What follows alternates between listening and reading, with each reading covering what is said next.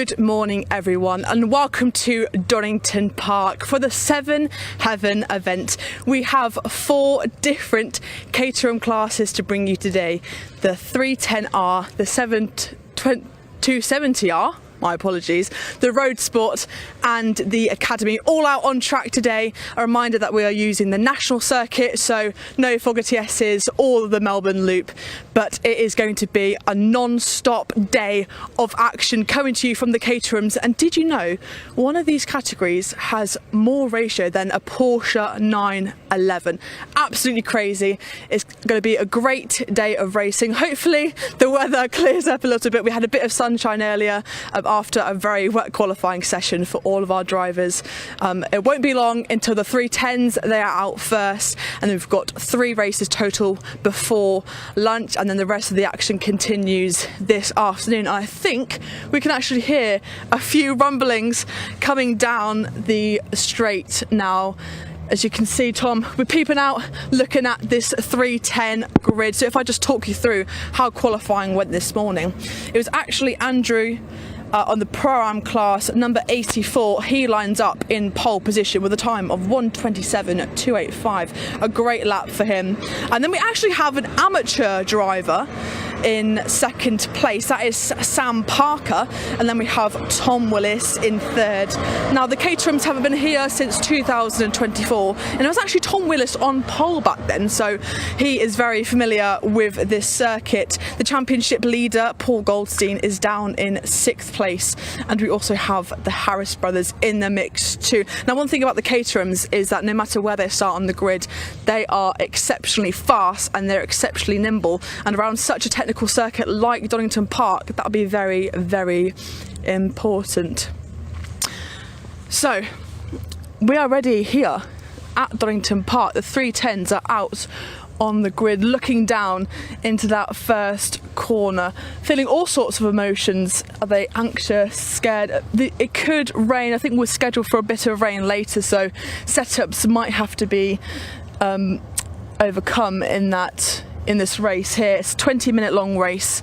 These 310Rs get 3 races today. This is the first, and it's going to be a great day of racing. And as we get a bit of quiet on track, I will be honoured to hand over to our commentator today, Paul Walsh. And Paul is here, so it's lovely to see him this morning. Paul, what are you seeing out on track, and what have you got in store for us today?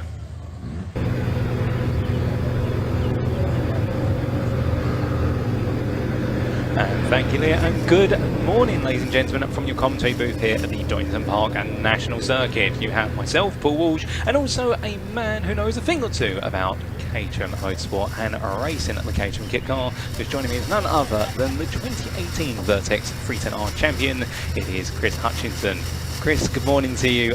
What a morning we have got ahead, and what a day of racing we've got ahead of ourselves. Crikey, we have got an awful lot of Caterham action to get done between now and the end of the day. We're here compressing a race weekend into one day. You can see on your screen all the races we've got lined up for you. We're going to be seeing the 310Rs very shortly. They've got 3 outings today, as have the 270Rs, and really importantly, the Academy get their first ever action out on track. That's coming up after this first bit of action. They'll be out twice today, as will the Roadsport Championship. So yeah, out 10 races between now and just before 6 o'clock.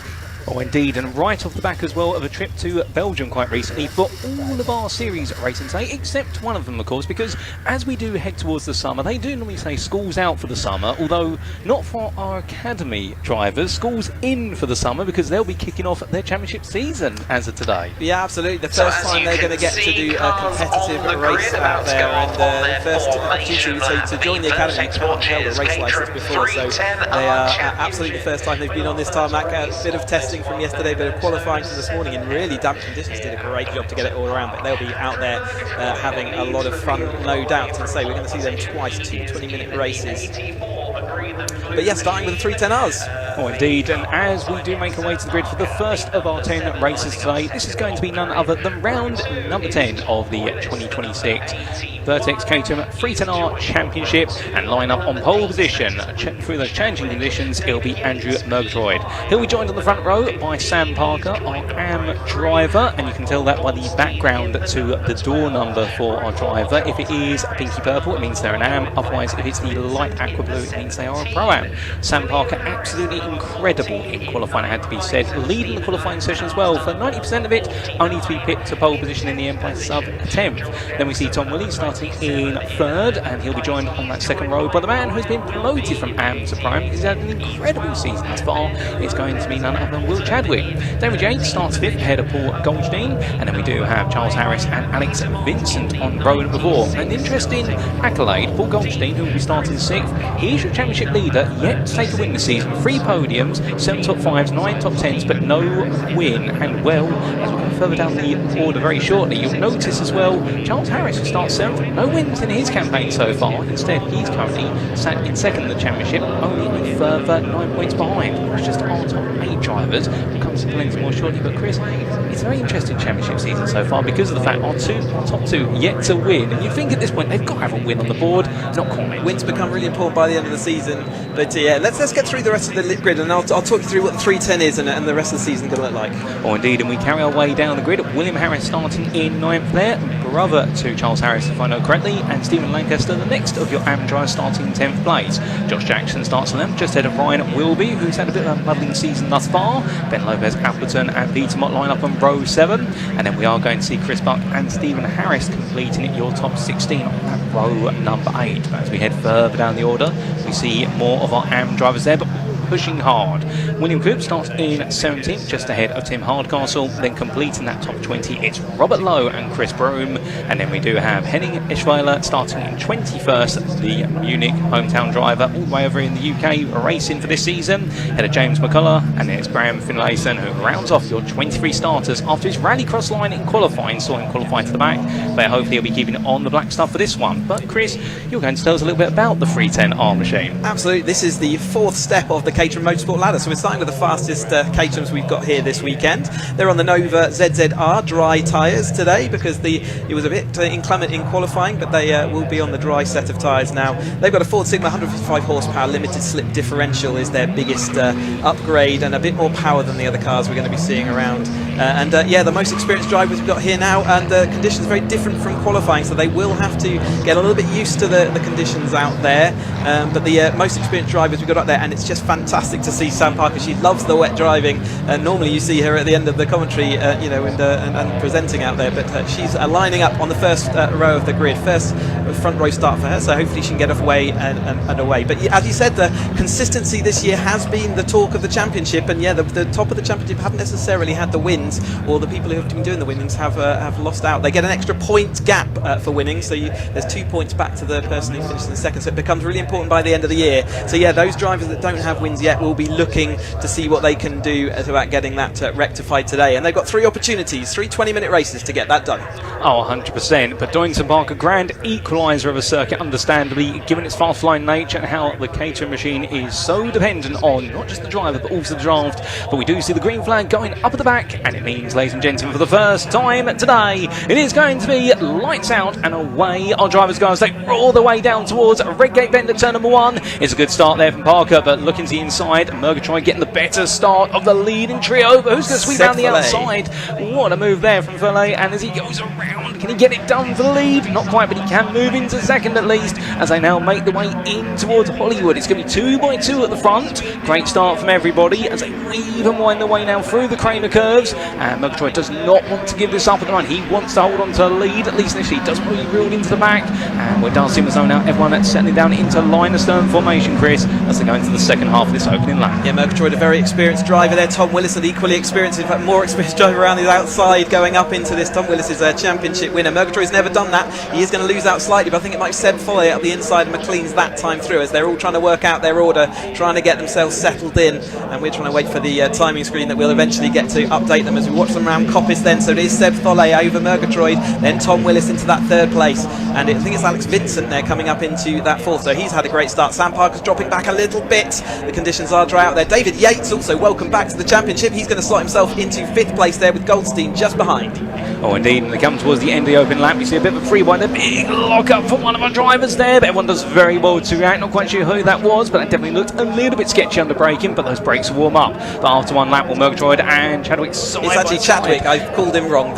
No worries at all, there's so many out there. Oh, goodness me, and that's going to be a wheel guard going flying through the air, but thankfully that's gone completely over, and Will Chadwick is no stranger to wheel guards coming flying towards his windscreen. He'll tell you about that given his earlier season form. But as they make their way down through the next couple of corners here, coming in towards Craner, Murgatroyd back on the inside here for the old hairpin. He just understeers a little bit wide and has to bleed the speed there, otherwise he'd find his way to the grass. Keep in mind, Vincent has come all the way out from 8th to 3rd now, so doing an absolutely fantastic job there, and it's going to be constant swapping back and forth, and while Sam Parker has fallen back a little bit, she's still right inside that top 10 pack. And absolutely leading the AM Championship there as well. You can see with the purple stack on the left hand side of your screen. Yeah, that contact was a bit scary into turn where Tom Willis losing his rear wheel arch, and now it's Vincent losing his front, so they'll have to keep an eye out for that. But yeah, even calling the wrong championship out at this early stage. But Chadwick out in front then, ahead of Murgatroyd. Can Murgatroyd keep it going? We've seen him up front quite a few times this year, but he's drifted away as the race goes on. This is where the main action is going to be throughout the course of this weekend as they dive down the inside. Chadwick has to give way. Murgatroyd's going to take that lead. David Yates over the top of Vincent. Tom Willis dropping back after that contact. Hope his rear wheel is okay, and then Goldstein following on. Oh indeed, and coming towards the end of another lap, Murgatroyd right now really stapling himself to the front of the field, making it clear. Here comes Chadwick, however. Chadwick has won a race this season overall, not just as an AM, and well, that combination of results, those podiums plus that win, have added up to move him up towards Pro-Am, and of course he wants now to really show to everyone it's not just a one-off win this season, he wants plenty more. Murgatroyd falls back then, Chadwick takes the lead for now, but behind that's getting a little bit close there, going down for Hollywood. Getting back into the third. Oh indeed, Willis moving up there, and meanwhile, a bit Elwes out, Goldstein being told, and you know, you're not coming through by our number 15 of Yates. Yates a bit eager there to keep the gold machine behind, and well, as they come up the hill, we can see there now towards the back end of the top 10 park, having to go a bit defensive there as Hardcastle getting closer. All of our Pro-Ams now at the front of the field, Chris, and all the AMs following suit. Absolutely, so it is going to start happening. Brian Wilby's much further back than I'd expect him to be. He's at the rear of that Pro-Am group, 9th at the moment, in fact 10th as the transponder gets plugged back in. One of these drivers is missing a transponder, so you'll see the sidebars changing a little bit, but it's Chadwick once more. They're just swapping backwards and forwards at this stage. The drivers know that this is a tactical race. Sometimes you have to capitulate, give way for the betterment of your race. You see Tom Willis, who was back in 5th, is now into that 2nd place. Overtaking is not difficult around this Donington Park circuit, and it will get more and more scrappy into that chicane and into Redgate as this race progresses. The tow in these cars is offering them maybe 5 to 10 miles an hour more at the end of the straight, so you can see why it's a tactical event that we have. Oh, 100%. Murgatroyd decides to drop back into 4th there, going into Redgate, letting the proceedings go ahead of him right now. That's going to bring Yates and Goldstein a bit further forward as they now make the way down again. Nobody really wants to fall out of pack this time. I think everyone's just settling down, like you say, a bit more of a tactical race at this point, although Goldstein's got other ideas. He's going to look up the inside here for 5th place. Is it going to work? No, not quite. Has to back off there at the last moment. You can see what he wanted to do, and suddenly that means now he's going to have the number 5 attacking him with Lopez Appleton. Will we see Ben make a move? Potentially so, as we've got 3 wide coming to McLean's at the front, in the middle, and towards the back, well, everyone settles down a bit more. Yep, so Sam Parker having to now battle for a Tim Hardcastle in that AM Championship, so that's all settled in again after the wet qualifying we had. Tom Willis leads our Pro group as they go, or the Pro-Am group. There's Ryan Wilby as well, just ahead of Sam Parker, so again, he's will want to have a better results, and he's had some stronger results so far. Tom Willis leading us then into the chicane, then it's Chadwick, then Vincent, Murgatroyd, and there comes the AM battle. You see Sam Parker defending from Hardcastle as they go through that time. They're just chasing on. She's going to be gripping onto that toe and dragging her clear, at the moment doing well. So Tom Willis over the line first that time through. And you were saying earlier on about the fact that Willis was a little bit further back than we'd like to see. Now he's right back at the front. He's just been gradually moving forward. As we see a little bit of snaking under braking there from what is some of our AM runners. But to be fair, that's where they're pushing it so hard at the moment. And obviously, Chris, we had a little bit of rain earlier on. Most of the dampness on the circuit itself has disappeared. What about the curbs at this point? Will they be just a little bit nervous about touching them? I mean, we've seen plenty of curb usage, but is it just a little bit sketchy this time? I think at this stage they won't be too worried about that. I think it would have dried out enough, but you'd sometimes get little puddles in where the grooves are in the curbs, which actually can persist, and then you can drag extra water on. You can see actually they were, as soon as they touched that curb, they did go out to the edge of it, so potentially that is still something on their mind, but they'll figure that out as they go, I'm sure. But yeah, it can be like absolute ice if you do touch it and there is a puddle of water in the middle of it. You can see they're all settling in, figuring out where their speed is, where are their cars quick, how they're going to do this. It's a long old race, 20 minutes, especially at this intense rate. You'll certainly have had a workout by the end of it. So they're just working out, where is my car fast, how do I get to the front, how do I make sure I'm at the front as we go over the line. And that's obviously going to become more and more important as this clock ticks down.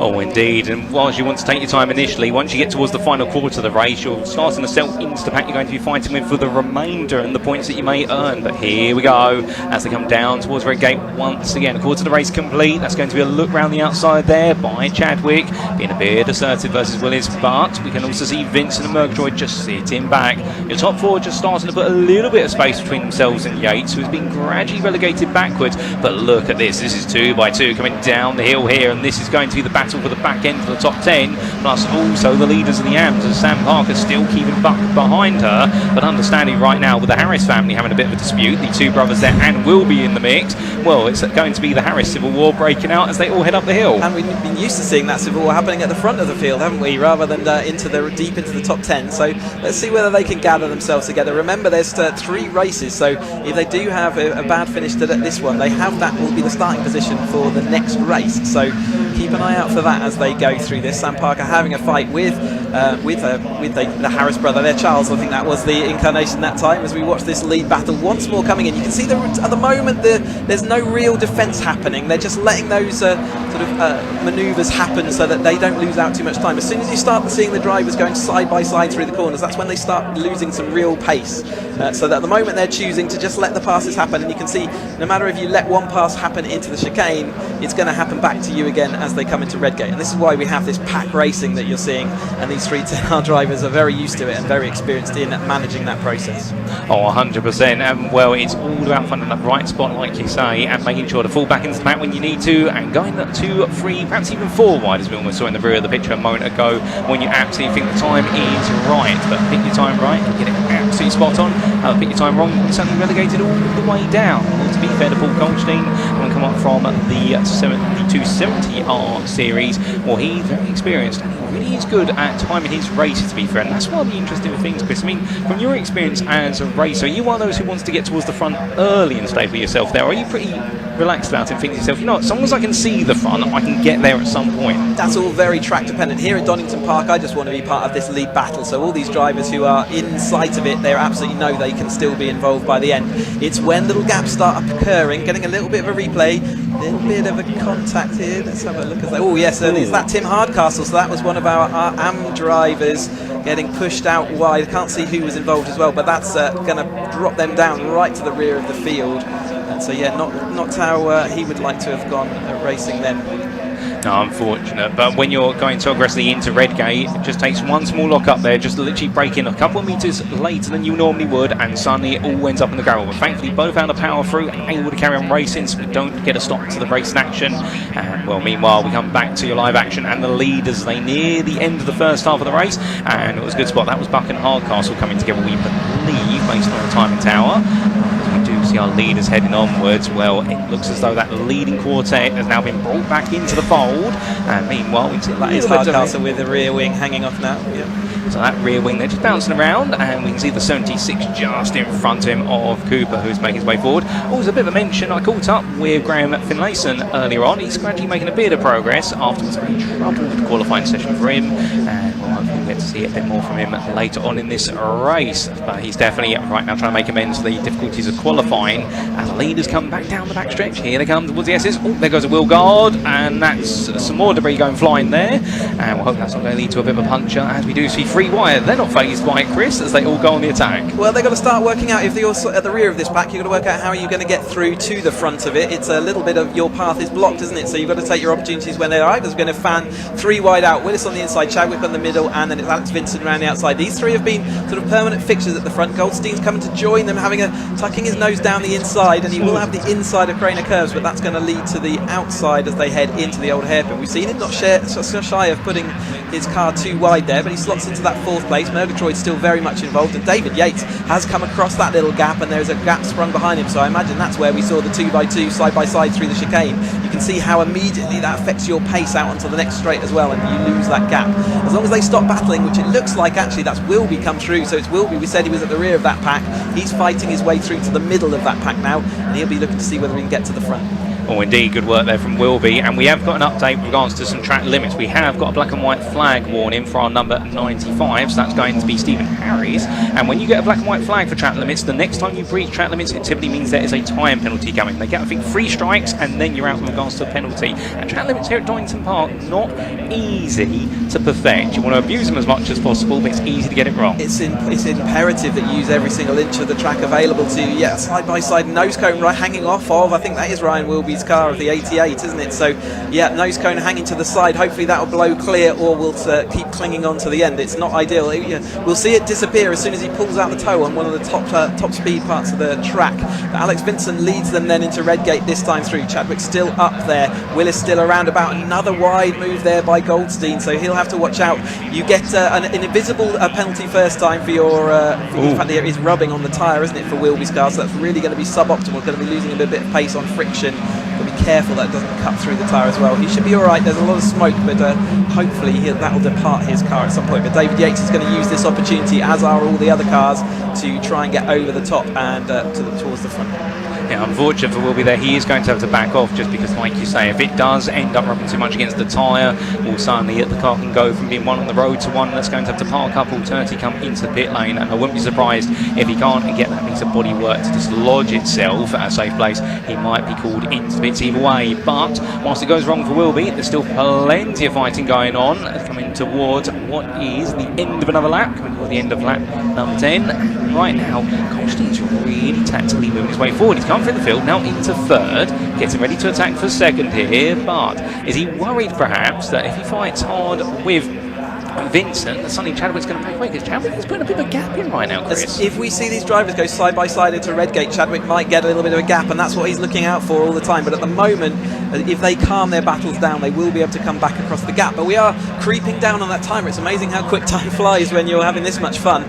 But yeah, so they will have to be careful of that, and that's the first thing I'll be looking for. As soon as I'm out in front and I've got a little gap, I want to almost see my competitors then go side by side, because I know that's my opportunity at that point. I think this race is going to the end though, and Goldstein is there just in front of Murgatroyd. So Murgatroyd's been hanging around a little bit, drifted to the back of this little pack, but I think absolutely still in charge. Ryan Wilby still fighting away there, so I think that nose is either gone or it's now no longer causing a tyre rub. It does seem as though it's moved itself into a position on the car where it's not causing problems, like you say. Update on AM, by the way. We've been so focused on the front of the field, which is not a bad thing, to be fair. We do have a new AM leader in the form of Jackson, the number 27, running in 11th place currently, head of Lancaster and Parker. So there's been a bit of an interchange there, and it does seem as though Jackson and Lancaster have pulled away to a degree. In fact, Jackson's pulled entirely away, and it really is to fight for 2nd there. But on screen right now, well, that was very close there, and that is your number 81 of Willis taking the lead off of Chadwick. And meanwhile, 3 wide behind. Here we go for another lap, and it's going to be all of our top 5 fighting hard. But who's going to pick the right time to play? Well, Goldstein's going to look up the inside here into Redgate. There's more to defend as they come through, and your number 17 of Vincent Edge made to stay back as Chadwick gets very firm with his rival coming down the hill up through Hollywood. Well, it's going to be a blockbuster at some point, but we can see behind there as well, that's the fight for 6th place going on. That's Lopez Appleton and Yates with one of their competitors right behind as well. He is getting... I think that's Ben Lopez Appleton. It might be, actually. And good point, Chris. But as they come charging on through right now, well, they all know I think it's the final quarter. And do they have people on the pit wall perhaps giving them a little bit of a sign to say you've got 5 minutes remaining? Yeah, so at this stage they will have pit boards, but well, some of them will choose to have pit boards. Most of the time you can't see it anyway because you're battling with the driver just as you go past it. They will all have little kitchen timers counting down on their dashboard though. That's one of the most essential pieces of equipment in this Caterham car. Forget the engine and everything else. You need a countdown timer to know when it's going to be last lap. Because again, it's difficult. In fact, is that the safety car being deployed? I saw some car just going across the front there. Maybe back to the pit lane, so just taking that opportunity. As they come down then, Chadwick over the top of Willis. Goldstein back into that third place then. We've seen him there a few times. And then it's Murgatroyd behind as well with Vincent. So they've been that permanent fixture at the top there. But it is Harris also coming to play with them all. So he's made his way through that pack and is coming to see whether he can inject himself into this lead back. He's got 4 minutes, so maybe 3 laps left of this race or something along those lines to get himself back in that battle, see whether he can do any movement forward. Indeed, just an update on the damaged car of Willis. He has had to come into the pit lane, so therefore they could not get rid of that bodywork, and I suspect he's been called in. So sadly, we'll see him drop all the way down the order. But as our leading quintet, almost a quartet there, but it's 5 of them this time, and as they come on charging up right now, not too many laps left. And then looking further back, well, there is none other than a good number of our AM drivers, including, I believe, Sam Parker, right in the midst of it right now, Chris. And well, they're enjoying a good little scrap as well. Now hoping, of course, that their pace will gradually improve as the season and the years go on, and they'll be up there with the primes one day. Yeah, I mean, but also that's the whole reason for having this, is to allow these drivers to have a championship to battle for when they're not always getting pots and trophies from the front end of the field. This is a great opportunity for them to show and have their own battles in this mid-pack. It keeps an interest going for us as well. But yeah, Josh Jackson over the top of Parker and Lancaster in that AM battle currently as they come down then the lead group into the chicane. Oh, a bit of a Chadwick wide. He's going to have to go the other side of the barrier. He's going to have a safe reach on, which he does, but he's going to lose all of that momentum. Well done for keeping that under control. He will live to fight another day and will have a good opportunity. Tom Willis seeing whether there's anything he can do to stop that battle coming. He's got a bit of a gap as they come in this later start of this race. Vincent down the inside, then Goldstein down to into that third place, and Murgatroyd seeing whether he can do anything about Harris, who is into that 4th place. So watch for Harris coming through this field.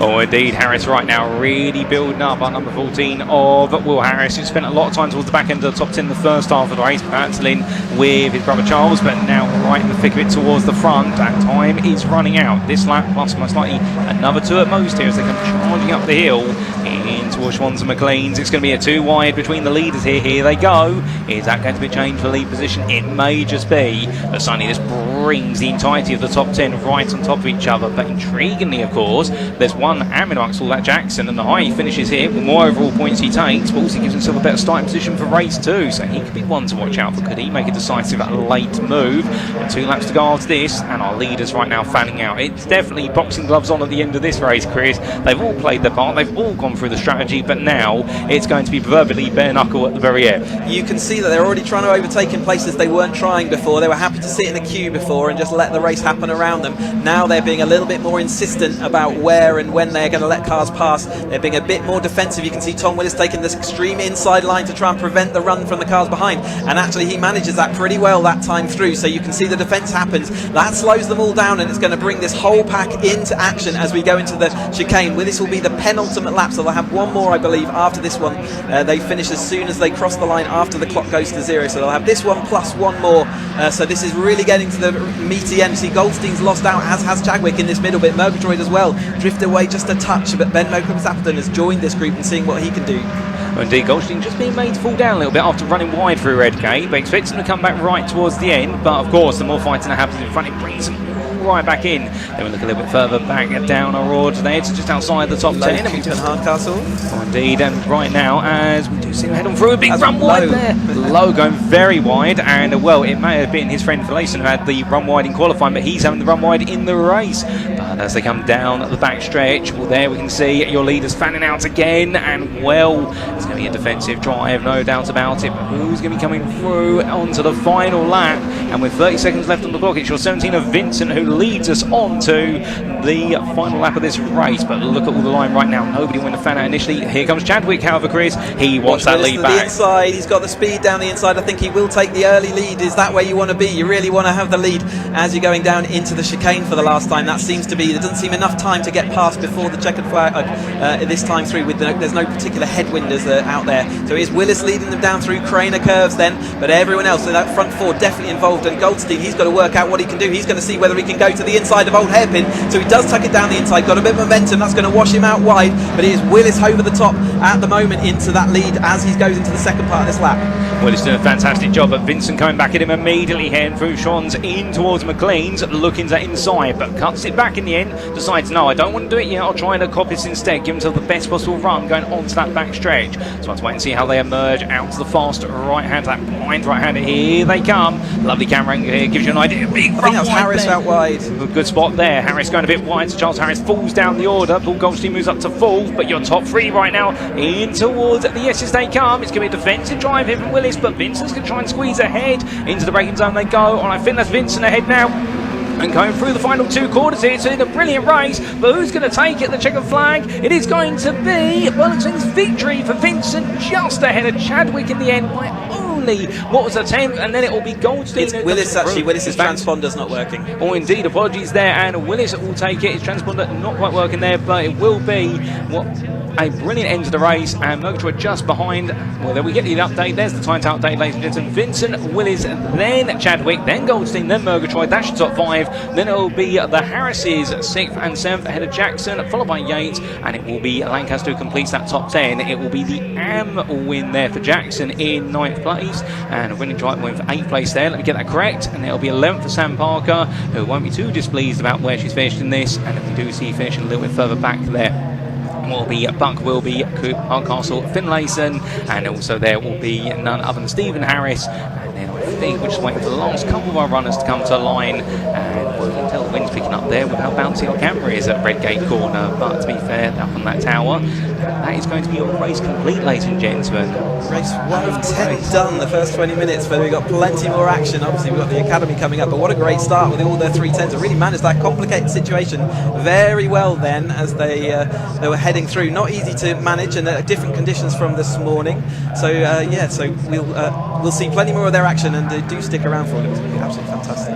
100%. I think we might be getting the results shortly up on screen. Of course, all these results are provisional, subject to any stewarding, and well as Ordrine's just cooled them down. They've got 2 more races to go. But remember, you've been tuning into this first race of this one-day event, the 7 Heaven event, definitely a heavenly race, and there are our results. And as we can see, your winner after 16 laps of intense racing for round number 10 of the 2026 Caterham Freetown, sponsored by Vertex Championship, Alex Vinson taking that win in the end by 200 ahead of Tom Willies.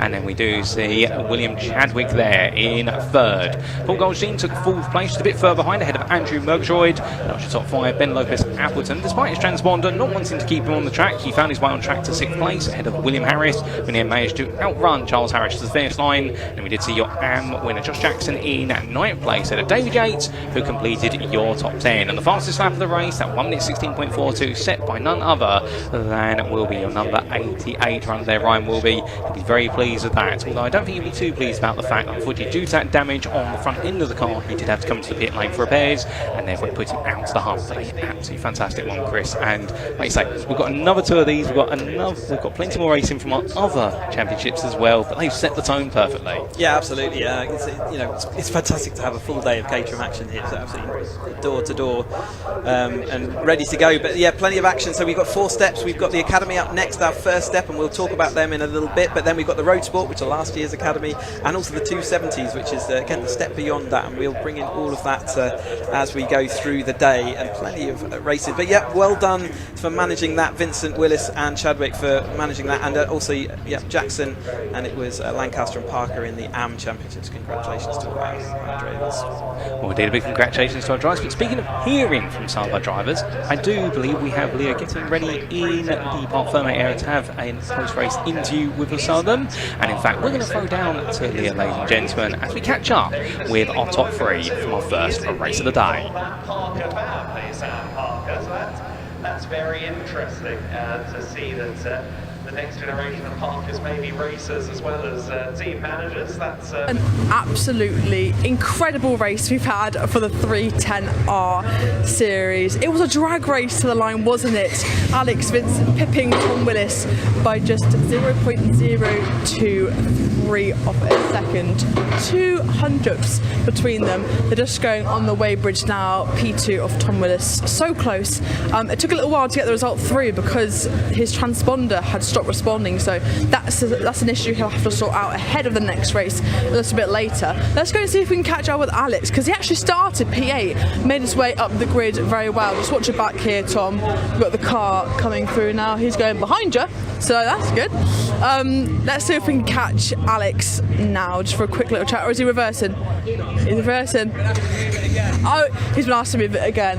Not to worry, just a reminder of the result. It was Alex Vincent P1, Tom Willis P2 and William Chadwick in P3. Just over a tenth separating that top three, but that front running group were all very close together, weren't they? It was anyone's game. Tom Willis did try to make that move into the first turn. Just watch it. Oh, these Caterhams have a mind of their own.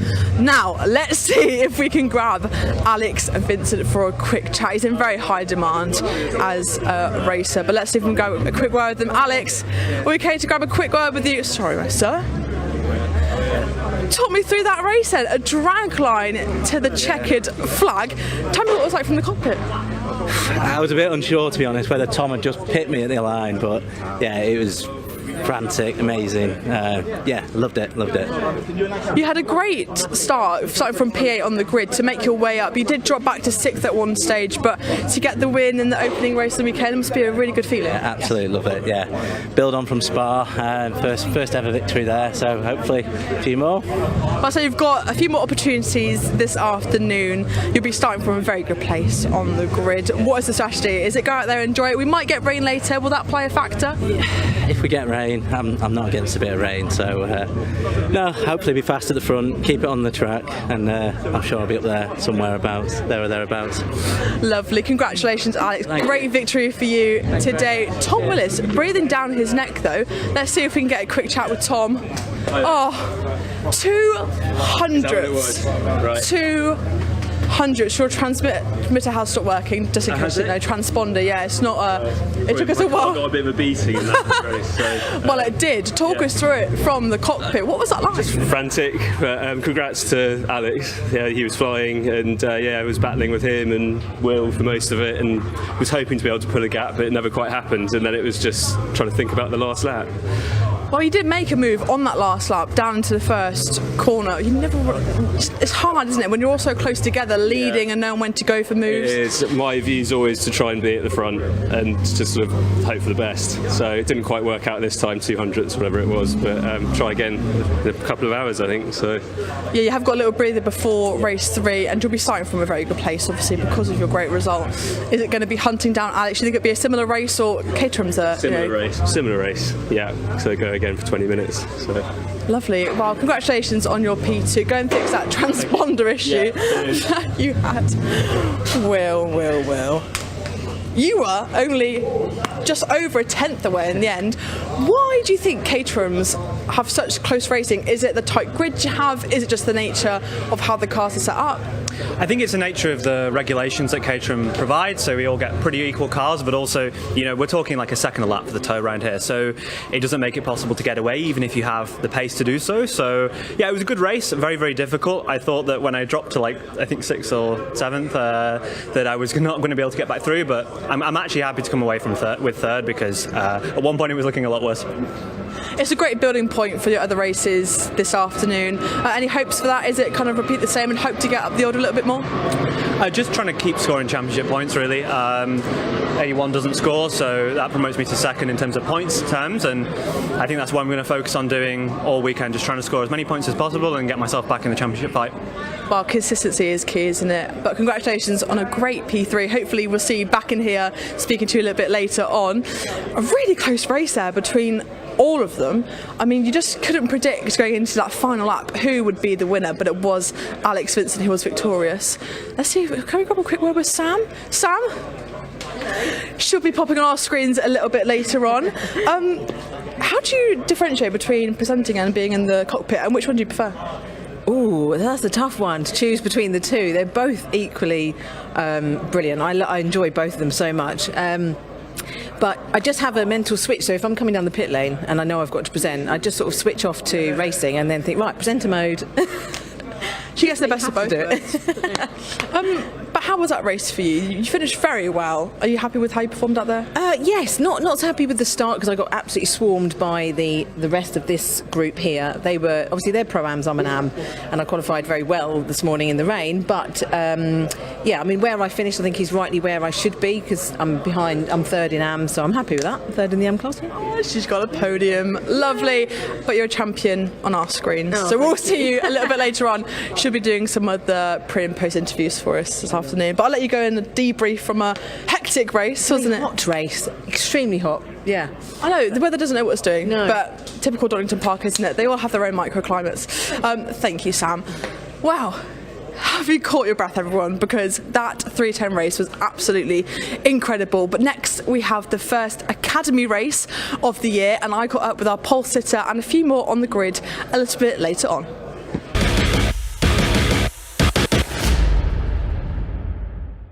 Wow, we are down in the assembly area, which might look a little different to you because we're actually allowed on the unused part of Donington Park for this certain assembly area because of which track layout they're using, and we are here ahead of the first Academy race of the season. A lot of these drivers won't have been out racing wheel to wheel with a lot of these cars before.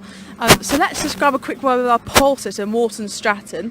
Hiya, Morton, sorry. How was it this morning in qualifying? Did you get on okay around Donington?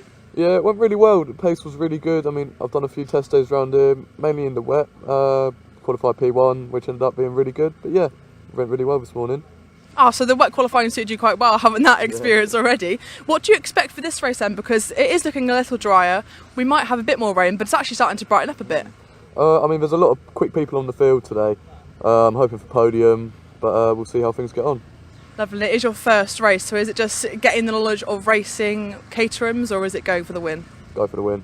Lovely. We love it, Morton. Good luck. Lovely to speak to you. We have Freddie Kelly in P2 and Tim George here in P3. Now, I want to go a bit further down the grid to speak to Phil McGovern because I believe he is the owner of the total sponsor of the championship, which is Caffeine and Machine. Here he is over here.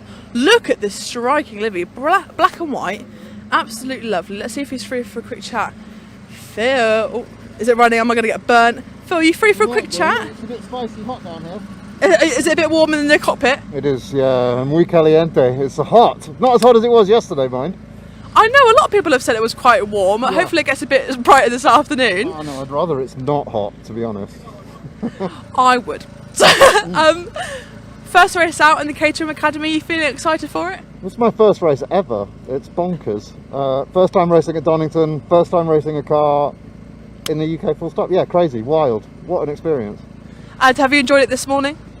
It's been anxiety riddled, let's say that. Yeah, never been in a Caterham in the wet, and then I arrive at Donington and it's raining. So I dealt with it. I'm here. I thought I would be way down there. Yeah, I think it's going to be a good day. P8 for your first time out. It's pretty good going. P7. I should be over there, really, shouldn't I? Running number 7. But maybe for the next race. Well, best of luck, Phil. Good luck for it. Thank you. Bless him. Yeah, I believe he is Caffeine and Machine owner. So lovely. Look at all the way down this grid. Absolutely full of Caterhams to the brim, all of rookies going out for their first race this season.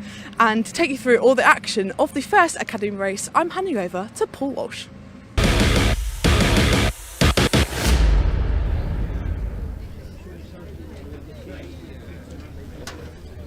And so, ladies and gentlemen, that sets us up very nicely for the season opening race of the Caffeine and and Machine Caterham Academy Championship for 2026. And as our cars have made their way onto the grid, and we get a lovely view of that run all the way from Redgate down towards the old hairpin. Of course, many would say school's out for the summer about to be, but school's in for these drivers. Here is our grid, and well, all these names new to us, of course, Chris, and the fact that this is their debut race. Yeah, absolutely. We don't know who's going to be quick, who's going to be the midfield, and who's going to be back, and who's going to have the stories throughout the course of this season. But let's run through that grid then for their first ever Caterham Academy race. We've got number 5, Morton Stratton. Then we heard from him just in the interviews there. Very relaxed as it went in their pole position, alongside Freddie Kelly, Tim George, and William Mulholland. Then Ryan up in the second row. Third row is Tom Stanton and Benjamin Prince Stone. Alistair Murray and Phil McGovern round out your top 8 drivers then, as they've done the best they could, and it was super tricky conditions this morning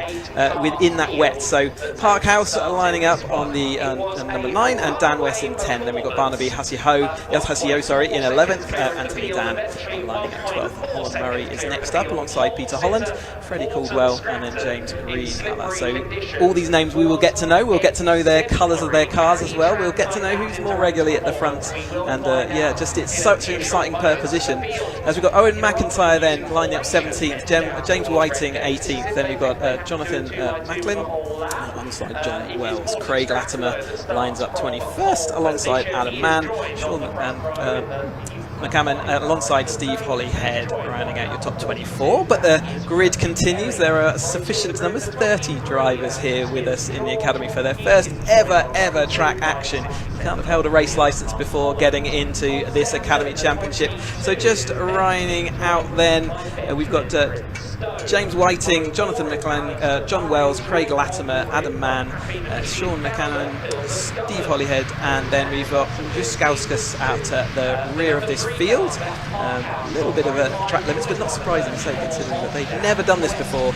And for me, I was here in 2013 having my first ever race on track, and 13 years later I'm still involved and really excited to see how they're going to get on. Well, indeed, and it's also a brand new car for the Academy Championship this year, because we are going from the 1.6 litre Sigma engine machine to the 1.3 litre turbocharged horse-powered machine instead. And how you can tell the difference slightly looking at the front of these Caterhams, you'll notice the slight bulge on the engine cowling. I do believe that's an air intake for the purpose of the turbo and outtake. It's to allow there's an injection system that sits on top of the engine, and it just allows a little bit more space there, but it does also let some cooling into the engine. So they've got the turbochargers, they've got the intercooler just in front, so that's why we've got this slightly a different nose cone on this car as well, to let all that air filter into the engine and cool everything it needs to cool. Yeah, so we're 1.3 horse engine, so it's a 4-cylinder turbocharged, so the only turbocharged. You've also got a 6-speed gearbox to keep you in that power zone for as long as you can, and they have got limited slip differentials, such as the increased torque that they've got with this turbo, that they needed that limited slip to stop the inside wheels spinning up. It does mean they've got a lot more grunt lower down in their power range, and actually is going to see some interesting power slide moments in the Academy, and all these drivers learning their craft as they go. Absolutely first time they've been on track with a motor car, and they won't have had a karting license in their past either, so really are learning it. It's a fantastic leveler for everybody. You come and buy the Academy car from Caterham, and everything else is laid on for you throughout the course of this year, so you get to learn how to be a racing driver. We take you through that step by step, and thousands of people have gone through it before. And if you want to get on the grid, go to caterhamcars.com and you can go and sign up. There are places available for next year, but they won't be around for too much longer.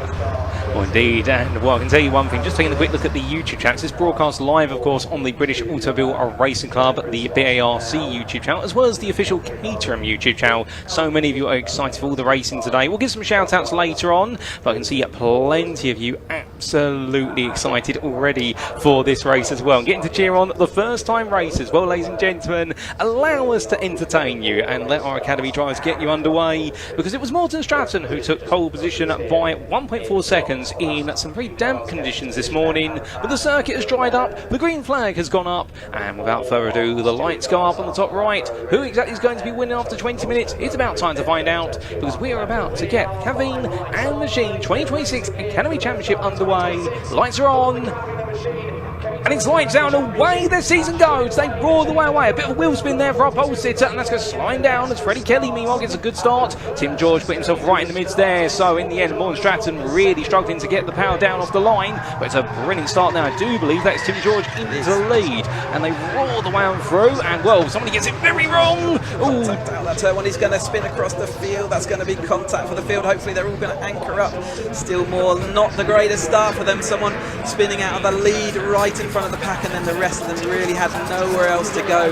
Really unfortunate start for our academy. That will be a red flag, I'm pretty sure. We'll watch for that, and then a complete restart. So that is Morton Stratton, our leader, just getting caught out, and actually so he has not had the best start to his academy. We'll watch them around, but there is the red flag, so they will all be brought back around to the grid, and that will be as if the race has never happened. So they will have a restart, but obviously there'll be gaps on the grid where the drivers are. Hopefully everyone okay, as they all got contacted there, but hopefully they'll all be driving to be okay. Bit of a mess. They're from front wings hanging off, and front wheels and rear wheels all over the place. So not a pretty start, not a fantastic start for their racing career. But it was a car spinning at the front there, and just nowhere else left for the pack to go. You can see how low the visibility is.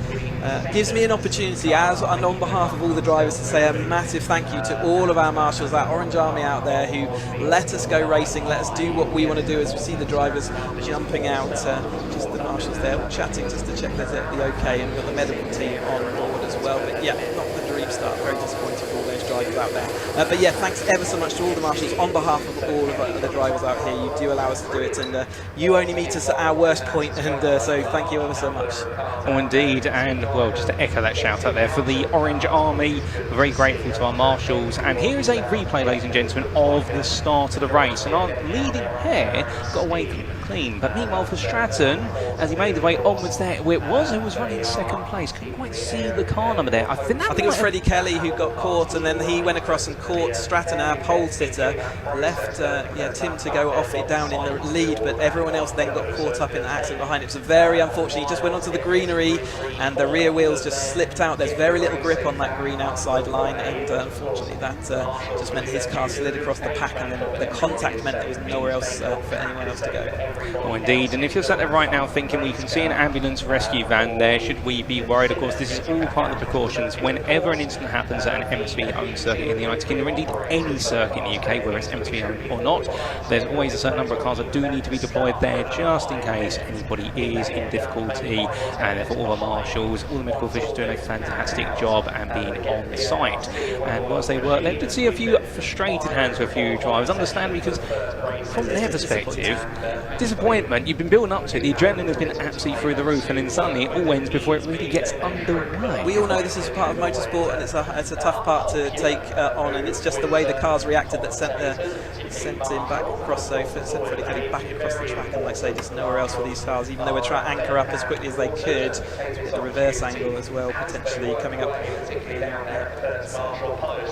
You can see them just coming in, and you can see the cars just reacted, and by that stage you're a bit of a passenger, there's not much more you can do, and in avoidance they were just more and follow-up and subsequent contacts. But the rest of the field coming down, a quick opportunity to say hello to Tim George, who is leading us. We went down there, you can see the disappointment there, such a shame for our drivers. There's such a build-up, and I'm hoping that the Caterham will do their best to get them all back out there again, but there's a lot of work there, and it will depend on, there's not a lot of time in the timetable for that. But yeah, Tim George running down there in his black and pink machine, and it was Elsie and Louis who chose the colour scheme on his car, so hopefully from the restart we'll get to see a bit more of that.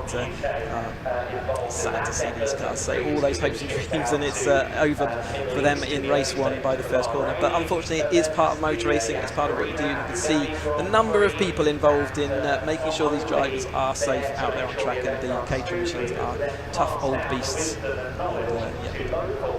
Oh, indeed, and whilst this is being attended to, this does give us an opportunity to give a shout out to a few of you in our respective YouTube chats. I do believe there in the BARC YouTube chat we say hello to Colin Ware, who says, "Good morning everyone, ready for a day of motorsport?" And indeed, we're ready for it as well. We have been ready, and we're into our second race of 10. We also say hello to Reederson 3, who says, "Good morning all," and also say hello to Motorsport Leah there, who I do believe is our lovely presenter, who is also checking in every so often. So if you have got any questions to the commentary booth, all 30 for our presenter. Do feel free to pop them in the YouTube chat. We are looking every so often, and we'll try to take a look when we do get a bit of a moment. We'll say hello there to Craig Cook or CC Sim Racing, and we'll good to have you tuning in. Craig, hope you're doing well. We'll also say hello to F1 Aviator, who's tuning on Ben Brinks, and also Andrea once said doing the same. We'll also say hello to Archie McPhail, who cheers on Peter Holland, and also say hello to Izzy George and Andy Tucker Racing. I think that's everyone that we are saying hello to. We'll say hello to Felix Hoffman, in fact, William Holland as well. It's good to see so many of you tuning in. If we have missed you, we do apologise in advance there, and we also do look to the Caterham YouTube chat. We do say hello there to none other than Coxie in Dubai, also to Jensen Gold, Marie Soul, and also to Harry George. And well, so good to see so many of you tuning in. Do get your thoughts coming. If you've got any little insights with regards to some of our drives, any little tidbits of knowledge, we're always grateful for that. And we do have now our JCB pickers there. They'll be getting ready to move the Caterham machines off the ropes. We will have a few collapsed suspensions, I suspect, or cars that just cannot be actually moved. But there's the rest of the field just parked up at the moment on the run into the start finish straight. So there's always procedure in motorsport. There's always the thing that you do, and under a red flag, the rest of the field will line up before the grid. So just ahead of the grid, you can see we're still at the tail end of where the grid markings are, and that allows the marshals then to put them onto grid spots. And because we did less than a lap, ultimately the standard procedure is that it will be a complete brand new race start with another green flag lap. They'll go onto the grid in the order that they started the race, less the people that obviously are now absent, so there will be gaps on the grid, but it will be as if that first part of the race didn't happen. They would go again, yeah, that's maybe under a reduced time, so keep an eye on the clock on the top left of your screen as well, because they've got a bit of tidy up and we've got a really tight time scale and time schedule today. They may have a reduced race time as a result, but at the moment it's still showing that 20 minutes. It will update itself as the stewards work out where and the clerks work out what they want to do. Just a quick opportunity for me to shout out Starter Motor Charity. Instagram it's Starter Motor Charity, all one word, lowercase. If you're young out there, 13 to 16, looking to get into historic engineering, then there is a charity there that is helping people in and around Bicester into the heritage village they've got there. So Starter Motor Charity, if you're out there thinking, oh, maybe I don't want to go racing, but I'm interested in how do I manage and look after cars and engineering side.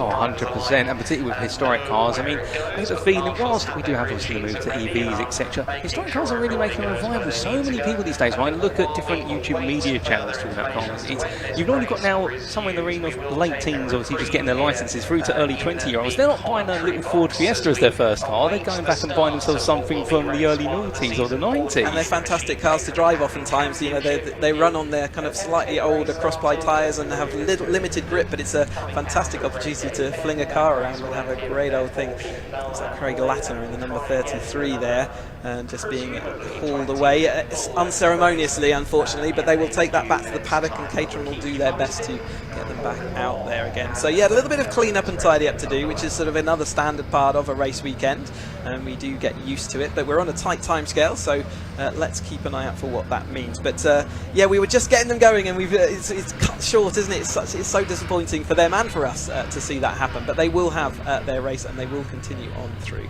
Oh, indeed, and when we do get that restarted order, we'll walk you through it as best as we can, ladies and gentlemen. And if you are looking at the back of some of these cars, you may notice there is a yellow square with a black X on it. Don't worry, that's not something the marshals have just put on the car to say that this car is out of the race. That is a novice sticker which drivers are encouraged to put on the back of the car, whether it's for track days, when indeed they have to actually for racing. Good point, Chris. They're encouraged to do it for track days, but they have to for the purposes of race days. It essentially says that this is one of your first 6 race meets, and you have to get a certain number of signatures on your license before, I believe, it is upgraded, essentially. That's it. So it's just like you get your normal race license, so you pass your ARDS, which is where we go and Caterham take you through all of that process. They take you to a circuit, and you go and gain your ARDS, which gives you your first race license. That will be a National B license for circuit racing, and then you will have your first 6 opportunities, or your first on-track opportunities are chances to get signatures on your license. And so you can have 6 signatures mean that you can upgrade then to a National A if you would like to. So yeah, 6 before you can get rid of that cross and have the opportunity to upgrade your license going into the next season. You can get a signature by completing a race. So this weekend they will have the opportunity to get 2 signatures on their license. You can also gain an additional signature if you do a marshalling day. So, and again, we encourage all of the Academy drivers to go and do a marshalling day, and in fact they get points in the championship. It's a really good initiative, and it means that they will get extra points in the championship if they go and put themselves forward on marshalling day, as well as get another signature on their license. So it won't be until a little bit later in the season they will be able to ceremoniously remove that sticker, but that is to indicate to the marshals and the other drivers around them that they are low experience level. Obviously in this championship everyone has one because they are not allowed to have been racing before, so everyone has that sticker. And like I say, some people who have a successful beginning start of the season will be, after 5 races and a marshalling, they will be able to get that sticker removed. Now, in terms of how this grid has been lined up, just taking a look from our commentary booth, which you won't see on the cameras, ladies and gentlemen, but we're slightly off to the right of the camera you're currently looking at from Redgate. We're in our little glass room, if you will. You'll notice the front row is actually missing, so I do believe they've been reset back to how they qualified on the grid, and that's typical procedure. If you do see a red flag come out, I believe we essentially go back a full lap to last classified lap. As we have not completed a lap of this race because we had the red flag on lap 1, we essentially go back to the qualifying order. So it means now we have a vacant front row, and row number 2 becomes your front row. So Tim George is now your effective pole sitter, and alongside him that is going to be the 67 of William Mulholland. Now, we did see an absolutely electric start, and a number of you spotted it in the YouTube chat from Benjamin Prince Stone in your 75. You'll notice him starting in 4th. He was 6th originally, but he has to go back there once again. As much as he gained 4 places right at the start, he's not allowed to hold on to those places. As I do believe, looking over on the left-hand side there, Chris, that is Alex Reid himself having a chat with everyone. Yeah, they'll be telling the drivers about what's going on. So Alex Reid is the head of Caterham Motorsport, and he is just going up and down the grid, and you'll see at the back Laura there doing the same thing, just letting the drivers know exactly what's going to happen. So because they've never done this before, again, we help them out because it will be a full green flag lap back to the grid, and then the lights will go out and off they go, unless there has been something else communicated down to Caterham by the clerk of the course. So that will be the standard procedure. Still got 20 minutes showing on the race control. We did start this race slightly ahead of time, and they always like to keep us ahead of time for these very reasons, so that they've got a little bit of flexibility in that. But yep, absolutely, it will be a matter of exactly as if that race hadn't started, we'll go back to do that. And that generally happens if they've not completed the second racing lap. As soon as they all completed the second racing lap, then it might be that they do roll it back just by that single racing lap, as would be the sort of standard procedure. But yeah, because we only got around the first turn, that's not going to be the case. But yeah, still having to haul away some of these cars. Number 60 there, Steve Hollyhead's car. So he was at the back of the field and just had nowhere to go. And again, it's one of those things, it's a skill in a racing drive. It's very easy to have your vision on the cars all around you, and actually as you get more and more experienced, you learn to look up, through and beyond and see what's coming up. And so that's all skills and that they're going to be looking at. But Steve Hollyhead, I know that he is one of our drivers who is... Yeah, I believe he drives to the... Let me just check in my notes. Yeah, he drives to all our events, and so he's going to have that car fixed in order to get back. Or friendly people in the paddock will help him out in any way they can. There's always opportunities, but he's going to have to work out how that works. But Caterham will be working hard with him to try and get that car back on. He had his gazebo and all of his kit and all of his helmet sort of stuffed in the passenger seat. It was quite a thing to see him arrive, and what a spirit of motorsport that is, to drive along to your event. He's got a bit of admin to deal with now, but we'll get that all sorted for him. Oh, 100%. And on that point, that's a really good point, Chris. Of course, for our Academy plus also the Roadsport, I believe, these Caterhams can be raced and then driven home on the road. They are using road legal track tyres, and I do believe, is it the 270s where essentially the legality of the car goes away, because I think they replaced the windscreen in the end as well. It's actually because we removed the lights. So so on the 270s we removed the lights. It's actually only a 5-minute job to go and put those lights back on again, so even the 270s and the 310 can all be converted back to being road legal in a few minor steps, and people do choose to do that as well. But yeah, in the Academy and the Roadsport they will be in fully road legal form. You'll see they have to run with even with the number plates. Now, some of them will, the number plates won't be actual number plates for the car, but other ones will be running with their genuine number plates. And I very much drove my car everywhere I could. You know, the more you can drive your car, the better you get more familiar with it. You know, Caterham's an unusual thing if you've never driven a sports car before. It's very, very sensitive to your inputs. Also, you're sat in between the rear wheels, which is a very unusual thing. Most cars you drive, you're not sat between the rear wheels with the turning wheels, you know, way out in front. So it's definitely an unusual place to put yourself to start with. And yeah, it takes a little while to get used to. So the more that you get to use a car, the more you get used to getting in and out and feeling just comfortable in where, you know, with the gears. It's with the 6-speed gearbox they've got at the moment, it's very tight gates, and therefore that's another thing. You've just got to get the muscle memory to understand and feel that all out. But yeah, so I very much drove my car. Even, you know, you put a cross through your race number to sort of indicate that you're not in a race car, but you actually get to drive your race car on the road. It's brilliant. Obviously, a Caterham as at home on a road as they are on the track, and as you go up through this ladder, you'll take your Academy car and you'll apply the upgrades to it to make it into a Roadsport, then a 270 and a 310 as they go up through the grid. And yeah, absolutely, these drivers get used to them, but you get more and more race focused as you go up through that ladder, and yeah, we start taking off some of those road legal parts, which means that you can't race them in the form that you can go on the road, but it only takes a little while to convert. And then the final step, and they're not with us this weekend, they're going to be back with us in July in Donington Park, is the 7 Championship UK, and that's a dedicated race machine. That's a slicks and wets tyre, fully race dampered, you know, really aggressive sequential gearbox. So it's based on a road machine that you can have, but it's the ultimate sort of track focused car. Oh, indeed, and it's so brilliant, the thought of going through the 5 tiers, all the way from your initial journey in Academy all the way up to the very top, the 7 UK Championship, which really is that expert and that ultimate level. And all that information, if you are curious at all and want to find out a little bit more, all available on the Caterham website. There's a whole dedicated section to it. And I'll tell you one thing, as far as Racing Series goes, and I'm not just saying this because Chris alongside me, he's slipping me a brown envelope as he does this, but the fact the website's so informative, really breaks down every single tier of the Caterham Motorsport ladder, and you won't find a more complete compendium that really tells you what it's like. And the thing is, it's that initial, what makes it great about racing Caterham as well is it's the initial investment for the Academy car, and then actually, like you say, Chris, that car follows you every step of the way. So in the end, you're investing really in, say, 3 or 4 championships rather than just investing in an Academy and thinking next year I've got to go buy another car or make all these big purchases.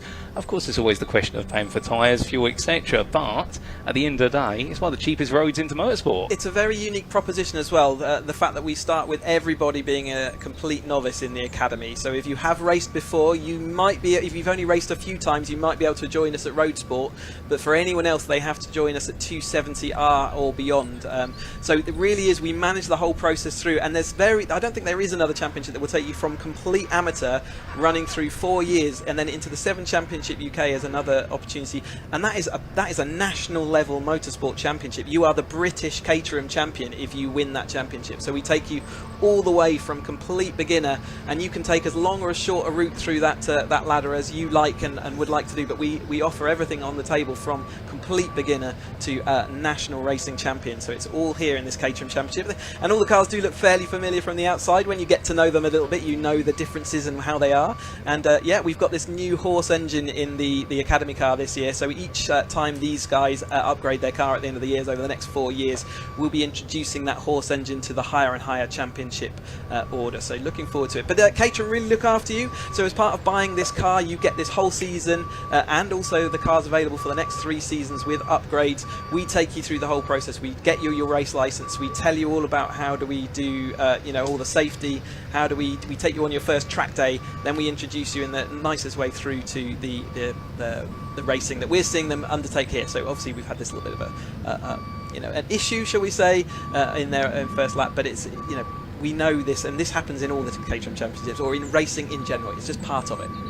Oh, 100%. And now we do see a few of you asking in the respective YouTube chats who is still running, what's going to happen with the restart. So of course, one thing we should stress is, until we know anything officially about any of the drivers involved in the incident, we're not going to speculate. But what we can tell you is who we can see is missing from the grid. So we have lost Well, let's take you through the procedure. When we do go back to racing, which I suspect won't be too long, the last couple of cars being retrieved, as we do see a poorly number 3 for Zach Parkhouse being pulled along. And, well, Zach definitely was looking forward to this one, but unfortunately hasn't quite worked out. And was the car, you can see the damage to the front suspension, that camera angle, really lovely zoom in there, and that's why it's being towed. But when we do come back, so very likely we will see another green flag lap, where essentially the drivers will go around again and then make the way back onto the grid, and then we'll get restarted. So it'll be pretty much restarting the race as it was. However, what we can see based on the grid right now, and again, don't quote me on this, is that we are missing our entire front row. So Morton Stratton and Freddie Kelly do no longer seem to be in this race, and therefore the first car you will see will be Tim George, joined by William Mulholland. In terms of other cars that we are missing, as I stand up here and almost send my chair out of the commentary booth room, it's a little bit tight in here, ladies and gentlemen. I think we have lost from the starting order Alistair Murray, your number 17. We've also lost Zach Parkhouse in the number 3, who we just saw there. He would have been starting alongside the 34 of Dan West. And looking a bit further down the order, this is where it gets a bit difficult, because I've got to stretch my neck as much as possible here. We are missing, I believe, that might be the 64 of Peter Hollands that's not survived the Turn 1 incident. But that's as far as we can see from our commentary booth down the order. So as soon as we can get you any more information, we will. But we believe it was approximately 7 to 8 cars involved in that were pretty retired from the race. Some we saw Steve Hollyhead was also in the number 60, didn't we? Oh, he yes. was getting towed away. Yeah. But beyond that, that's as far as we can go information-wise. But if we do hear anything else, we will let you know. Not easy again, as there are new drivers out there, and now they've got gaps on the grid, which they have to leave. So they will have to do the full green formation lap and come back to the positions that they're in now. So it is about just, they will have to work that out. And it's about in the driver's seat, you've got to look to your left and right and find some reference points, which are nice points where you can say, okay, well that's my grid spot because I can see from this and that. And again, you don't want to choose like a red and white stripe on a wall, because if you look around you, you'll see plenty of red and white stripes on the wall. You really do have to get a reference point that's not going to be moving and is unique to you. And each of those grid spots often have a little sort of number or something marked alongside them. So they'll just have to work that one through. Oh, indeed. If you're probably sat there right now thinking, well, can't they get a friend or a member of family to go along the wall and put a piece of yellow tape there? No, because at the same time, in terms of the Academy Plus, also the Roadsport series, the first 2 tiers of the Motorsport ladder, there's no official teams as such. It's all privateer entries. You can have your family help you out as much as you like, as long as they're not professional in the motorsport trade. So yeah, family members absolutely encouraged. I had my dad as my pit crew all the way through my racing career. What you can't have is one of the organised teams and the official part of the team's part of the Caterham looking after your car, being there for you, bringing any equipment. So if you have any issues out there, if you need to change a wing, if you need to have advice, then Caterham Motorsport look after all of our drivers in the academy, and they look after all of our drivers in the Roadsport. Or it's Caterham or their Caterham dealership. So the 2 teams out there that can help you out. But most people do go with Caterham Motorsport, and they look after these whole 2 grids. And then beyond that, if you get to the 270R and the 310 and the 7 Championship UK, you can choose to have team support at that point. So you could at that point be an arrive and drive. But part of the academy is learning how to look after your car, how to do your own spannering, how to change your wheels, tyres, how do you change a brake pad. All of that is part of the fun and the enjoyment that you get out of the academy, and these drivers are all learning that this weekend. I do see quite a funny comment there from Coxie in Dubai in the YouTube chat saying, can the cameraman looking at the start line stop giggling please? Well, to explain, because it does look like he might be giggling a little bit. He is actually up on a cherry picker tower at the moment, and that's the wind here, because of course we are located just slightly westward of East Midlands Airport, and I think the altitude he's at is feeling the buffeting of the wind, and you're always going to get that. But we digress, because we are back to our formation lap. So we are now going to the restarted race, ladies and gentlemen. Our drivers get themselves back underway once again. And well, they will be just taking a bit of assessment, of course.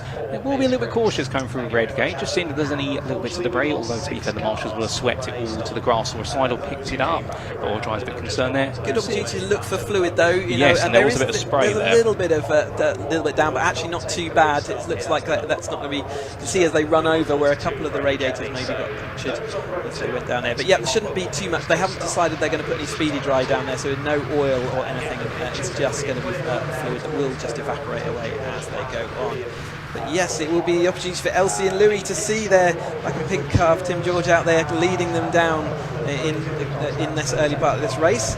they all go through. And what a fantastic job all the drivers have done of putting their personality out there on show and putting these wraps on and colour schemes and whatever, you know, just it's brilliant to see, and it's good for us in the commentary box. Once we get to know their colours, we will start understanding, you know, who's who. But it's at this stage of the race, it's really difficult for us to identify and pick out those drivers. But they will quickly see whether they land, and points on offer here for drivers. And we've lost, like we say, a couple of the quick guys that were out front already, and also some of that midfield pack, and therefore there are more points here on offer. Full set, so it's still showing 20 minutes on the official timing screen, so looking like we are going to get that full race underway. Going to put pressure on the rest of this grid to hopefully they will get through turn 1 and we'll get to enjoy a full race for them. Oh, 100%. And as our drivers gradually tiptoe their way now to the start points, of course, remembering the fact they have to line up as they would have done based on their qualifying position. So we will see an empty front row, and well, it will be Tim George and William Mulholland who make up that front row. Then we'll have behind them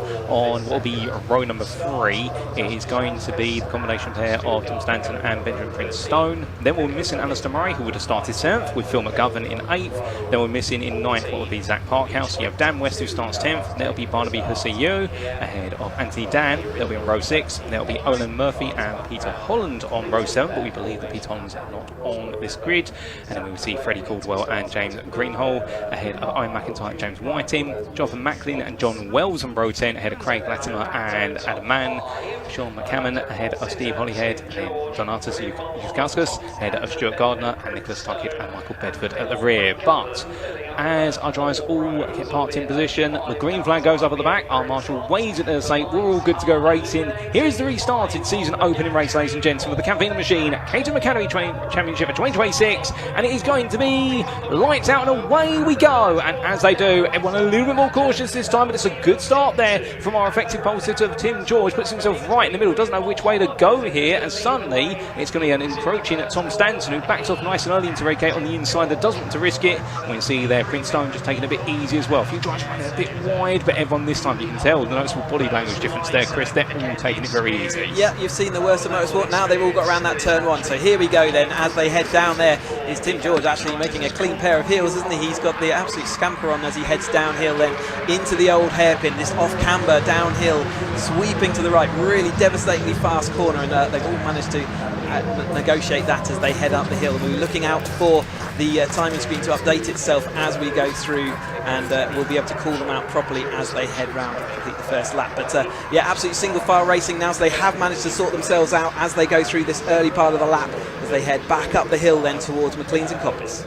Well, indeed, a brilliant start to this race now, and as everyone comes on through, plenty of line and stern here. Nobody really going for too big moves. Run wide there from R75, and as they come on out, well, definitely getting it together there. Coppice is one of those bends that you can cut it several different ways. It's not exactly a single racing line there, but Prince Stone feeling a bit of pressure, but he won't be feeling it when the two drivers behind him start to fight each other as they come down onto the brakes. You see Dan West just watching eagerly then, the lime green machine, and well, right now for Ben Prince Stone, he's definitely feeling the pressure in fourth. But after one lap of racing, it is none other than George ahead of Mulholland, followed by Stanton. That's your top 3. Then in fourth, it's Prince Stone feeding the pressure here from McGovern, looking for a potential move into Red Gate. He's not going to be able to do it from that far back. Then we do have Dan just ahead of West, followed by Hesse-Yo, and then we do have Murphy and Caldwell completing that top 10. Greenhall best the rest in 11th at the moment. The field gradually spread out. We're seeing some packs, and in fact, that might be a fight there, I believe, for second place, Chris. Yeah, I think that was Stanton going through into second place then. George taking us over the line that first time, and then it's McGovern in the Caterham Machine car, so looking to see whether he can come through that mid-pack. Currently sitting 5th across the line, but I think he was fighting for that 4th place as this lead trio then go off the hill. There is that battle for McGovern and Prince Stone, I think, for that 4th and 5th place as they head up into McLean's and towards us, as the rest of the field also making their way up and safely through. Indeed, drivers doing a very good job in building up tyre temperature as they go as well. And well, one of the big parts of setting up the car is making sure you've got the right tyre pressures for the conditions out there. And well, all the information they would have had from this morning would have been a much cooler circuit. But put that aside, because right now it's hotting up at front. We've got a new leader coming through. That's the 67 of Mulholland up the inside of George. They've all the way through to the end of lap number 2. But right now you can see George trying to come back. Stanton's fallen off, and well, as they come on through, Stanton just watching the rear of the pitch at the moment. He'll be right back in it. He's going to make it 3 wide here. He decides, you know what, how about I look around the outside? But that's going to be a very large S defence there for Mulholland. And he says to George and Stanton, you two can fight over second place now. I'm done playing with you for a brief moment. So you see a bit of a run wide there from George, but to be fair, he's just carrying a bit of momentum and a bit of enthusiasm with it. Look at this top 3, Chris. They really are bolting away at the moment. Yep, Stanton's now has got that pace under control, and he is pushing through, isn't he, over the top of George in that second place, having to defend hard then from Mulholland. Sorry if I got the wrong way around. Stanton's in that third place. Mulholland out front, really going well as he goes up the hill. But yeah, George just had that initial pace, but it just looks like as they've now got into the third race, like remember, they've doing thousands of % more race laps than they've ever done before. As they go into the realms of what does it feel like, and they suddenly decided, why not go 3 wide? And why the heck not? Oh, indeed. You might as well experiment. You've got plenty of laps to do it, and you've got plenty of races and rounds to do it in the championship. So therefore, every day is a learning day. Every lap is a learning lap, we could say. But meanwhile, in the battle for 4th, it's still Princetone holding off McGovern at the moment. Well, her CEO just falling back a little bit. So it looks as though the top 5 right now with a little bit of a world of their own, but it's this top 3 in particular that really is walking away of proceedings. Also, just to mention that we have seen Donatas Juskauskas moving his way up. He's moving all the way up to 16th from the back of the field, so he's had a very good start to this restarted race. And as they all come through, there's your top 3. Then you've got 4th through to 6th there. Noticing that the CEO is actually closing up to the battle for 5th. And then look at this pack here. It is right now very tight from 7th all the way through down to 12th. So that's from Murphy all the way to McIntyre. Will there be a bit of a move there? Now Caldwell going defensive versus McIntyre at the back of the group. You see in that lime green car there, it's Dan West, one of the Caterham mechanics, and he's carrying all the Caterham logos. When you zoom in on that car, it's a great looking thing. You get to see that in the paddock. But yeah, at the battles, absolutely is rich in this midfield, isn't it? As they're all flowing down through. You can see in this Academy car, they don't have a rear anti-roll bar, and you can see how much the cars do lean over. Remember, this ladder is all about starting from a road-focused, sort of road-legal race car, all the way up to a track focus, and part of that is how the car changes its dynamics. A great move up the inside there, not making it stick though as they head up into McLean's. It's a good overtaking opportunity. You can go around the inside and the outside there as we watch our lead group just going through Coppice, and there's a little bit of a pregnant pause whilst this 4th pace, and it is still Princetone and McGovern. They've been having a race-long battle, but they are now joined by Hussey Yo to see whether he can move himself forward in this pack, and not too far behind back. Then it's Murphy, West and Dan who we were watching just a short while ago. Hussey Yo looking for a move here on the inside, going to try and take that 5th place off McGovern. He's been building up to this, but they're going to go 3 wide on the braking. And well, in the end, McGovern goes all in. Princetone gives him plenty of space to work with there. I think seeing that McGovern was coming much later. Well, McGovern's now learned you can brake a bit later there in towards the S's. And here comes Hussey Yo looking around the outside of Princetone.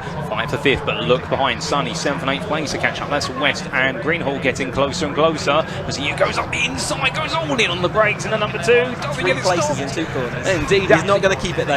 Incredible progress, but he'll just fall a little bit wide there. But back to the battle for 2nd place we come. Our leader's checked out. Mulholland has decided he's got a flight to catch at East Midlands Airport. So therefore, it's the fight for 2nd between Stanton and George at the moment. Yeah, absolutely. And this has been nose to tail now for a couple of laps. So they're trying to figure it all out, and there's a lot to learn. But you can see our leader just disappearing off of the screen to the left. He's just making his way through. But here is that battle then for 2nd and 3rd. They are clear in looking like they might pick up a trophy if they can keep it going. But 2nd trophy is bigger than the 3rd one, so you want that one, don't you? As the rest of the field, then this is the sort of biggest battle pack we've got as they come up towards us, and that's from 4th all the way down to 8th and 9th, I think. In fact, 10th place, so the top 10 is all in that grab. But as we see Tim George still seeing whether he can do anything about Stanton. In fact, he's ahead of Stanton now, so they have swapped since we last went over the line as they come down then towards us. Tim George in that 2nd place. Got a bit of an indicator, don't you worry about that. That's just when you get a bit exuberant on the steering wheel. You knock the little, it's a switch that does that indicator, but it's right by when you have an oversteer moment. And we've been seeing George flinging that car into the chicane, and you can see why you might accidentally knock on an indicator. And believe me, you don't see it or hear it when you're in the car. Oh, 100%. And well, what you'll definitely see is that's going to be standing on the inside of him there in towards Redgate Bend. Number 22 moves on forward, but in the end covers him up very nicely. Standing really smart on these defensive lines he comes out. Obviously, it means naught because we still got plenty of the race to go, and the draft is so strong between these cars as they sweep away from what will be Hollywood in towards the corner curves. Then we look back to the fight for 4th, all the way through to the back end of the top 10. And that's for CEO now in 4th place with McGovern and Murphy behind. Princetone has been dropped back to 7th. However, don't won't rule him out. He will creep back forward. He just lost momentum in the chicane. I think he outbraked himself a couple of laps back, and it sort of knocked him out the train, and then suddenly he's no longer in that sort of train of cars, and he's having to just fight back to get that toe, but also now having to defend from the rear. So again, as he's looking in that, as he got changed there into that 5th place, I think, as they headed up the field. But yeah, Hussey Yo just made up those couple of places and is sort of solidifying that as they go, as we watch these two swapping once more. So Stratton ahead of George at this point. Our leaders just about head into the chicane, so making great progress as we watch then Hussey Yo over the top of McGovern, sorry, into that 4th and 5th. Oh, indeed, and McGovern right now finds himself between a rock and a hard place. We see second place swapping once again, and now that's going to be a 23 back into the second. How he started the lap, and that will be very much back there for Tim George. So now just simply has to keep looking behind him and thinking to himself, when's the next move going to come? And where it comes as quickly as that into red gate, or does it? No, not quite. He snakes under brake in there. Still with his indicator on, so that's his indicator. He's trying to go as quick as humanly possible. And Will Stanton right now still looking just as enthusiastic as he decides, I'm going to look around the outside of Hollywood to get the inside of the Craner curves. Now he switches back in the end. And this is also a good educator to Donington Park. So of course there's so many different lines here, Chris, but of course there's some corners where you don't necessarily want to be on the outside. So it puts you on the wrong line for the remainder of a section of corners. It's a momentum-based track. You do want to use every single last bit of the track, but Tim George will have to be a bit careful here because he's already got a black and white circuit. Track limits are part of UK motorsport nowadays, like them or loathe them, and if you put your tyres beyond the white line on the edge of the track or beyond the curbing, if there is red and white marked curbing, then that is a track limits infringement. And we have automated sensors around this Donington circuit, which mean that if you do it and it trigger one of those automated sensors, it is a slam dunk. And I can see on my timing screen that Tim George has already got a black and white flag, which means he's had a couple of those infringements against him. Any more and he'll get a 5-second penalty. So you can see how close the racing is out there. It will be quite a few places dropped, but it's Stanton down the inside of George once more. And we'll just keep an eye out and make sure that we don't see another track limits then for that 3rd place driver. And as he makes his way onwards, I mean, one of the curious questions, Chris, does he know that he's got a black and white flag? You will get that, so you don't know about the first one, that just gets marked invisibly, but if you get a second one, he would have been given a black and white warning flag on that start-finish straight. But you've seen how busy those drivers are as they go over that start-finish straight. It's not easy to see and easy to miss indeed, so he doesn't necessarily know that he's got that warning flag there. Indeed, like you say, the intensity of the racing this here, he comes back on the inside of the Craner curves. This is brilliant racing between these two. I mean, I think we've got a little bit of a rivalry building between them. This is only the first race of their season, which they do have a grand total of 8 of them over 5 race meets. I think the Stanton George rivalry is going to be up there. It's some of the very best we've seen in the last couple of years with the Caterham Academy Championship. But as we look further back there, you see brief glimpses as that is going to be West now into 7th place. He has dropped Greenhall to a degree and he's trying to chase down Prince Stone. But as I was saying, that Greenhall is right back there with him. So what do I know about, ladies and gentlemen, as we see all the drivers doing a fantastic job out there. And well, then it's that fight for second that's absolutely gripping us right now. And our leader, Mulholland, he's now almost 8 seconds away up front. It's going to be a huge margin, one of the biggest we've seen in some time. But as they come towards the end of lap number 8, oh, what's this, Chris? We've had somebody go round. We have indeed. Who's that? The number 73 then, and that is Anthony Dan. Great looking car in that, but it has had a spin up at Coppice, so he's lost all that speed momentum. He was, I think, he was up in 9th place last time across the line, so he's going to be slipping right down the order, I fear, as the spin is going to cost you quite a lot of time around this Donington circuit. Indeed, unfortunately for Dan, but it's all part of the learning experience, to be fair, and they do get a drop score over the course of the season as well, so they can have one bad round at least, but necessarily you need to learn from those mistakes going into the next one. As we do see a couple of drivers coming down the hill there, in towards the old hairpin. Indeed, lovely to see them flowing in sequence and succession here, and all drivers doing a fantastic job, and the pace is getting quicker and quicker between everybody, but really right now there's a noticeable gulf in the pace, Chris. It must be said, our top 5, 23s and low 24s, then you've got a lot of 25s through to 27s, but I think everyone getting to grips, and also each circuit is going to favour individual drivers. Because none of them have ever done any kind of motorsport before. Some of them will have done lots of track days, some of them have driven a Caterham for a line. So it really is, some of them, this will be virtually the first time they've ever touched a circuit. So it's just a vast degree of different experience levels out there. Even at this, they are all racing novices, but they will have different experience of driving a car, different experience of what it means to be a racing driver, and they're all learning at their own pace. What we do see is this is the widest the gap will ever be, and then as they go through the season, those gaps come down and down and down. But here's an opportunity to look at our race leader at the moment as he comes across the line there. Mulholland in the number 67 car as he heads on around. And yeah, he's definitely taken this like a duck to water. I thought his license plate on the back there said CU or CXA, unfortunately. Otherwise, that would be the absolute perfect license plate to start off his season. But either way, as he carries on, we do look a little bit further down the order there, and that, I believe, are runners who may be at risk of going a lap down in due course, such number 4 Gardner chasing after Whiting for 18th place. But goes to show you again, like Chris was saying a moments ago, the fact that the pace will narrow in the field. We do also have a black and white flag now for our number 73. I mean, if Stay can go from good to bad to worse for Dan after his spin, I don't think he picked up the black and white for the spin, ladies and gentlemen. I think in his enthusiasm to come back through the field, he's triggered that track limits warning. So one more of those, a 5-second penalty. Meanwhile, as we see our number 4 carrying on, hardly catch up to Whiting. They're enjoying that long little scrap as best they can. But of course, the only problem is they've got to deal with the leader coming through, and obviously those blue flags, which you need to respect. Yeah, we talked about that in the driver's briefing this morning. For them all, blue flag is advisory, so it doesn't mean you have to do anything. And as we tell our drivers, the most important thing is to be consistent. Take your normal racing line up until the point that the overtake is either on your outside or your inside, then give room as it happens. But the worst thing you can do is jink to the side or jink out the way, because that means the car following won't really know what you're up to. So yeah, we ask our drivers to be nice and consistent, take their normal racing line up until the point that that overtake is happening, and they will gain that experience as they go through. A little bit of a comfort gap there for Stanton that time through as he goes along the line, and George has actually dropped it back just a touch there. It will be easy to catch back up if the opportunity arises and just sits in the tow. We talk about Caterham and their tow, and what I mean by that is if you are the car following another one down the hill, you will be gaining speed because of the lack of wind over your car. That means you go 5 to 10 mile an hour quicker in that tow. As you get closer and closer, the tow gets more and more powerful, especially in these academies, which are the lowest powered car that we've got here today, although in fact they have got 130 horsepower in their horse engine, so it's all a bit different, but nevertheless the tow will get stronger as you go up through the championships. 100%. And speaking of horses galloping their way down the hill and now back up it, we do see there Prince Stone holding on to 6 versus Greenhall and West. He's been swapping the place back and forth with Greenhall and Prince Stone over the last couple of laps, but this has brought West back into the fight, so it's going to be a bit of an interesting battle for 6th place that we'll see as we see the rest of our field now making its way on through. Also a little bit of a burgeoning battle there between Mann and Jukauskas, with Jukauskas now up into 14th. He's making some great progress as well, but there's our number 12 as they come on through.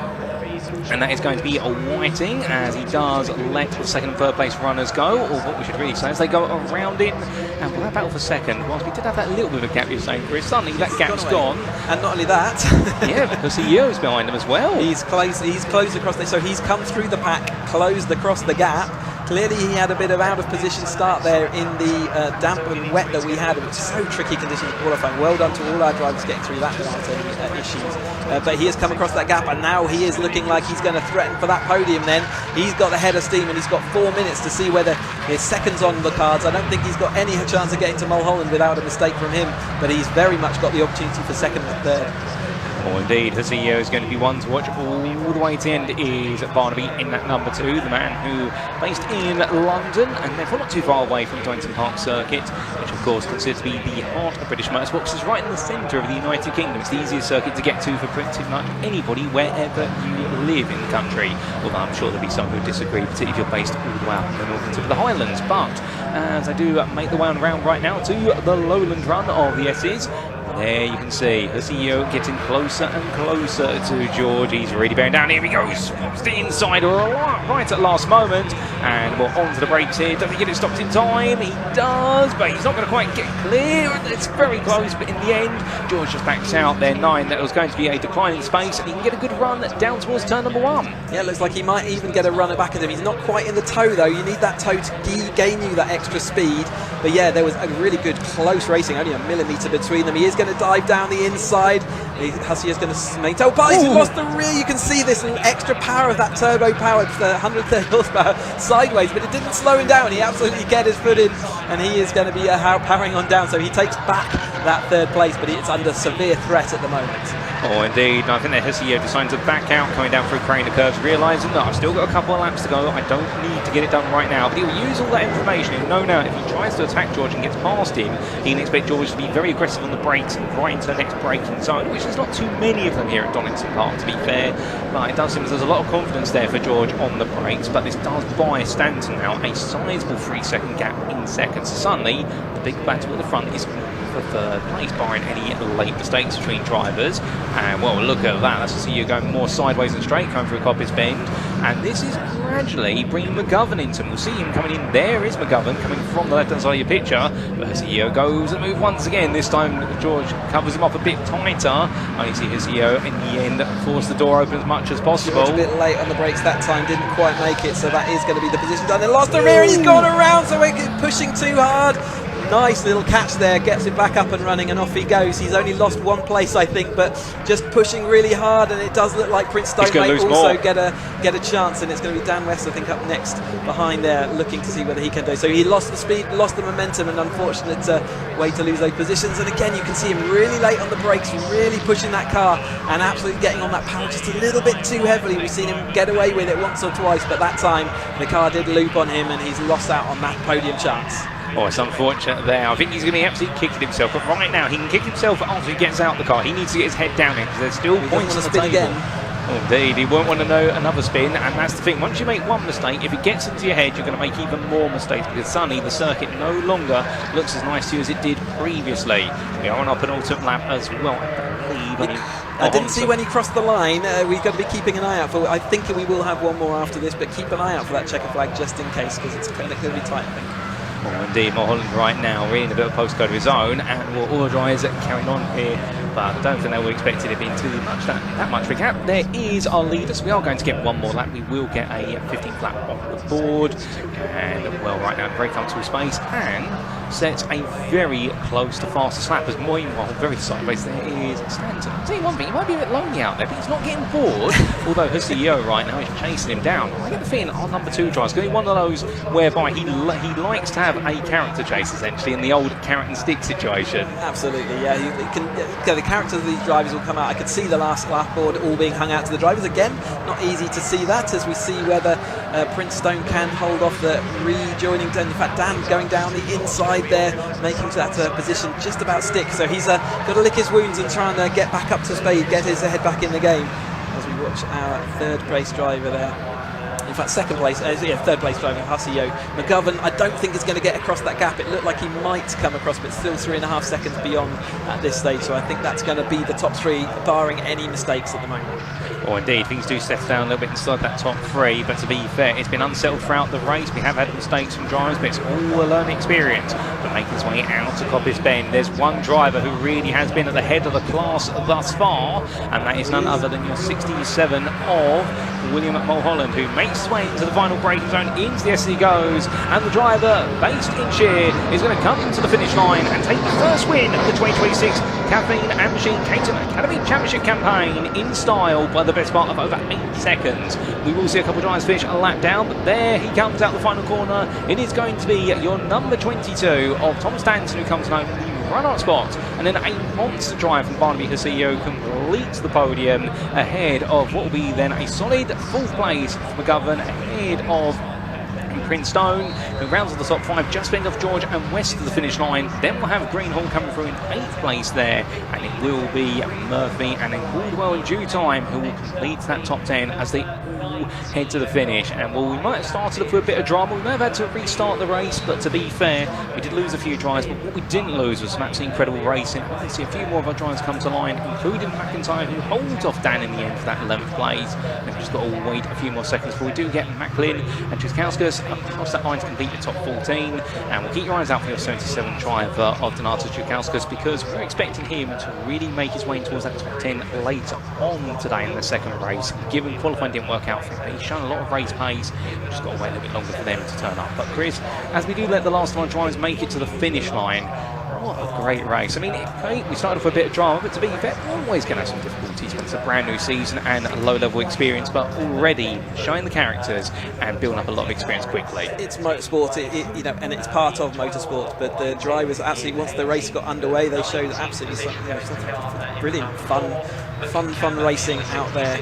And Mulholland actually showing a clean pair of heels. But I think when we get the full field back together again, there's some quick drivers that will be filling that gap. Stanton having that race-long battle with George. Unfortunately, George just losing the rear. But the provisional results are up. And here are your provisional results, ladies and gentlemen. And as we can see, William Mulholland taking victory there by 9.5 seconds ahead of Tom Stanton, and Barnaby Pussy, Yo completing under the top 3. Phil McGovern, 4th place there, near 4 seconds behind the podium, and only 2 seconds ahead of Benjamin Prince Stone, who completed the top 5. And then we see Tim George there in 6th place ahead of Dan West, just holding on the end by a grand total of 1.2 seconds. There was a further 7 seconds back to James Greenhall, who couldn't quite stay with the top 7, but to be fair, managed his face to stay ahead of Olin Murphy, who took 9th, and Freddie Caldwell completed the top 10. Fastest lap of the race, it was set by your winner of Will Mulholland of 1:22.12, but to be fair, we did see some very close competitors that lap, although Mulholland set that on the final lap of the race. That's a way to seal the deal for your first race win, your first race of the season. And it gets you an extra point, so that's an equivalent. So he's got a 3-point gap over the next round. So it's, the fastest lap in a Caterham race is extremely important, and you know, it gives you that extra point. So he's taken not only the 2-point gap that you get for winning over second place, he's taken an extra point on top of that. So great start to season for Mulholland, but Stanton and Hussey Yo taking that podium. There's only a single point gap between the rest of the field as they go down then, so each one is an additional point over the previous one. But this, again, it shows you that you can either overtake a car on track or you can get the fastest lap. One of the two will gain you the same benefit in the race. 100%, and our drivers will learn about the tactical nature of points as the season goes on.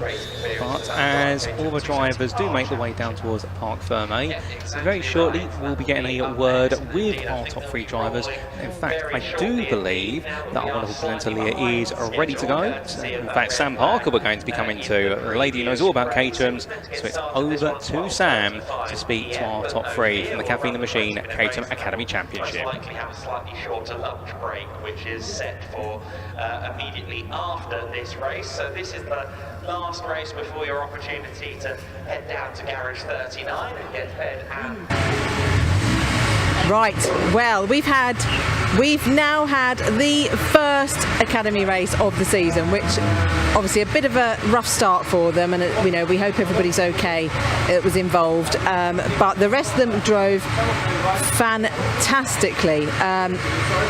Here are our top 3. We've got Bill, Tom and Barnaby, so we are going to have a little word with those just in a moment. We'll wait for them to do. They're just going through their scrutineering check, so they have to come on these scales, make sure they're coming at the right weight. So lovely purple colour on this. I always like to see everybody's new livery on their car, but we'll try and go over a word with these guys in a moment. That's actually, we'll go through. They put the 1, 2, 3 boards out now, so let's head on down here. I wonder how they're all feeling, because I remember my first Academy race and it was exhausting and so exciting, just the most amazing experience, and you never get that back. You know, you only ever complete a race, your first race, once. So this feeling is one to cherish. So let's see if we can have a word with Bill in a moment when he gets his helmet off. I think they'll all be relieved that that first race is over, but they have got one more race to go today. So hopefully some of them might have to get some repairs done ready for race 2, and hopefully we'll get them back out later on. But let's move in and have a word with Bill. Bill, you've completed your first ever race and you win. Fantastic. Well, that's what it says on the TSL timing. Okay. So let's go with that for the moment. Okay. But congratulations. How do you feel? Weird, mainly weird. Yeah, I didn't expect this to happen, and yeah, I mean, obviously I was aiming for like 6th or 7th, so yeah, absolutely delighted. It's yeah, complete surprise. I think to have the entire front row wiped out and then have a restart and then be in the front row, and it's like, what on earth is going on? Yeah. So yeah, it's something you don't prepare in your mind for, isn't it? You know. I mean, I think the second start shows exactly I was not prepared in my mind for anything. So yeah, yeah, roll on the next one. I think that was great. Yeah, it puts you in a great start for race 2. So okay. yeah. Oh, fantastic. Who got fastest lap? I'm not sure actually. I'll have to check TSL in a moment. Cool. All right, well, brilliant. Yeah. Fantastic. Well done. Thank you very much. Enjoy this moment. I will. Thank you.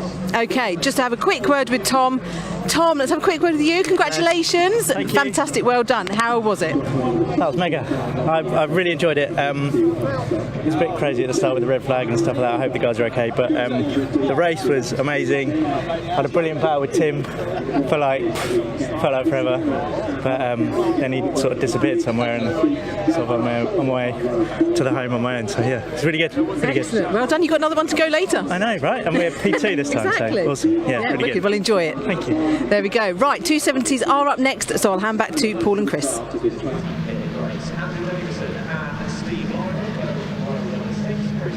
Thank you, Sam. And well, ladies and gentlemen, without further ado, as quickly as we wrap up the first race of the Caterham Academy Championship for this season, and they will be back later on this afternoon at approximately 24 for their second round of the season. Now it's on to what is none other than the first race of the day for the Fan Drive Caterham 270R Championship. And in terms of our grid for this one, ladies and gentlemen, well, we are going to just talk you through the grid here because they already are on their formation lap.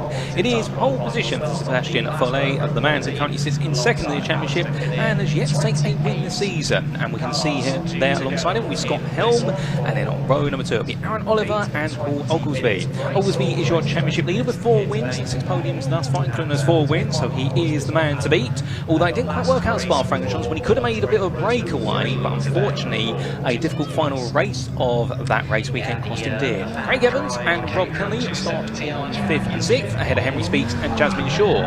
Behind Shaw we then will see on our 5th row very shortly will be a combination of Brian Thornton and Jimmy Wyatt. And then we do have on row number 6 Andrew Davidson and Steve Lorryman, Christian Bond and Alistair Morton on row 7 ahead of Daniel Crawley and Richard Hay. And that's going to be your top 16. I've got a few more drivers to talk about, ladies and gentlemen. Let's see if we can get there in time. As you can see then it'll be Shane Forster and Gary Cross with Ryan Follet and Andrew Bailey behind, completing the top 20. Chris Hicks and Andrew Mackay start 21st and 22nd ahead of Chris Morley and Sean Murphy. And then I do believe we've just got a couple more rows to cover, but we'll get there, no doubt about it, ladies and gentlemen. It's a packed grid this one, 28 drivers, and well, those last 2 rows are definitely going to be consistent with Charles Chapman and Hall, followed by Luciano Caruso and Alistair Kinnear, as you can see them listed there. But without further ado, we are all set and ready to go, ladies and gentlemen, and well, I believe we are lights out and away we go for what is their first race of the day here at Donington Park. It's a good start there from our pole sitter, but it's an even better start from Scott Helmquist. They roar the way down, and meanwhile it's looking as though it's a bit of a fan out there further behind. Well, it's going to be 2 to 3 to perhaps even 4 wide as they come out to turn 1. Yeah, it was Scott Helm got the best. He's in a different coloured car today. If you're used to seeing him in his normal dark colour with the orange fluoro, he's in that metallic blue car today. So he's leading the pack as they go down. And it is now, I can talk about Seb Collier because he's definitely in this race and he is up in that 2nd place at the moment. And Oglesby into 4th. So Aaron Oliver also in, making their way up. So this is the 3rd step, 270R Championship, 3rd step of the ladder as we watch Dan Crawley going through our screen. Great to have him back with us this weekend. He's going to be with us for a couple of race weekends as we go on through, but nice to see his machinery out there looking good as ever. As this 270R machinery all flows up the hill, they've got 3 20-minute races with us this weekend as well, so this is the first opportunity. And again, these drivers experienced in this Caterham, you can see the lack of windscreen and no lights, and that's what makes it into that as we watch Henry Speaks going through our screen as they head on down towards the chicane for the first time. Indeed, they come charging down towards the S's, but as they do, well, our leader right now feeling a bit of pressure here, but everyone just eyeing each other up at the moment. They've done plenty of that over the course of this season as it gets very tight. They come through the chicane, but come the end of lap number 1, it's Helm ahead of Sebastian Follet, followed by Oliver, then Oglesby. But right now we can see Oglesby trying to make a little bit of an ingress here as they come into that braking zone. Is it going to work out? The answer is yes, no, maybe. Ask me another question perhaps, but he just about squeezed their head there. Brilliant battle in between the 2 of them.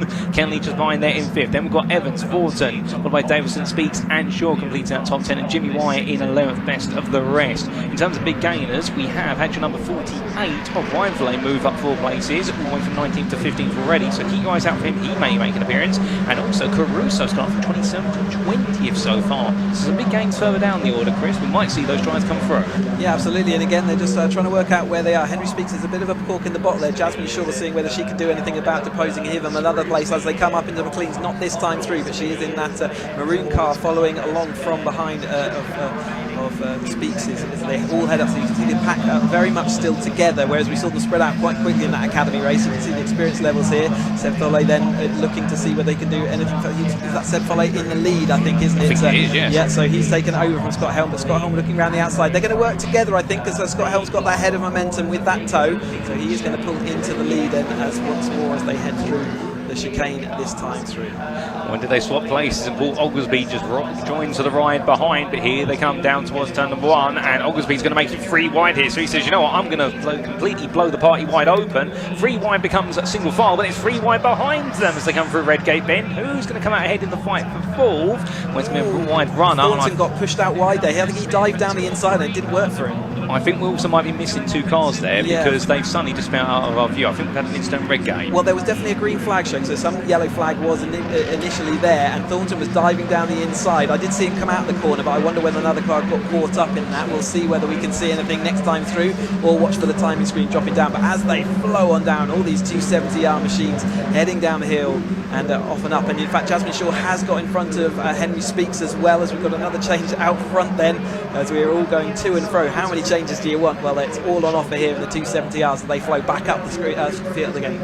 Oh, indeed, absolutely brilliant racing right now, and as all of our drivers head through what is this 3rd tour of the circuit, right now it is looking very tight wherever you go. Your number 99 there, Davidson, the lovely light orange car, trying to fend off Bond and Lorryman, but meanwhile, whilst that's going on the back, right at the front, it's 2 by 2 here. No, it's not Noah's Ark, it's Caterham 270s. They roar the way through, and that is going to be Oliver now into lead. Yeah, Aaron Oliver takes the lead then for the first time, and he's taken it over Seb Follet. Helm drops to 3rd on that lap, losing a couple of Evans back up. Kennelly, it's all going to change by the time we get to Redgate. We don't know how we bother at this point, but you can see they're as close as they are ever going to get. They're closer than they were on the grid as they flow into Redgate. And believe me, Redgate is a quick corner in a Caterham 270R. And actually, Jasmine Shaw coming across that gap really nicely is going to be in this lead group before you know it. Oh, 100%. And as they come on down the hill right now through the crane of curves this time, you see the 2 wide behind there in the fight for 4th. They're so good at keeping nice and tight to each other. At the same time as well, carrying all that speed, it is not easy, ladies and gentlemen. If you ever go down in your own car, you'll find that elevation change. It throws the car around, and the speeds they're going through. What speed are they going through there, Chris? I suspect 100 plus? Yeah, definitely over 100 miles an hour. It's absolutely flat out in all the Caterhams you'll see today. And in fact, any Caterham can go down there flat out. But it certainly gets your eyes on stalks as they head then into the old hairpin at the bottom of the hill, which is probably about 80 to 90 miles an hour. Imagine doing your motorway speeds and trying to turn quite a sharp left-hander in an off-camber corner. Here is Jasmine Shaw now looking at the rear of Seb Follet. He's a little bit wide out there, losing some speed and momentum as Brian Thornton fights his way through. We saw him have that issue around Redgate, but it really hasn't slowed him down. We're going to go 3 wide into the chicane. That's surely not going to work. Thornton is going to absolutely see where Scott Helm can go down the inside. He is going to go side by side. That's going to hold them all up. They're going to lose momentum, and then the race chasing pack is going to come across them. Oh, a brilliant move there. We have a new leader. It's the 42 of Helm now, who leads ahead of Oliver and Sebastian Follet. But as they head in towards Redgate, well, suddenly we found out once again they don't want to work together here. They're all constantly scrapping for the lead position as they come through Redgate, and it does look as though Follet's going to try and make the move, but understeers a little bit wider out there versus Oliver, and suddenly Scott Helm's able to take the lead back just like that. Being a bit tactical there, just letting his 2 rivals make the mistakes, and he'll take care of the rest. And now making the way in towards the old hairpin. You see 2 wide all the way through Hollywood into Kramer Curves and the old hairpin. Neither driver wants to back out, and meanwhile it's just bringing the rest of the field together. And look at this long pack we have. We're focusing so much on the top 10, and then suddenly we get the rest of the field covered through. It's incredible, Chris. Yeah, the battle you see at the front there's going to be having an equally fought battle in the mid-pack there as they all head up the hill once more, and you can see how much the toe really draws these battle packs out, whereas the cars at the rear of this will be getting a draft, sort of super draft, as all the cars move the air out the way. As we see this battle, Henry Speaks alongside Jasmine Shaw, so that battle has not finished yet. Oliver just trailing behind them, and Davison absolutely part of this battle. Good to see him driving that orange car forward, but Scott Helm really defending down the inside now, really not letting any position there. Thornton round the outside, and he's going to go round the outside of Oliver. Side by side through the chicane is not fast. That's going to give Helm a little bit of a breakaway. You can see the momentum that our lead car can carry as we're going 3 wide, and there's not a lot of room for 3 Caterhams as they head into Redgate this time through. Oh, it's absolutely brilliant racing. This is edge of your seat stuff as they head into that rain zone. Thornton really quickly announcing himself into this lead group. He's decided after what is just shy of a third of the race, right, I want to come out and play the party, and that's going to push what will be Oliver a bit further back, but this will bring Kennelly and also Speaks and Shaw in. But are we going to see a bit of a split in the field here? Are we starting to see groups of 3 emerge? Well, your leader of Helm feeling a lot of pressure into the old Helping, and that is going to be Oliver, who is trying to say to Scott Helm, you need to make a choice, either go quicker or let me through, because otherwise right now we're all going to get entwined with each other. Well, Thornton says, hold up a second, I want to be part of this. He's going to make it 3 wide into Schwann's curve, and coming into that braking zone here for McLean. He's going to go around the outside of both of them. I think he might get it done, and if so, well, Thornton brave and absolutely brilliant in getting it done. And well, we can see there a bit further back, Jimmy White still attacking Evans and Davidson for 8th place, with Caruso a little bit further drift from them. Goodness me, what a move then. Have we got our new leader? Yes, we have. Yeah, that all happened because down at the old hairpin, Helm had to have a slightly compromised line, lost a little speed and momentum as Oliver re-establishes himself at the front of that. So that side-by-side moment for Helm meant that he lost momentum. Thornton was able to take the advantage as they went up and around. McLean's around the outside, but you can see the battle is all reversed once more as they've gone around a couple more corners. So of course the order's not the same, and it's not going to be the same all the way till the end. We're only up just approaching halfway through this race, so still plenty of action. It's more the strategy about positioning yourself, and Brian Thornton having to recover from what would have been a disappointing qualifying for him. He's used to turning laps at the front of this race, and we're used to seeing that orange and blue machine turning and defending from the front. So is he going to be able to do that around Donington? It's not easy. The toe is so strong around here. The overtaking is so fluid that it's very difficult to defend and get your elbows out. But if anyone's going to do it, Thornton's going to try for at least a couple of laps. Oh, 100%. Remembering, of course, that Brian Thornton was the man of the day at Spa-Francorchamps as far as the 270Rs were concerned, because he did take that 5th place and 2 wins overall. So some huge points coming his way, and that has promoted him up into 6th in the championship. So for Brian Thornton, he is riding away with success at the moment, and what he's showing, the fact he wants to continue that win streak, and if he can do it, there's no reason why emerging out of Donington come the end of the day, he could be right in the hunt for the championship lead. There's still got a long way to go in the season, plus 2 drop scores as well. There's always a full stack, but they won't be thinking about drop scores right now. That'll come right to the end of the season when they start to do all the mathematics and get the high-speed abacuses out.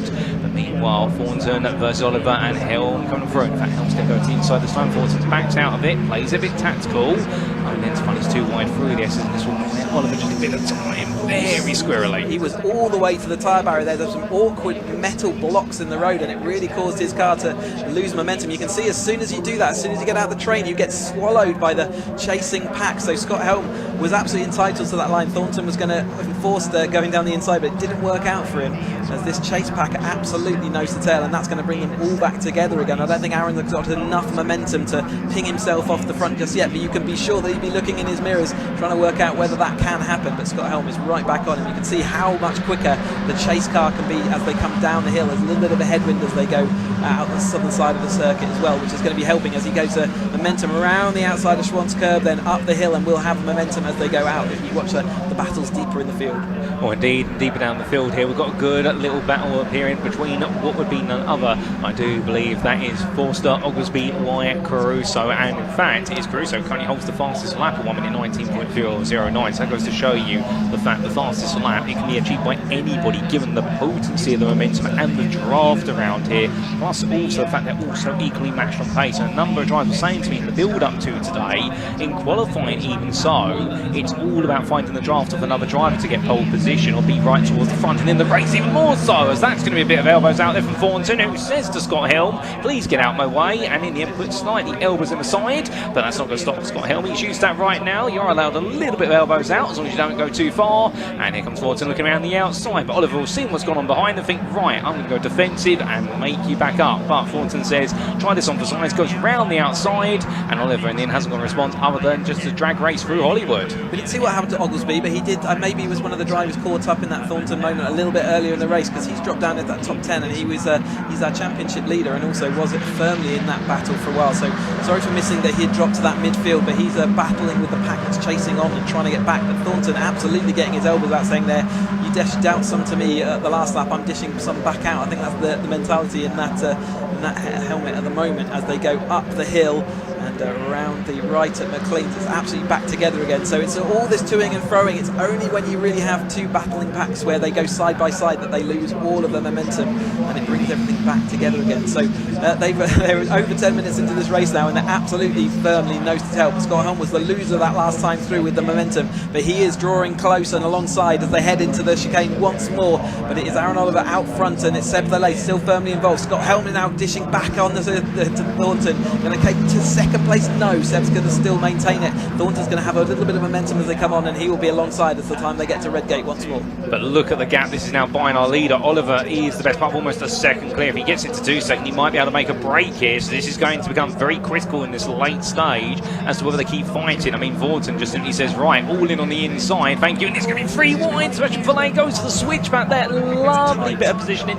Very tight. But in the end, as we both sort of stand heads on end during the Comp2 move, Sebastian Thelay demonstrating you can get it done and holds on to that second. But looking behind them, that is going to have the lead. Speaks and Shaw having a bit of fun in the fight for 6th, and Evans is now trying to close up. Davidson's there. Oglesby's now back into this lead group, caught up at that Redgate incident earlier on when he was battling for 4th place, so he could yet come through into the top 5. It all comes down to essentially, is the fight for 2nd going to take priority over chasing down 1st? And the answer right now seems to be very much yes. They've forgotten about 1st place. I think Sebastian Thelay feels so. He's battling for a win when actually it's the 2nd spot of the podium. Yeah, if they stop battling, they will be able to get back across, but it doesn't look like they are going to stop, does it? They're absolutely going hammer and tong at each other. There is that sort of comfort gap to the leader, but it's a little bit further down the line, and at the moment he'll be looking and trying to weave away from, he doesn't want to give a toe to anyone behind him. He's going to try to make his car as skinny as possible, but Thornton is going to go round the outside once more, does take the sweep across. Now Seb this time is going to be a bit compromised, which is going to give Helm and Speaks the opportunity to try and get him into Redgate. Thornton really playing the devil in the detail there to move into that 2nd place, and now essentially gives the toe there to help Helm out. He wants Helm to battle, and suddenly it becomes 3 wide in the fight for 3rd. It's also 2 wide there in the battle for 6th place just behind. So that is Kennelly and Shaw still fighting. Speaks now up in a 5th as well through all of the games and shit that's playing out there. Indeed, right now this could all chop and change. We can suddenly see a name that's right towards the front of this group, suddenly right towards the back with 6 minutes to go. We've got plenty more laps here, ladies and gentlemen. And we're not quite at the crescendo yet. We're building up. This is coming towards the closing chapters of this race. And right now, look at that. That is so close down. I mean, they're literally riding bumper to bumper. That's Oglesby back in there, even pushing a little bit. And watch out also for Luciano Crusoe, who had to start all the way from the back of the grid, and he was used to seeing him at the front. He's made his way all the way to that lead group as well, so coming through that field. So Oglesby having to fight back after that turn 1 incident, and Caruso coming back through the field and made up many places so far and is firmly involved in that. There is that Oglesby car, and he's absolutely, like I say, nose to tail with Kennelly in front of him. There is Caruso in that sort of Rothmans look-alike car, and the leaders once more come down. But you can see that lead gap has evaporated. Scott Helm, though, does take over from Thornton. They're running millimetre to millimetre. There's nothing between them as they head into the chicane that time through, but they are fighting as hard as they can, working together as best they can to try and get that lead group back, and they are going to be a triplet as they go down. Henry Speaks and Jasmine Shaw next up, Oglesby lining up alongside Thelay, and then it's Kennelly, and you can see Caruso on the right hand side with the blue nose cone coming into that battle as well. Oh indeed, this battle now for 4th place has been headed by Speaks and Shaw, but that's going to fall away from the top 3 as they roll the way on through, and Oliver was not able to make the break right at the front, so he's been reeled back in by Hill and Thornton. So we now have our lead trio and potentially the fight for the podium spots, which is just between 3 drivers, so it's how they arrange themselves on it. And then there's everybody else catching up behind as quickly as they can. Speaks and Shaw right now trying to put the cork in the proverbial wine bottle. Roaring the way onwards right now, and well, Oglesby doing so well, but Caruso going all the way from 27th to 10th.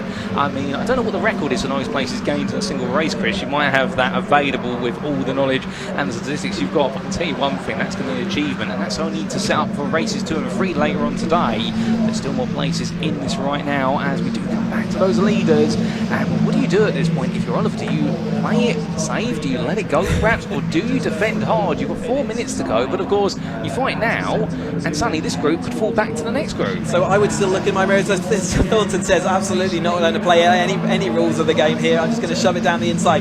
Battling could bring that chase group back, but I'd be looking to see that actually it's quite a comfort gap at the moment, and I'm pretty sure that they're all battling just as hard. But Oglesby has made his way back up to the lead of that group. He's got a bit of wound and salt in that wound to lick it out and see whether he can get back to that chase group, but I don't think he's going to have an easy group. This is absolutely packed racing. Jasmine Shaw and Caruso has come all the way through, so the two drivers that are coming through from so recovering their position absolutely to the front of this group now. They will be able to drag that cars forward, but I don't think they've got quite enough time to get back to this lead trio who are battling out for that lead. But if they do start going side by side, they start dive bombing each other, then it's all possible.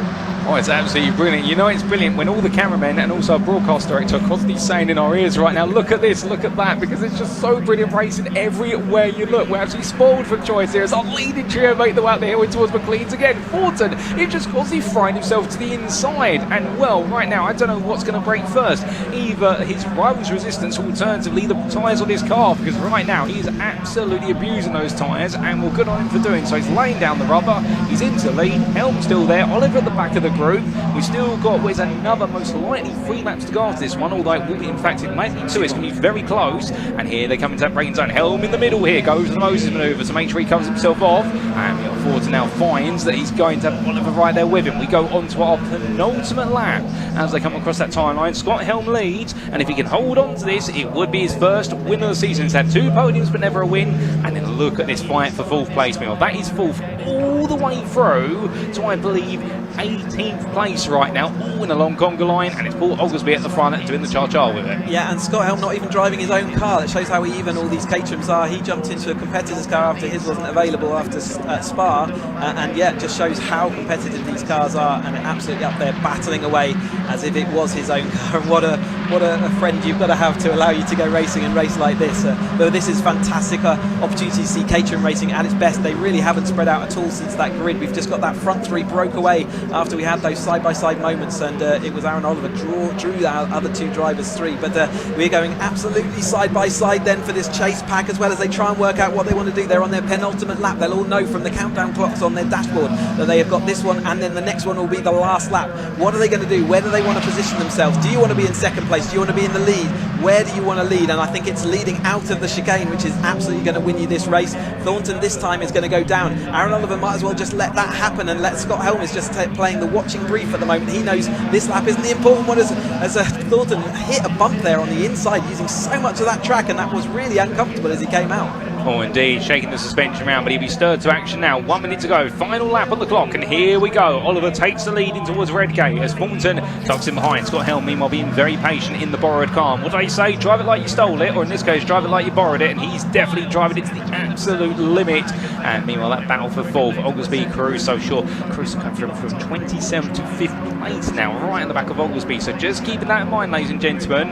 Those 2 have really made their way through the field, but we stay transfixed to the battle for the top 3. And then there's the long line of all the other cars making their way on through, and that's before we think about other drivers out there, including Kennelly and Murphy fighting a little bit further back as well. So it's absolutely incredible to see, but of course we can only have our cameras pointed at one particular set of cars at a time, and the most important are the leaders then, as Oliver, Thornton, Helm make the way out towards Coppice. So it was Oliver out in front as they went round there that time. I think I put Thornton in the really good seats, but has Helm got enough to actually get that 3rd toe and actually give him the super toe? Well, we're about to find out, because they're humming down the back straight for the last time. This is where it all counts. Whoever comes out this chicane is likely to come out and win this race. At the moment is Oliver. He's going to have Thornton to the outside, and outside of them Scott Helm's going to look around as well. Who's going to come out the chicane this race in the right way and over the line first? It looks like it's going to be Thornton. Well, Thornton comes out the final quarter. He's absolutely been pushed to the limit, but for Brian Thornton, this is going to be an absolutely huge result, and he continues his win streak from Spa, Francorchamps, as he comes to the line. Henry Speaks, I think that is spinning in the background, and that's contact. Another driver's going to go back across the track and lost a wheel and into the outside barrier. Hopefully that's going to be the tyre barrier that he hits rather than any other barriers. But yeah, a little bit of contact. I think is that Caruso? I'm trying to work out who that is. I thought Henry Speaks initially, but I'm not sure now as they went through. Oh, it's a big contact then out of the driver moving around. Marshall there quickly on the scene to help out, trying to wait for the thumbs up and check they're okay, but quite severe damage at the rear of that car then at the last corner. Oh, indeed, a huge incident to end the race, but understandably that everyone will be seeing the waved yellow flags. They make their way through the S's and with the marshals on the circuit as well. Though essentially the racing will stop, as we do see the driver getting the thumbs up there, And well, as everyone calls them down, an absolutely exciting race, no doubt about it. An entertaining race all the way through and an epic conclusion. And here are your provisional results, ladies and gentlemen, subject to the clerk of course and any instant reports. And as we can see, Brian Thornton, your winner after 15 laps, and well, only half a tenth behind Aaron Oliver. So the wait for a maiden win this season goes on for Aaron Oliver, as it does as well for none other than Scott Helm. And well, that top three absolutely so razor tight. But then we had the battle for fourth place. Paul Oglesby, after that Redgate incident early on, did recover his way back to fourth. And Luciano Caruso, as classified, came through from 27th to 5th place, just ahead of Jasmine Shaw and Christian Bond. Henry Speaks, 8th there, ahead of Sebastian Fillet, and Craig Evans completes that top 10. The fastest lap set by your third place finisher, Scott Helm, at 1 minute 18.74. An incredible lap, an average speed of 91.34 miles an hour. You can imagine the whole lap there, like you say, Chris, completely flat out, and this echo then, speed of lap. What a race. I mean, that's the third of our day. I think we're not going to have any voices left by the end of it. Did you pack your strep stills? I needed to, didn't I? I did. Yeah, sounds like, basically, what an advert for Caterham Racing, right? 270s giving us the best, and they've done some really good racing throughout the course of this season, so great to see them out there showing it. Shame about that accident at the end there, but Brian Thornton managing that process really well. Aaron Oliver in that second, and Scott Helm, the three of them really did share all of that. We saw Seb Foley drift a little way at the end of that race, so he'll be a bit disappointed. He wanted to come back for race 2. But yeah, Paul Oglesby in that fourth place, so that will be damage limitation, because for him that he was down in the bottom of the top 10 at one point, and Caruso having to start from the back of the field, coming all the way to 5th. We do see that around Donington, it happens. We see people come to the win, but yeah, what a result. And Jasmine Shaw, 6th place. She was absolutely in the middle of that battle all the way through, and disappointed. I imagine that she got that 6th place, but it could have been that podium. And indeed for Jasmine Shaw, yet to finish inside the top 5 overall, still close to it. A couple of top 10s, but not quite top 5. But understandably, you can expect Jasmine will be pushing even harder in race number 2. But as our drivers make their way off the circuit and in towards Parc Fermé, well, the great news is, ladies and gentlemen, we get to hear from our fan drive Caterham 270R Championship drivers, because it will be over to Sam Parker down in Parc Fermé very shortly to catch a word or two. Well, top 3 and anybody else who is available. Over to Sam. Meeting from the BARC. We've had a little whetting of the appetite in the first 3 races, Andrew, and I think we're in for a very fun afternoon. I think we've been thoroughly...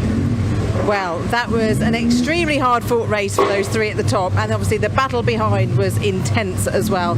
So just going to wait for the top 3 to park up. They have to, like they did in the Academy, go through their checks, and Scott's very happy with that.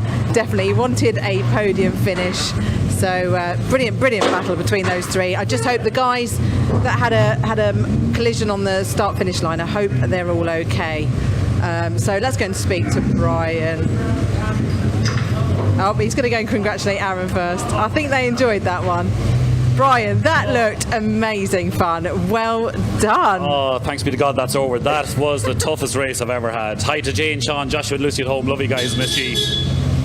Oh my God, that was just so tough. That was the most... Look, that's the most intense racing I've ever had. I was watching the clock. I was trying to set up being where I was for the last lap. I had a bit of a coming together with Paul. I don't know what happened to him. Unfortunately, I was 6th back that stage, so I hope he's all right. Managed to get back up. Scott was really fast. Aaron was on it, and I swear he nearly pipped me on the finish line. And if you look at my in-car, I literally just go, yeah, because I just see the bonnet just ahead of him. But I mean, oh man, that's great. Just great. Well done. To come out on top out of that was extremely well done. Out of 9th. Yeah. Starting from 9th. Yeah. So... Oh, my heart's going. This is literally the hardest I've ever had to work. So, yeah, look at, thank God, it's great. Amazing. So, absolutely. But kudos to these boys. Great racing. Yeah. Unreal. And it was good that you guys had the break from, it was just you 3, wasn't it? I got past Scott, and then I looked back and I was like, oh, there's a big gap there. Let me come in between you 2. That was fantastic for you guys. Well done. That was good. That was some really hard racing.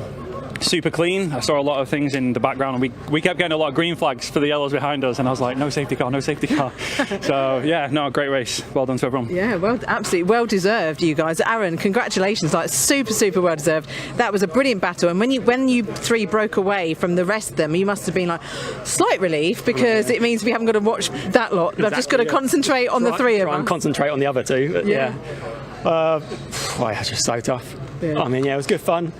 Tried to break away as much as possible. Obviously, the tow round here is so strong. Yeah. But yeah, it was great fun. Honestly, well done to Brian. A couple more metres across the finishing line would have been helpful to me. But yeah, looking forward to the next race. Yeah, exactly. Puts you in a good position. Obviously, you had a good start, good position for the race anyway today, didn't you? But you know, lots of carnage going on behind you. Yeah, yeah, like Scott said, was seeing the yellow flags and turning to green. So yeah, happy to see those green flags continue for us and let's try and escape all the carnage. That's it. I know. Well, you did well. Well done. Right. Well, look forward to watching race 2 later on. I was just going to have a quick word, if we've got time. We've got. Let's have a quick word with. Where's he gone? I was going to speak to Rob Kennelly, because Rob Kennelly is back with us for a guest round this weekend. I can't see him. There's his car. Where is Rob? They're having discussions. Let's have a quick chat. Jasmine, you did amazingly well. Well done. Thank you. Yeah, I think we had high hopes for this weekend, trying to redeem ourselves from Spa, but we had the pace, so I'm just glad we could show it in the race this time. Yeah, absolutely. Truly well deserved. You had a great battle, didn't you? The entire race. Obviously, no rest as usual. Yeah, like as every Caterham race, very competitive. Obviously, everyone's racecraft in this series is insane. So this is my first time racing around here in the Caterham. So it's a great track. I love it, and an amazing race as always. Brilliant. Well done. Very well done. Look forward to later. Yeah, I can't find. Oh, there's Rob over there. Let's go and have a quick word with Rob. Rob Kennelly, how was it to be back with some different people to race with? Great to be back. Up until the second to last lap, we went around. There was a lot of us fighting. Went round. I was in the mix for sort of top 6, something like that. And then I've moved to avoid someone. As I've avoided someone, someone's clipped me from behind, spun round, and then I've managed to rejoin. I got no idea where I finished. Oh. But up until then, I was really enjoying myself. It was really close racing. It seemed very fair, but no, it was good. I mean, I don't know anybody, so it's hard to know where to position yourself and all that good stuff. It's not your academy year, is it? It's 3 of us from our year racing here today. So, but no, it's good to race with other people. Really sort of fun, fair racing, and some quick cars out there. So I need to fight my way back through the pack in the next race in probably a couple of hours' time. I was going to say it's not long. No rest today. No, it's good to be back. Yeah. It's good to have you back. Well done. Right, I'm just going to have another quick word with a couple of other people. Let's go and speak to Christian. He can't get away from me. Christian, you had a mega race, right? Yeah, I think I got forced off a little bit. So I started in 11th, went down to 18th, and I went back up to I think was 7th. So yeah, awesome. Great, Team Parker Racing, absolutely. Like a Diet Coke advert. And Team Parker Racing. Oh, new suit for this weekend. Yes, it's looking fast. Yeah. You were mega though in your race. Oh, thank you. It's on the camera now, so I had to say, amazing race from Sam. Podium. I haven't got one of those yet, but yeah, really good. It's coming though, Christian. I reckon it's coming. Maybe this weekend. Yeah. Either big shunt or big podium. Either way. Don't say that. Right. No, but you're gonna. Yeah, just continue to have lots of fun. Absolutely. That's the idea. That's the idea. Excellent. Well done. Cheers, well done. Sam. Right. All the drivers are being moved to the podium presentation now. So we're going to hand back to Chris and Dave. Chris and Paul, sorry. Chris and Paul. Who's Dave? Oh, Dave Goddard. We miss you. But we've got some interesting interviews to show you over lunch break where Leah caught up with a few people from Caterham a little earlier. So look forward to and stay tuned, watch that and see you in a bit.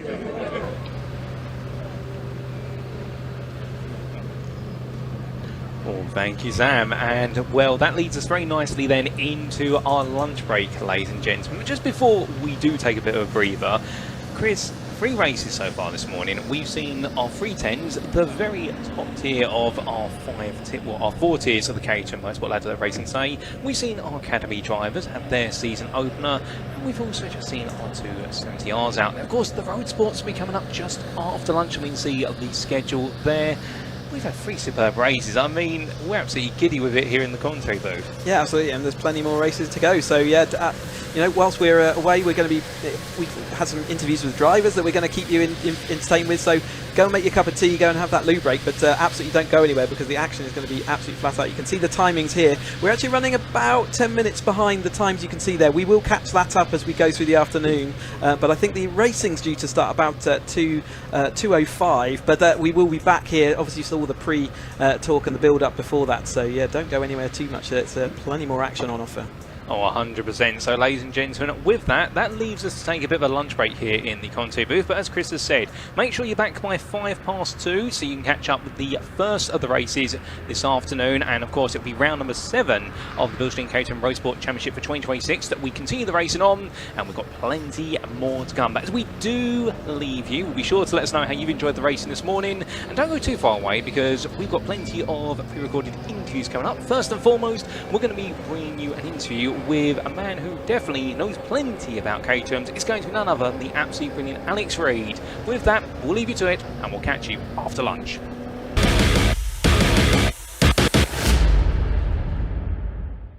Well, we are in the Caterham Hospitality Garage and I'm joined by Alex Reid, Head of Motorsport for Caterham Motorsport. How are you? So you're excited ahead of a new season for the Caterham Academy?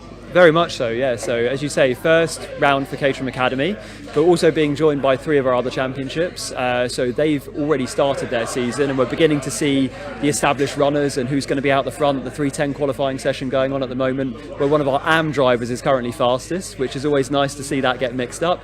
But yeah, a big focus this weekend on Academy, being their first round and making sure they know where they need to be, what they need to be doing, and making them enjoy their first race weekend with us. Well, yeah, it is a group of rookies on the grid, varying abilities, of course. What are they like as a cohort? Have you spoken to many of them? Are they feeling anxious ahead of the weekend? So a really nice group of people, which is always nice because we're going to spend a lot of time with them over this year. So they're a nice group of people, and we've got a really big spread of ages, experience levels. Now, obviously, none of them have ever done any competitive racing before as part of the regulations of the Academy Championship. So they're all making this journey together and learning together. And I think we'll have a few different approaches. You know, we've got some young guns who are probably quite keen to prove themselves, and then some sort of like slightly more mature drivers who are probably going to approach it slightly differently. It'll be interesting to see how that pans out over the start of the season. Always round 1 is quite exciting. It's about the only time I'm not really sure who's going to establish themselves at the front of the grid, so it's exciting for us as well. Well, especially with these varying conditions we could have at Donington. Obviously it's raining now, might brighten up later. It's going to be a real leveller for a lot of them out there, isn't it? It is, you know, they're not having an easy time of it, right? So they've done 2 days of testing in the dry and they've all been doing lots of laps, and now when it matters, suddenly they've got to deal with these mixed conditions. But we race in the UK, it rains quite a lot.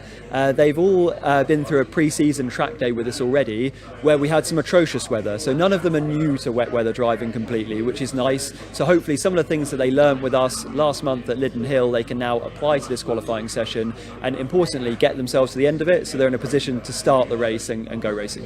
Lovely. Well, new group of rookies for the Academy, but also a slightly new car as well for the championship. What are the differences between the car last year compared to this year? Yeah, so it's a big change for us. We're seeing regulation changes. So we've got a new power unit, new gearbox and differential. So it's the same fundamental car, chassis and also tyres.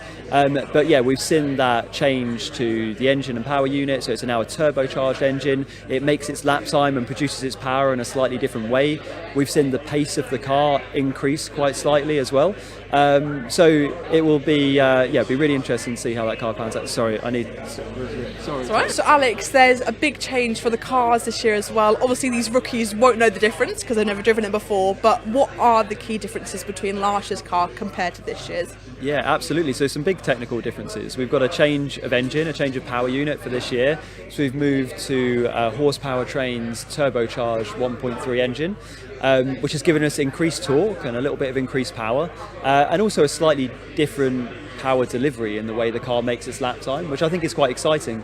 You know, Caterham racing is well established. It's been with that engine for an awful long time, so we're looking forward to seeing that change in strategy of the racing. It's matched up to a 6-speed gearbox and also a limited slip differential. So the cars fundamentally change quite a lot, and that's in a lap time improvement for the new cars as well. So the new car is around 2 seconds a lap faster here at Donington than our previous iteration of Academy cars. So I think that's quite exciting. Same chassis, same dynamics, and the important thing for us is that the Academy car is sort of a great learning tool for our drivers. So it's quite a forgiving car to drive. Even though we've seen the lap times improve, it works as a perfect training tool. Every single input they put into the car, they can feel what that does and use it to learn and then develop through their careers. Lovely. It is that engine. It might look the same to a lot of the fans watching compared to last year, but it's that engine that's key. how will it differ for the drivers behind the wheel? What will they be feeling with this new bigger and more powerful engine? Yeah, so certainly an increase in torque. So the way the car comes out the corner will feel like it has more power from that turbocharged engine, more boost.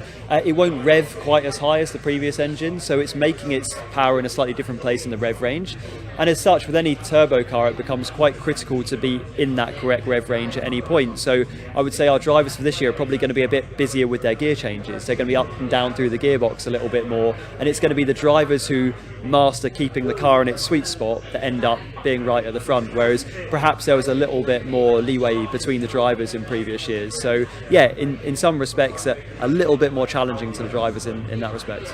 Wow, it sounds like it's going to be such an exciting year for this new Academy grid. If people want to get involved in the Academy racing, like you said, there's a variety of ages, different experiences, all still rookies of course. How can they get involved and potentially be on the grid next year? Okay, so the main thing is to contact us through the Caterham website. We have a dealer group set up in the UK who are really well educated into the Academy. In fact, a lot of our dealers have been through that process themselves, which is really important, to register their interest, and they'll talk them through the whole process basically. Academy is a one-stop package for everything. It includes your car, it includes getting your race license, it includes all of your race entries, the hospitality that we're standing in now for you, your friends and your family. So it really is an all-inclusive package entry into motorsport and a training program at the same time. So I can't recommend it enough. I would say that obviously I work for Caterham, but genuinely I think it's one of the packages I'm most proud of out of anything that Caterham does. And yeah, the dealers will talk us through it. Right now for 2027 we're already into double digits of sign-ups for next year, and that's how popular it is. So if you're interested, don't delay, go and speak to one of the dealers and they'll explain how to do it all. Brilliant. Well, I appreciate you're busy, you're being pulled every which way. I've got one final question for you. This has been months, possibly years with the regulation changes in the making. How are you feeling ahead of the first day today at Donington? Confident as always, right? So, we have a great team here at Caterham. I'm so happy with the car that our engineering team have put together on a relatively short schedule.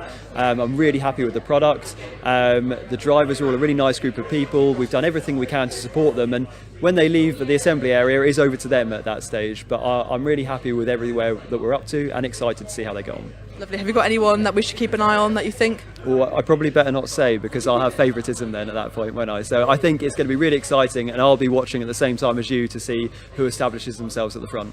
Lovely. Alex, thank you for your time, and make sure to keep an eye on the Academy grid a bit later on this afternoon. Right, we've made it down to some of the Roadsport grid. I'm here with Matt Fox. Matt, how are you? Bit overcast, brightening up a little bit now. How are you feeling ahead of qualifying? All good, thanks. It was absolutely scorching yesterday, so I don't mind it being a bit cooler. The rain's come in, looks like it's clearing. There might be a little bit later on, but nothing like we had in the last hour or so, so I think it should dry out nicely. Lovely. It'd be a good afternoon if it's a bit drier. You are on the Roadsport grid, which is your second year under the Caterham sort of ladder. Yeah. How are you feeling 4 rounds now into your Roadsport season? Yeah, pretty good. This is round 4. We did Spa last time out. I finished second in the second race, which was great fun. It was absolute chaos because it's a tow fest up the back straight up Eau Rouge and then into the really complex section, which was just unbelievable. Before that, Croft and Cadwell, I had a couple of good runs, a few issues, but yeah, it's so good doing 2 races a weekend. I think that's the key bit about Roadsport versus Academy. The first race in the weekend, you're kind of all nervous or all excited, and then the second one you can kind of bed in and feel your way through it, as it were. Roadsport is great for that. And it's also great you get to go to places like Spa, obviously the Formula 1's there, you get some endurance races there too. What is it like sharing the track, knowing that people like Lewis or whoever have been on that track and you're now going up Eau Rouge in your Caterham? What is that like? It's pretty incredible. To be honest, I've not really thought about Spa before, but then when you get there, it's such an impressive track. The dynamic kind of nature of it is there's the elevation through Eau Rouge all the way up the Kemmel Straight and then back down. It's so steep, you kind of you get a little bit blasé about it in the car, but then you realise it as I walked the track, I ended up going around it, and it's just phenomenal. Yeah, lovely. No, it's a unique experience, obviously something you don't get to do in Academy because of how they choose the calendar, but it's lovely. Yesterday then you were here doing some testing, paid practice. What did you feel like out on track? Obviously the conditions will be different, but how was it for you? It was super hot by the middle of the afternoon. It was pretty challenging to kind of keep the focus because it was 25 minutes, which is a bit longer than we race. We only race 20 minutes. there's a lot. It's a very technical track because it's very quick. You can't put too much brake in at some of the corners because otherwise you slow down too much and then you lose all the momentum, and you kind of get mugged by everybody that's behind you, and you lose the people that are in front of you. So it's a challenge. There's no doubt. Donington's a good track. Yeah, no, it is tricky, and it's been made a bit trickier by this. Tom, if you just get a little zoom on this, a little chip in your windscreen. What happened there? What did Ollie do to you? Ollie was firing pebbles at me at the exit of Old Hairpin, so I 100% blame him for that one. Well, that is one of the risks you get with such a big grid, isn't it? Like, you're all very close together, but is it a good kind of feel in the championship? Would you all get along off the track? I think we do. We were effectively a single group in Academy last year, which made us a bit closer than perhaps previous years where they had two kind of 25 to 30 people grids. And even the people right at the front, we're still, we go out and have a pint together. 18 of us went out for dinner last night at one of the local pubs, so it was good. Right, it's very relaxed. Lovely, perfect place to kind of start your career in motorsport, then, isn't it? Career, hobby, yeah. I think it's great fun. I think Caterham's unbelievable. The impact of how fast these cars go and how quick they can go around the corner is staggering. Because they can only do 110, maybe 115, but you can go around a corner at 80, 90 mile an hour and it feels brilliant, absolutely brilliant. Wow, in typical Donington fashion, not sure how much of that we heard because of the massive aeroplane taking off from East Midlands Airport. But Matt, thank you so much for your time today. Lovely to speak to you, and make sure, you can't really miss this bright yellow Caterham out on track later on. Well, we're crouched under this gazebo, sheltering from the peeping sunshine that's trying to come through, and I'm joined by Rich Northridge. Rich, how are you? Donington Park, you looking forward to it?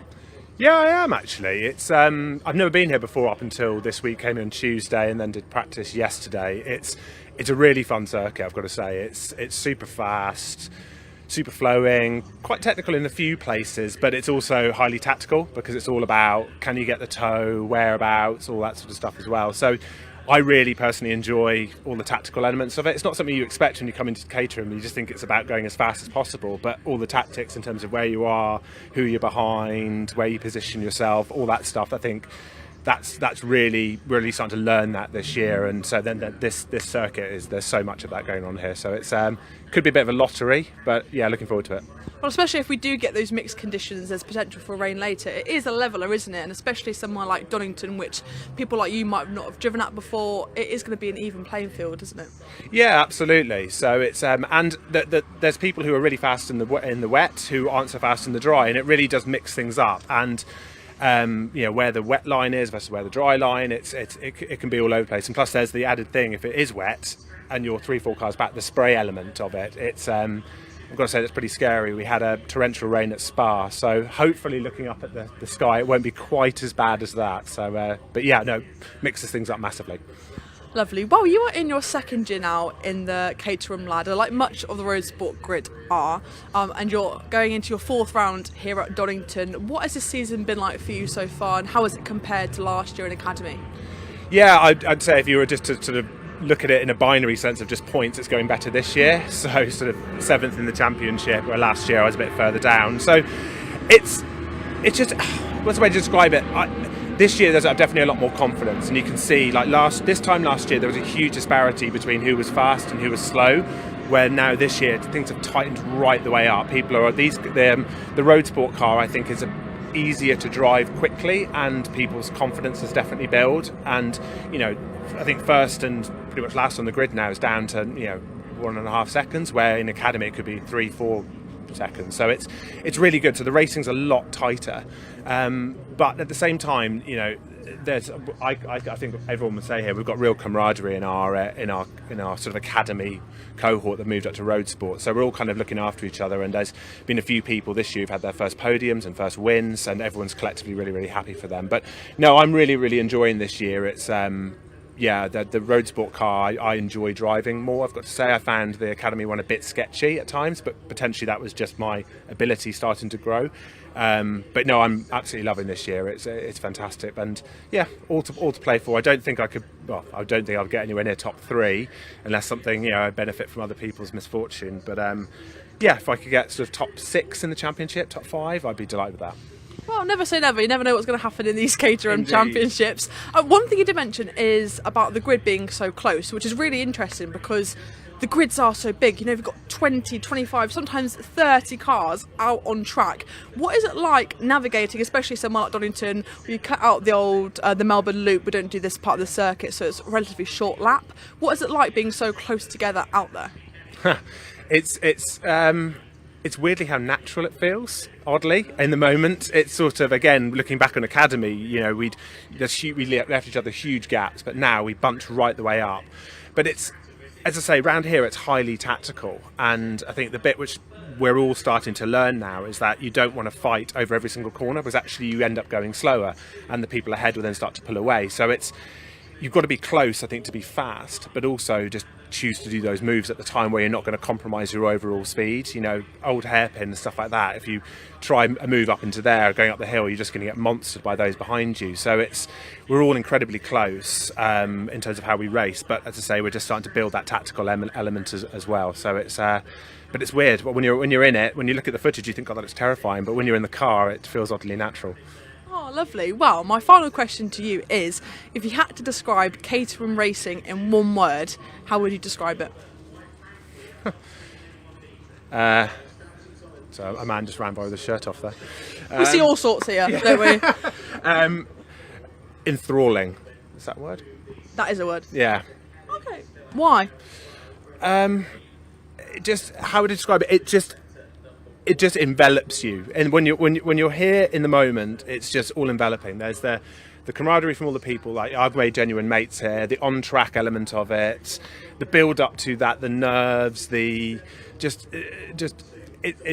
feels like it's very enthralling, and that's the only way I could describe it. But best thing I've done. Lovely. Well, Rich, thank you so much for taking the time to speak to me. Best of luck out on track, and Roadsport is definitely one to watch this weekend at Donington. Google enthralling now to check that I've actually We'll make sure to get the definition right as well. Thank you. Wow, I found myself in a Harris sandwich. I'm joined by Steve, Charles and Will. They've been out this morning for the 3:10 qualifying. Steve, we'll start with you. You had quite a positive morning, didn't you? I did actually, yeah. It was wet and very slippy, and we did some good stuff. We actually, put the cars into a soft setup just before we left, and I don't think everyone did that, which was good. And then I managed to finish 16th, which for me is pretty impressive, to be honest. Normally, a bit behind that. Yeah. Good morning for you. Boys, what happened this morning? Yeah, not quite as good as Steve. I'm P9, Charlie's P7. Not quite as good, but they're... Well, relative. Is it relative? Sorry, I'm about to say. No, we're aiming for 1 and 2, so 7 and 9 isn't great. It was a bit tricky. I don't really know why it didn't go so well, but we're going to go look now and try and figure it out. But it's quite easy to overtake, I hope, so we should be able to get some places. And Charles, what about qualifying for you? Yeah, it was mixed really. Track was a bit weird. It seemed to be faster at the start when it should have been faster at the end because it stopped raining. But was out on my own, so I didn't have the tow. Just sort of kept putting in laps, had a couple of mistakes, it cost me. But P7 and 7/10 off pole. So I think if we had the tow, we would have been there, but didn't. So we are where we are. But like Will said, easy to overtake here, so it should be okay. And well, the points aren't made in qualifying, are they? They're made in the race. You've got 3 of them today. So, like you say, if it's easy to overtake, hopefully you'll do better in the races. We've said you are the Harris family, all racing together, all in a 3:10 championship. What is it like racing with your dad and brother? I get asked this all the time, and it's normal, because we've always raced together. I've never done a race without my dad or my brother. So it's normal. I see Charlie, I see Dad, and it's like, yeah, whatever. And they're actually, I mean, we only have one. Well, I only have one rule, which is if you hit anybody else, that's live. But if you hit each other, that's a problem. But no, I mean, it's been great fun. I mean, we've done it in the academy and through Roadsport, and it's been a really enjoyable experience most of the time. So, and these 2 guys are great. I mean, they're very, very competitive. But actually, at home, everyone's really supportive of each other. So we spend all our time working out, looking at footage, working out how we can go faster, and they'll collie together and tow each other. And so yeah, it's actually it's not what you might think, and it may not. It's competitive, but actually really respectful. So that's cool. And it feels quite familiar then, does it, for you out on track? Yeah, it does. It does. I mean, it's handy in a race situation because you kind of know, obviously, you still fight each other and want to beat the other one, but you can work together, and that sometimes plays to your advantage. I mean, we had not so much this year, but last year a couple of races where we sort of get to 1 and 2 and then can run away because we don't fight. We just put in quali laps, don't disrupt each other, and then you can get a gap to the group behind. So yet to do that in 3:10, but then we have had a couple of 1-2s. So yeah, see if we can do it this weekend. Lovely. Steve, I'm going to ask the boys about being close together. I'm really sorry. No, you carry on, it's okay. Can't involve you. We'll come back to you, we'll come back. I know, I like Steve, he's been a nice guy. You two are quite close in the points this year so far. We are only just getting to halfway in the season, but what is it like being in such close contention with your brother? Is it still you're trying to beat him? Is it like sibling rivalry like we all have? To me, I don't really think about it too much. I just take it one race at a time, and Charlie's just another car, really. Like, off track we'll help each other, but when I see him in the race, I don't look at him any differently, really. Do you have to do that in a way? Do you have to defamiliarise yourself with your brother? Because I'm quite an empath, so I'm like, oh, my sister's there.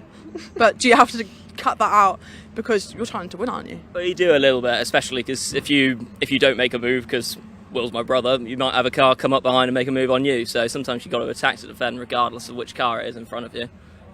So yeah, I think it's off track, help each other and look at data and stuff. If you can help each other on track, great, but it comes down to it doesn't really make any difference that you're related.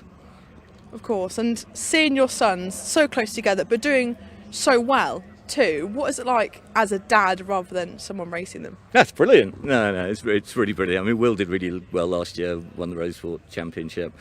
Charlie unfortunately broke his wrist in a little accident at Alton, and you know, if he hadn't have done, he'd have been giving him a really good run for the money. So, you know, from my side, it's great. And you know, the reality is, as a family, and you know, Julia Moyes here as well, it's a way of bringing us all together. And you know, when you've got two sons that are like 21 and 25, you've got to find some pretty exciting things to get them to come back and see you. So you know, otherwise I wouldn't be doing it. No, but it's fun. I mean, we love it, and we've been we're very, very lucky to be able to have done it. And Caterham has actually, you know, provided a very good, well organised, well run format to allow you to do that. And you know, there's some lovely people you meet while you do it as well. So those are all the good things. You know, the bad things, you do have bad things when you've got 3 cars to worry about and 3 cars that have got things that need replacing and 3 sets of bills. But I mean, you know, as long as we could carry on doing it, you know, I would. So. Lovely. Thank you all so much for speaking to me. Guys, the Harris family, can we all get in? Come closer. Look at this. Halsey and Harris. No relation to the speedway rider, but lovely. Thank you all for speaking to me, and good luck for the races this weekend. Thanks a lot. Have a good weekend. Hello everyone, or should I say Guten Tag? Do you like Hello. it? Oh, is that less formal? Yeah, that's less formal. Yeah. Okay. But I'm here with Henning, who is from Munich. Yeah. Hello, how are you? Are you enjoying the sunshine? Yeah, I really enjoyed the sunshine. Well, the sunshine pretends we would have a sunny weekend so far. We had nice sunny days yesterday, but we had a quite wet quali. So for me, it was a kind of a reset. Yeah, it's quite hard to manage the conditions, isn't it? Especially if they're changing from what you felt earlier to today. Exactly. Does it affect your setup at all? Yes, sure. The personal setup, the mindset, and the setup of the car. Everything changes. So anything you like this morning, scrap it, is it pretty much? Yeah. Nightmare. Well, we won't talk about qualifying then if it was let's skip that. less favourable for you. Let's skip that. I wanted to talk about, like I mentioned, you are from Germany. Yeah. What pulled you over to race in a UK championship? I was looking for some proper racing, so I did some racing in the past years in Germany or in Europe in the endurance championship. So I raced on the Nordschleife and did the 24 hours there 2 times. But in the endurance racing in particular for an amateur, so don't take everything what I'm telling you now from a highly professional perspective, but for an amateur, endurance racing is very much about finishing and just being consistent, being reliable as a driver, and not pushing that much. And I felt that I was not completely untalented in that respect, but 2, let's call it lessons, were missing for me. That was the really close racing and being obliged to be on 100% of your personal best from the very first lap. So no time to getting into the zone, just being there and deliver. And I had a Caterham as a track day car at home, so and I know Kurt and Lars, and well, the idea was born to go racing in the UK because they told me it's highly competitive, it's super close, and you need to perform from the very first lap. And this is what I try to do. Oh, lovely. I think we might need to cut somewhere because I think he swore. So just to bear that in mind, if there's a good place to cut, please do. I'll mention it in the chat as well. So are you based here in the UK? No, or do you travel. I travel from Munich. Yeah. Every weekend? Every race weekend. Yeah. Wow. Look at that. The commitment is unbelievable. My final question to you is, how does the Nordschleife compare to somewhere like Donington Park?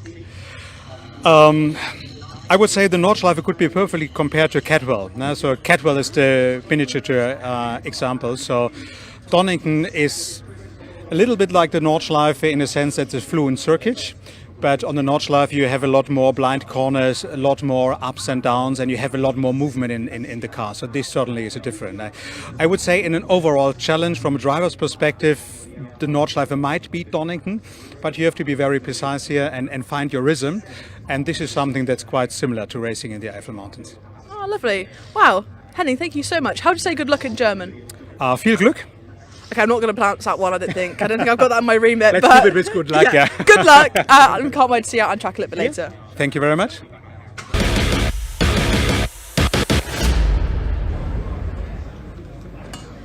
Welcome back, everyone. We're on to the afternoon of our day here at Seven Heaven at Donington Park, joined by Sam Parker. Sam, summarise the day for us. We've seen a lot of action out on track. We've got Roadsport doing their first race after lunch. Can you just summarise the morning? Hectic. Very, very hectic. Having all the qualifying and racing in one day is very, very full on, but it keeps the atmosphere buzzing, and it's just, yeah, it's a brilliant atmosphere. Having only sevens here this weekend is fantastic, and there's lots of spectators that have come to watch as well, and obviously it's lovely having the new academy with us this weekend. So obviously their first round, they bring lots of family and friends. So yeah, the atmosphere is great. Well, let's just talk through the morning category by category. We started with the one that you race in, which is a 310Rs. You were in the cockpit for that, a really well-deserved P3 for you. Can you just summarise the race, how you saw it out on track? Well, obviously we had wet qualifying this morning, which is a lot more, it's all slowed down a lot more, and it's a lot more almost slow motion in the way that things happen. It's quite graceful in the way the car moves around. But obviously when it's dry, like it has been, it's very, very hot. Like the pedal box gets super hot, so your feet are really, really hot. And I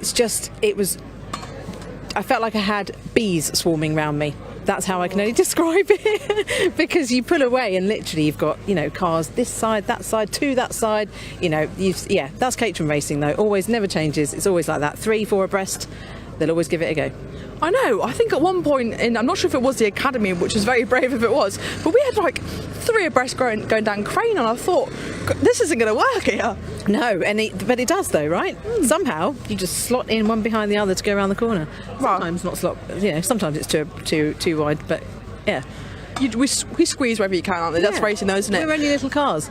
I know. Beautiful cars. They're still very powerful. Speaking of powerful, the Academy showcasing their increased engine and power units for the first time this weekend. Their first race, and apart from that squabble at turn 1 on the first start, it was a pretty successful race for a lot of them. It was.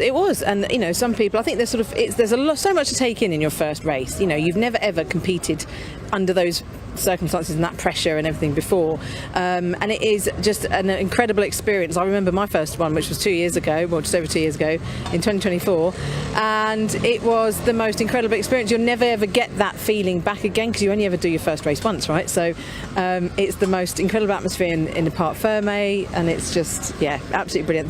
The guys, I think, were obviously a little bit, it's difficult for them because of that big crash at the start. It sort of unsettles everything because you've got to do a full restart, after a red flag because it's under 2 laps. So it's learning all of that procedure and knowing if they've remembered it all. There is just so much to take in. So, but they all did absolutely fantastically. So I'm really proud of them and pleased for them. Yeah, it is going to be a big learning weekend for a lot of them. They do have the 2 races to kind of adjust to it. First race might be more learning than others. What can we expect from the academy a little bit later on this afternoon? I think maybe I don't know. I think some of them will want to just keep pushing that a little bit further. But I think, maybe they've realised it's, certain things you have got to just wait. It is a 20-minute race. You don't have to try and win it on lap 1. So, think about the long game rather than trying to. So maybe they might try and just be a little bit more observant maybe on the first lap. But, saying that, you're in that, you've got your helmet on. You're in that racing mode and you've got to have eyes everywhere because you're watching that car to see what he's doing. He might have a little bit of oversteer, but then someone here is coming around the outside and you haven't maybe spotted. There's so much going on. So yeah, it's definitely tough when you're not used to this situation. But no, they did great. Yeah, it is such a lot to take in, but they all did fantastically in their first race. And then just before lunch, we had the 270R as well, and that was a great race from start to finish, wasn't it? Absolutely brilliant race. That they always put on a good show, the 270s. A majority of that group is the group that I did the academy with, so I know them all really well. There's Georgie, she's in Roadsport, so say hi. Hi, Georgie. and yeah, they're such good racers, so good. They know the cars extremely well. They know how each other race, and it's just fantastic to watch. Always changing positions. Yeah, it's brilliant. I mean, it's just been chaos, but in the best way from start. Good chaos. Yeah, in the loveliest way from start to finish. And we've got 7 races again this afternoon. What can we expect from these 25 minute races that we've got coming up? Right, well, all the races coming up, I mean, more of the same. It's going to be chaotic. It's going to be so much overtaking. If someone would like to count how many overtakes there are, I mean, it's unbelievable the amount of overtakes that happen. Because the tow with these cars, it's so strong. You have to. There's Steve there, Steve Loriman in 270s. Hi. And you have to stay one behind the other. People try and break the tow by moving out, and that's why we get a lot of overtakes, because you get the tow, you get the run on somebody, and it just pulls you around. It gives you extra acceleration to overtake. So as long as you're in the gap for the tow, then you'll always get lots of overtaking. So just be lots more overtaking, and hopefully no crashes. Fingers crossed. Yeah, absolutely. I mean, I think it's just going to be excitement from start to finish. And we won't know where to look because of these massive grids we have too. But the one thing that this is my first Caterham race weekend that I've ever come to watch. I love the Caterhams. I have loved seeing them this morning out on track. But the one thing that I've pinpointed is just the support you get from Caterham, no matter if you're at academy level right through to the 310Rs. It's really special, isn't it? And I want to talk about the progression through the categories, because it is a really natural process, and you've done it all. So can you talk about how you maybe start, if people maybe next year want to get involved in the academy, right through to where you are now? What does that look like? Well, so Caterham Academy is like the starting point. If you've never ever raced before you start in a Caterham Academy, you can start in Roadsport, but we suggest you start in Academy. Everybody's in the same boat, so no one has ever held a race licence, and Caterham hold your hand throughout the whole process. They have organised your race licence day, you do a handling day down at Wascastle Coombe for us, and I think it was for these guys as well, and that's where you do your ARDS test. They are on hand to give you all the trackside support, so we've got loads of techs that will all fix your cars for you at the race weekend and give you the guidance that you need, and they literally do hold your hand throughout the whole process. So that's in Academy, and then that takes you into Roadsport, which is the next step on the Caterham ladder. So there's just a few changes, tyres is the main one. So you change from quite less grip road tyres that you have in Academy to some proper track tyres in Roadsport, and the difference is unbelievable. The grip that you have, and you change a roll bar as well, so the car is a lot stiffer. So no engine change, the cars are the same, but obviously it handles so much better. You can corner better, carry more speed in, more speed out, that sort of thing.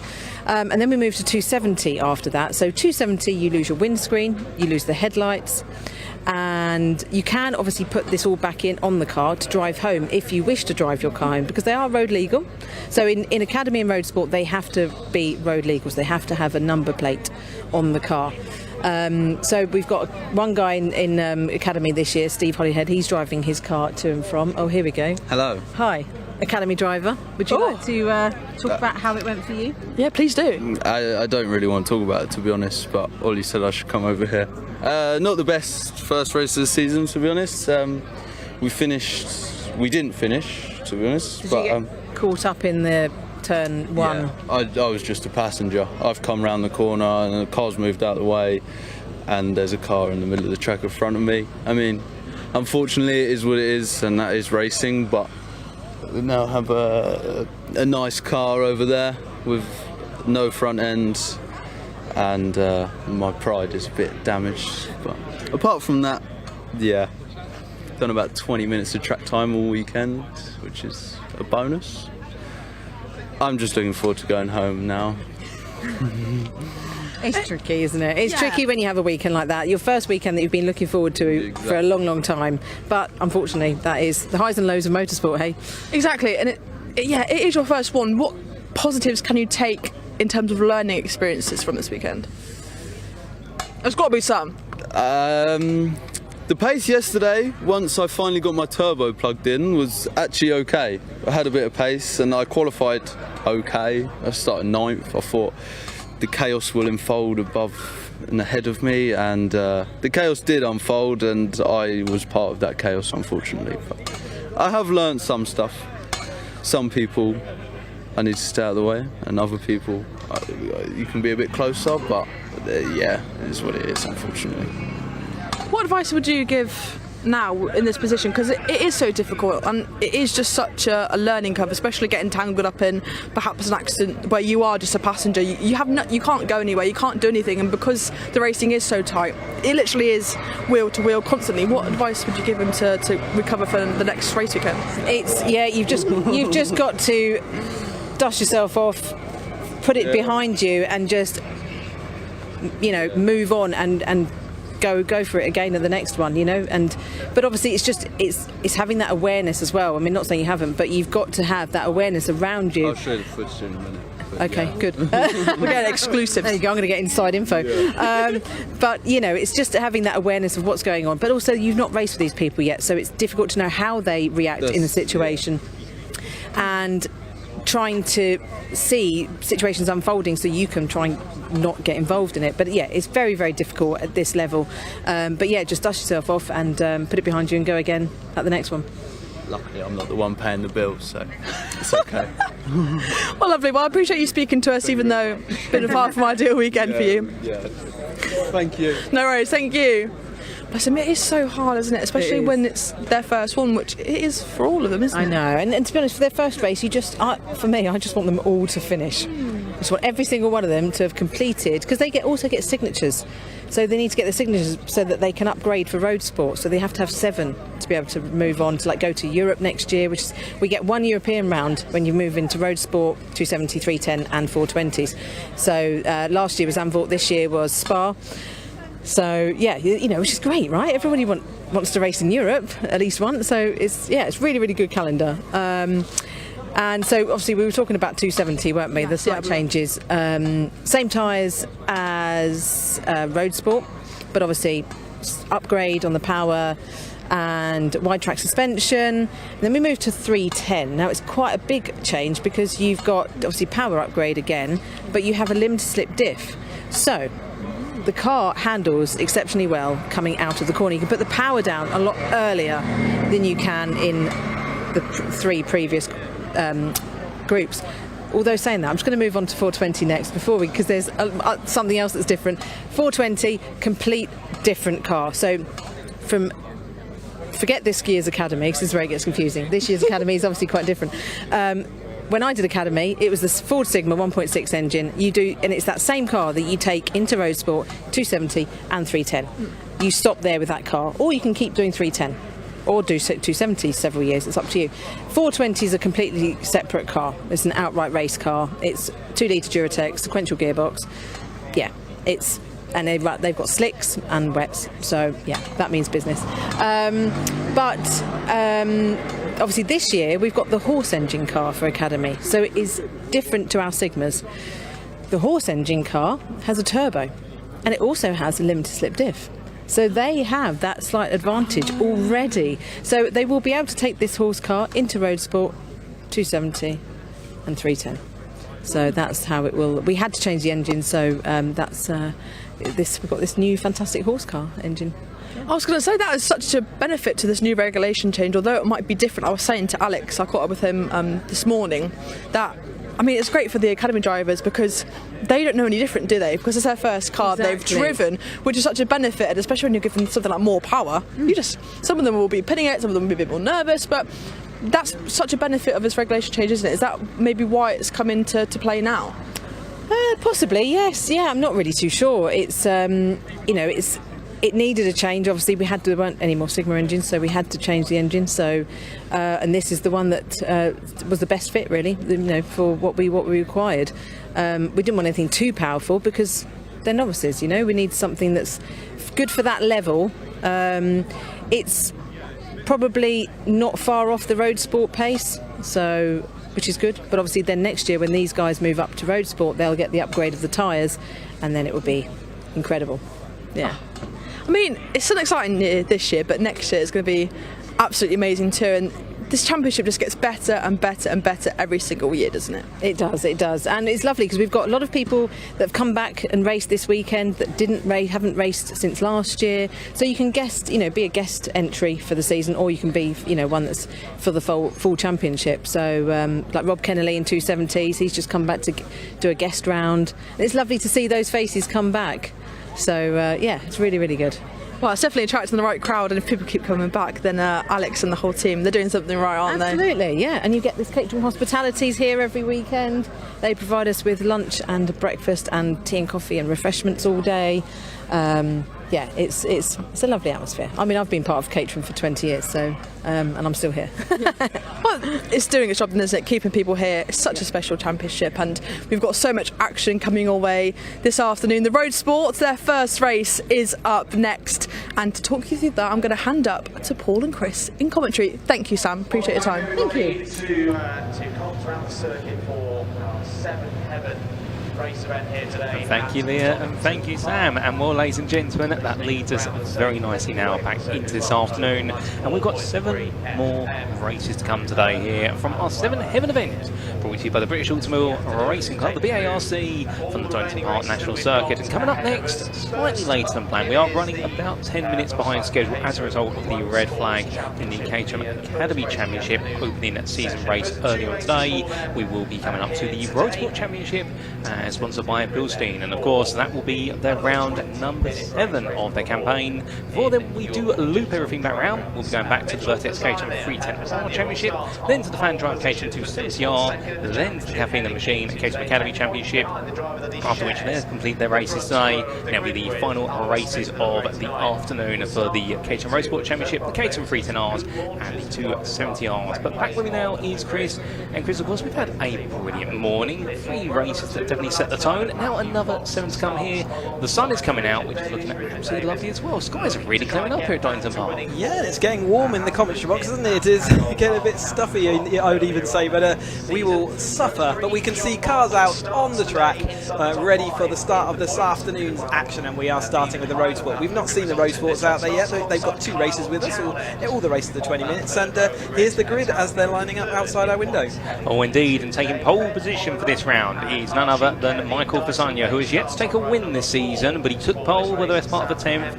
Oliver Smith will join him on that front row of the grid. Fasagna's second in the championship, Oliver Smith is 3rd, but Smith does have 2 wins and an extra podium on top of that. And then you come to Matthew Fox, who starts 3rd on this grid on row number 2. He'll be joined there by Richard Davies, your championship leader, and well, if you excluded Spa-Francorchamps, was an absolutely unstoppable run until Belgium hit quite hard, and unfortunately for him, his win streak and his podium streak has come to a close. Otherwise, he's had 4 out of 6 wins, and really is, at this point in time, many would say perhaps the early favourite of the season, but it could all chop and change. John Bond starts in the 5th place ahead of Carl Townend. Keep your eyes out for the number 19 17 driver. He's 4th in the championship, and he's had a very consistent run of form, but he just needs those bigger results to get him into that top 3, with Ben Oliver and Archie Kennedy Dyson completing your first 4 rows.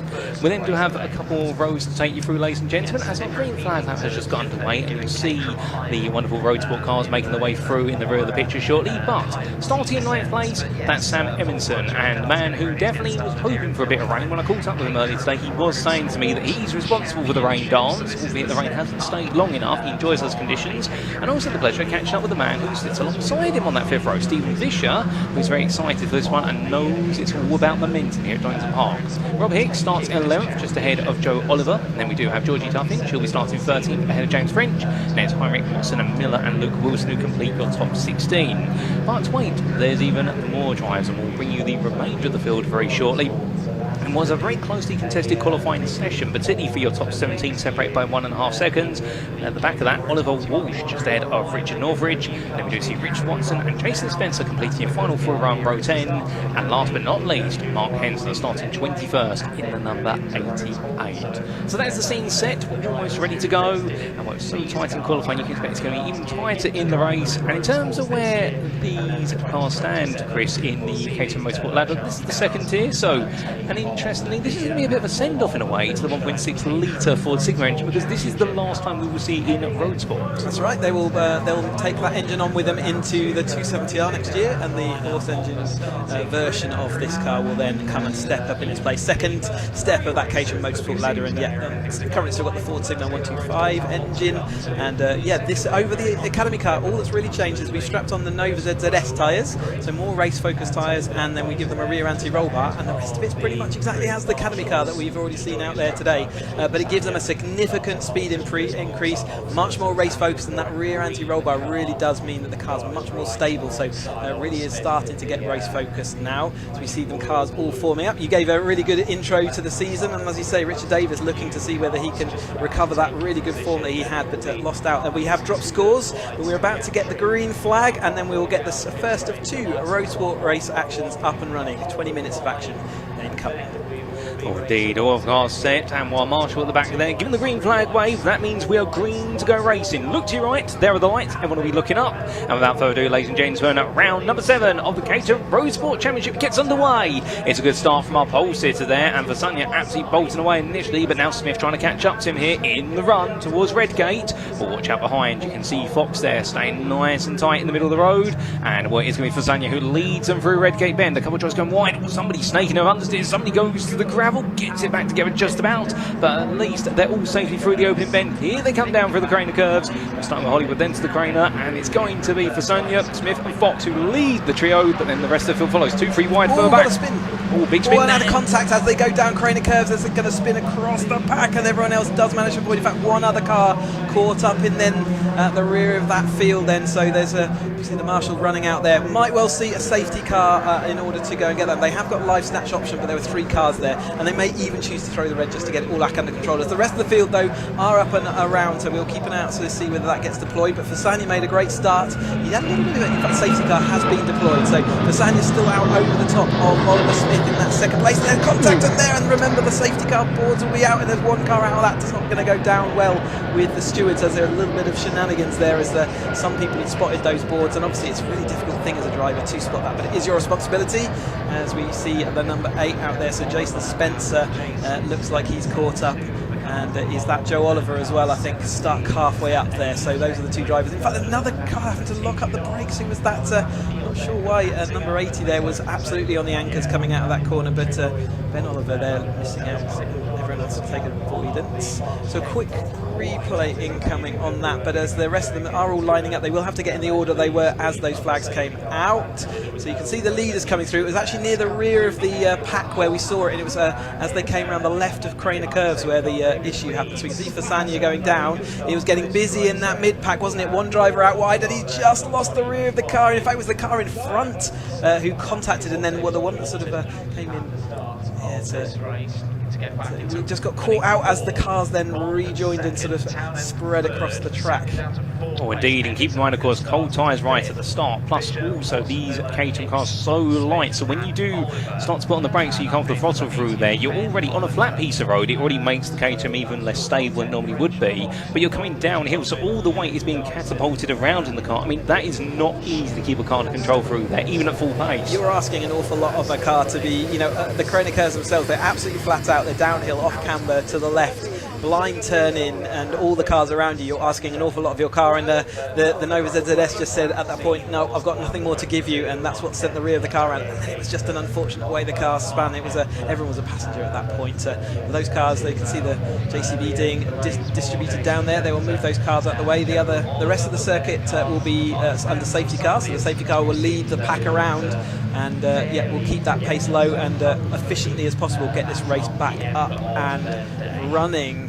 So Davis was given the lead as he came across the line last time. I wonder whether there's going to be any movement after this race, because when we last saw them, Fasania was in the lead, and as we didn't see exactly when that safety car board got put out. So and John Bond, in fact, Fasania's down into 4th place at this point. I wonder whether he'll get a chance to either recover that or whether we just missed that overtake. Here is Fasania coming up the hill. In fact, there's no, sorry, he is coming down in the Corona curve. So just look at the back. You'll see one driver nearly lose it, but it's the car in front of them that actually loses the rear as they're coming down into Corona this time. It's busy in there. It's the car on the inside, I think, just loses the rear of the car and just will not give up anymore. And then just an unfortunate slide out to the outside. Where does that third car get involved? It's as he comes across. It's didn't see exactly where that contact happened. But yeah, it's. So it was just as I think it was one of our very back runner cars. I think just came to the scene instantly, expecting the car that had already started spinning to roll away to the grass patch. It spun back on, and unfortunately at that point when you committed online, I mean, you'll be able to tell me better than I can tell our audience, Chris. Once you committed online for the Corona curves, you can't suddenly change your line through there. You are fully committed. No, it doesn't really matter whether you turn more, brake more, accelerate more. It doesn't matter what you do. The car is going to do what it needs to do. And physics is fully in control of that at the moment. As we do take a look back again and just give you further replay. And just so unfortunate there, but understanding, and well done to everyone who was able to react in time to that instant, because that could have been far, far worse. I mean, we never like to see an instant, of course, ladies and gentlemen, but our drivers doing a brilliant job. They're showing their experience and being able to avoid that. And the good thing is, from what we've seen, all drivers seem to be out of the cars okay. You can see our number 18 driver there just walking away from the car to the tyre barrier and to the fences, and our marshals doing a fantastic job. This always gives us an opportunity to give a big shout out to our marshals. But we couldn't go race without, because, of course, safety always comes first in motorsport. All volunteers out there doing what they love. If you're ever interested in getting involved, speak to Motorsport UK, speak to BARC, and they'll tell you how do you get involved as a marshal. You get an amazing view, you get involved in the action, and you're a vital part of the race weekend. We say it a lot because it's so important for us as racing drivers. We love to do what we can, to go racing, but we can't do it without the work and the hard work of the volunteers. And they're out in all sorts of weather. Today they've got nice sunny weather, but it's not always this sunny in the UK, as most people know. Oh, 100%. And another selling point as well, being a marshal, if you do have a quote-unquote boring day when nothing happens instant-wise, of course you have the best seats in the house. You are the closest to the circuit and get to see the racing right there from circuit side. But indeed, being a marshal, it's always great to do. Indeed, there are plenty of communities out there, and indeed there's plenty of volunteering days, and also what would be known as, I think, eye-opening days or taster days to becoming a marshal. And we do see our number 88 there, bringing up the rear of the field. That's Hensler. Now still behind safety car at the moment, ladies and gentlemen. And to put you in perspective, we are currently 13.5 minutes still left on the clock. So I suspect we are going to be seeing about the first half of this race concluded on the safety car, and then we'll be body back up and running. If you're sat there thinking, well, why was the race earlier on red flagged? This one has not.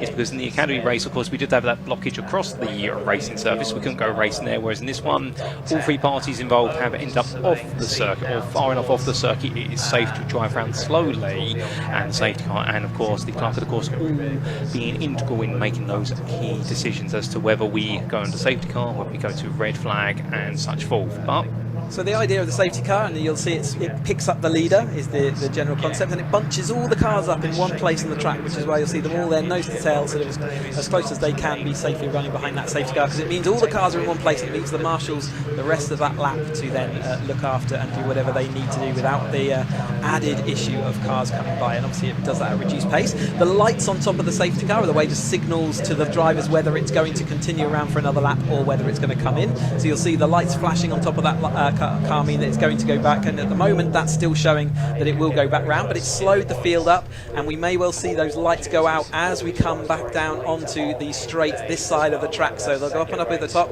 You'll be in a position where all the drivers have an opportunity to see those flashing lights. As soon as they go out, the drivers at the front of the field, so in this case Davies, will become the safety car. The real safety car will zoom off and go back into the pit lane, and then as soon as they all cross the line, they can start overtaking again. They are not allowed to overtake until you get to that start-finish line. It's the control line, as it's officially called. The lights are still on at the moment, but we'll be looking to see whether they do go out as they go down the straight. Otherwise, they will have one more lap in order to do that. You'll see them weaving a little bit, and that's to keep their tyres clean more than anything else. They won't need to be keeping them warm at this stage, and it's also they'll be using their brakes occasionally just to make sure that all those are still working as they're going to need them, because the first time they are going to need them. And can we see the safety car? The lights are out, so Davies is now that safety car. They are going green at the end of this lap then. Indeed, so safety car makes the one through. Davies bunches the field up, and as soon as that safety car crosses the pit limiter line, he is allowed to go, and there he goes. He goes nice and early through the S's. That's to be expected, but it does catch up several drivers there, and we are green for 11.5 minutes, ladies and gentlemen. It's back underway, round number 7 at the Caterham Roadsport Championship, sponsored by Bilstein, as they roar the way in towards turn 1, and well, Davies are nailing that restart, and Bond following through. And credit where it's due to Bond, he's had an absolute brilliant start to this race. Change of position into Redgate there, a bit further back inside the top 10. We'll update you on who's changed what shortly, but they'll come through. Another shout out as well, Emerson and Vischer, both started on that 5th row, 5th and 6th now. They're going to be ones to watch out for as this race continues. Look at that, Chris. Our top 7 splitting, and then Sonny battle for 8th place. Yeah, speaking to John the other day, and he was saying how he's got his lucky underwear on, and there are definite rumours that it's a Lacey number going on in that car, so certainly going quickly there in that 2nd place. But Davies, whatever happened when the safety car boards put out, he put it to the front of that field at that point. And Sanya's having to do a little bit of work, and he's in that 4th place still as they come up into the cleans this time. Townend finding himself in that 3rd place. Can he keep it there to the end? He's had a little bit of a topsy-turvy season, and as have a lot of them, and it's just because the racing's been so close and competitive, and at the moment, so everyone can carry a drop score, 2 drop scores by the end of the season, so it's not the end of the world that some of them are carrying lower scores. It moves them down in the championship, but actually that will count as one of their drops as they're still weaving and trying to get rid of that toe. It is still Bond in that 2nd place, but Townend is looking down the inside. He's going to have that inside line at the moment. Bond just said, right, fine, at this stage of the race, I'm okay with that, but that's going to give for Sanya a little bit of a run as they come into Redgate this time. Oh, indeed, as they head on down, Davies right now continues to try and just weave a little bit, break the toe, but the battle for 3rd, it is going to be for Sanya on the right of your picture, and as he looks around the outside, can he get this done on the brakes? Maybe not, as Bond goes defensive there, but Sanya says, you know what, let's go all the way around the outside, see if we can make the dance happen. He's just got a little bit of nose ahead. He worked a better traction out the corner. He does just squeeze in a 3rd place as he hums through Hollywood. We can see a little bit behind there, Emerson and Vischer still trying to play catch up to this group. It is changed for 3rd for now, but right now Emerson and Vischer seem to be working together, bringing Watson and Smith with them, and then we do see a bit further out. That is going to be the Hicks French Fox contingent, all fighting over 10th place. But back towards the front we go. He's right now trying to pull away, but I think Townend is going to reel him in at this rate. Yeah, I'm not sure what happened to Fox. He got caught out in that middle pack, and he is now in the top 10, which is exactly where we expect to see him in that yellow machine. He would normally be further up, and we saw him having an engine change at Spa last time up, and he's going to have to do some work to get back through.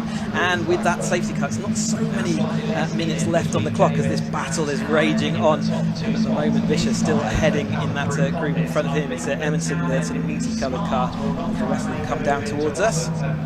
Well, indeed, he's doing an absolute mint job at the moment to carry on the theme of his colour scheme, but here comes a look up the inside from Vischer, but that's a swap of position, and Emerson immediately just simply saying, right, I'm going to let you go, we need to keep moving forward as we are losing time. But the problem is, right now, Watson and Smith, they may not have got the memo with regards to that one, as meanwhile, back to the front into Redgate. It's a look around the outside, Evan Townend, can he get it done? Davies goes very late on the brakes there, he's going to try and hold it, and he's going to then go a bit deep through the corner. Townend backs off, 9-2 is not going to work out there. he's going to fall back into Hollywood. But like you say, Chris, with the amount of time they've essentially got half the race they expected. So therefore, for our drivers here, it is going to feel is a sprint race by default, but this is going to feel an even quicker race. That's content with. Yeah, absolutely. It's not, you don't have that long to settle in. You've just got to go, and I think Davis is doing that well at the moment. For Sanya, though, firmly back involved in that top three. John Bond just losing out a little bit in this middle phase as the rest of that battle all coming through. I saw the cars really twitching there. It's the temperature has gone up since before lunch, and it will mean the tyres are really having to work hard. And maybe if they haven't dropped the pressures a little bit, they would sort of twitchy underneath them. And as the temperature goes up, they do tend to get a little bit like bubble gum almost. They kind of the sticky, gooey mess that's trying hard to give them all the grip they need, but isn't always able to. Here comes Fasania then. He's got the super toe down the outside. He's going to overtake both of them, is he? But then neither of them are going to give up at this stage. Again, we're into the later stage of this race. Really trying to hold on down the inside. Davis is going to do it. They're going to lose momentum, and Fasania should be able to carry a few miles an hour as he go into Redgate this time. So watch the green car, see whether he can do anything about the position in front. Well, indeed, smart racing for Sanya, trying to pressure the leading duo to battle each other, race offline. And suddenly he gets that catapult momentum coming in towards Redgate, looks around the outside again. So that is Townend covering him off and also looking for a run on Davies. That also means that Bond now starts to get a little bit closer. And suddenly what was a leading duo becomes a leading quartet, as it's going to be Townend looking around the outside of Hollywood in towards the planar curves. Not going to work, backs off the throttle there. 9, if he tries to go for it, it's probably going to end up in disaster. We'll see him take a trip to the grass. Not that just yet, but there you can see top 4. Then it's 5th through to 9 to get that Smith, Emerson, Bishop, Watson and Oliver. And then Fox right now has the rather stoic attempt to hold on to 10th place, the Hicks and French, as they all make the way through the second half of this lap. And right now they're all just picking their places as they come charging on around. But look at this, bit of a change of position there. That's going to be, I think, for 7th place. I think that is going to be Watson getting a move on Vicious. A change of foot there. The more they fight, the more they could split the field out. That's the last thing you want to do at this point. Yeah, I think so. It's definitely a game of gamble. If you go for the overtake, you're going to lose momentum. But Davies has been absolutely resisting that overtake. He's holding on there, given that he's been out in front, but he's super late on the brakes. I don't think he's going to make it happen this time. Carl Townend is over the lap of him. In fact, he is. He's still going to go really late on those brakes. At some point, he's going to run out of braking potential, but at the moment, it's all working out for him, and he's managing to hold this field back. That is not an easy task around this Donington National Circuit, where normally, and as we've seen today, the overtakes happen readily, but he's absolutely protecting that inside line. But that's brought John Bond right back up towards Fasania there in that 3rd place, and Smith isn't too far back, and he's going to be joining in this battle not too far away from now. Smith's going to be grinning from ear to ear, like they're seeing them all fighting each other non-stop, but of course he'll start to worry about the fact if they continue to fight, he can't find a way through. That's going to bring Emerson and Watson in there. You can see Vision out the back of that trio, so it's still Emerson holding on to that 6th place, and where it's the wet or the dry, he seems to do very well either in those conditions. Just see a little bit further back, Oliver there. Not quite able to stay with them, but a bit run wide. They're using all the runoff area and extra tarmac with it. We call it value-added tarmac of VAT. And well, right now, Hodson definitely trying to find a way into that 6th place. I think he feels though he's got the pace to chase down the top 5. But the problem is you've got to pass the drivers in front of you to get to that top 5. Hodson, you can't just simply get through like that. See a bit further back. Go on. I think he's got the pace in it because he's come from 4th, 15th on the grid, and actually come all the way up to 7th. So he's fought his way through. So he's definitely got the speed in that. But Oliver is now very much part of that lead battle, and it is Heinrich who's next up on the track. Has he got any speed to come across the gap in the last 4.5 minutes? Side by side, Townend to the outside. Can he resist into this corner? Still having to leave Davis the space on the inside there. Davis has not relented this lead for as long as that safety car has brought them up under racing conditions again. But Townend looking like at some point they are going to make that overlap happen, and what will Davis do at that point?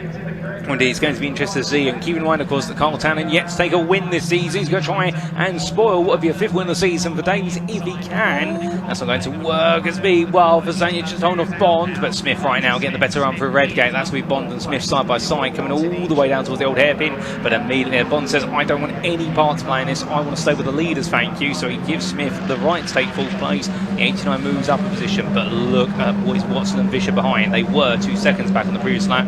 Now they're 1.5 seconds. They will be there if this continues, and we have not got long left. 4 minutes left on the clock. This lap plus most likely at least another 2, perhaps 3. It's building up to a bit of a boiling point here, and I'm not talking about the temperature in the commentary booth as they come charging on past us again. But goodness me, load of battles building up here, Chris. Smith was absolutely sideways all the way down Craner Curves that time. That's not going to be good for his tyre temperature. And actually, Townend looking around the outside. McLean's can work, but Stanya's now got the inside line for Coppice. In fact, they're going down out Coppice now, so he is on the inside and he's still looking. But absolutely, Davis protecting down that inside, and they're trying to just go over the top of him on that inside line because they know he's late on the brakes. And as Fasanya got it done this time, Davis still coming back to him. They're having to leave him that space because he's alongside enough. Fasanya's going to have to go the other side of those tower barriers. Careful on that rejoin, he's going to lose all his momentum. And here comes Heinrich at Watson Miller. He's absolutely up there, so Fasanya is going to lose that momentum, and that gap has evaporated. Incomplete as and Sunny, all this field together. Fasanya learning the hard way, unfortunately, that Davies is the latest of the late breakers. But here comes Townend. He says, I'm going to prove I can break just as late as you. 2-1, they come through, literally so close they could touch as they make the way out. Davies just holding on. And well, we can see there Smith. Look at Smith coming up the inside here, coming through Hollywood, but he backs off once again. He just does not want to stick his nose in there until the very last moment. That final lap, expect Smith to be absolutely razor sharp and clinical with his moves. But looking at how it's brought all the field together, and Fasanya right now back up into 5th already, chasing after Watson at this point, and well, goodness me, it's so close. Any one of our top 13 could win this race now. In theory, it'll be on the podium.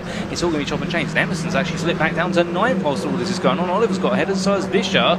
But there we go, 2 by 2 as they come through Swanson in towards McLean's. And at this point, I mean, if you're further down, Chris, if you're somebody towards the back end of the top 10, are you looking all the way to the front, or are you still thinking about the 2 cars in front of you? I think you're dealing with this corner by corner at the moment, just seeing whether you can go forward. Here comes Heinrich Watson Miller, so he is now into that 2nd place. He really has got a head of steam coming from deep in the field in this dry conditions. He's really got that car under him. Can he do what everyone else has not been able to do and depose Watson? I think he might have done it. He's actually going to take his line. That's going to give him a little bit of room there, ever so tight as they go from the shape, but he's made it to the front of this Roadsport field. They are about to start their last lap of the race then. 20 minutes, 10 minutes under after the safety car has come in, and they're absolutely all back together again.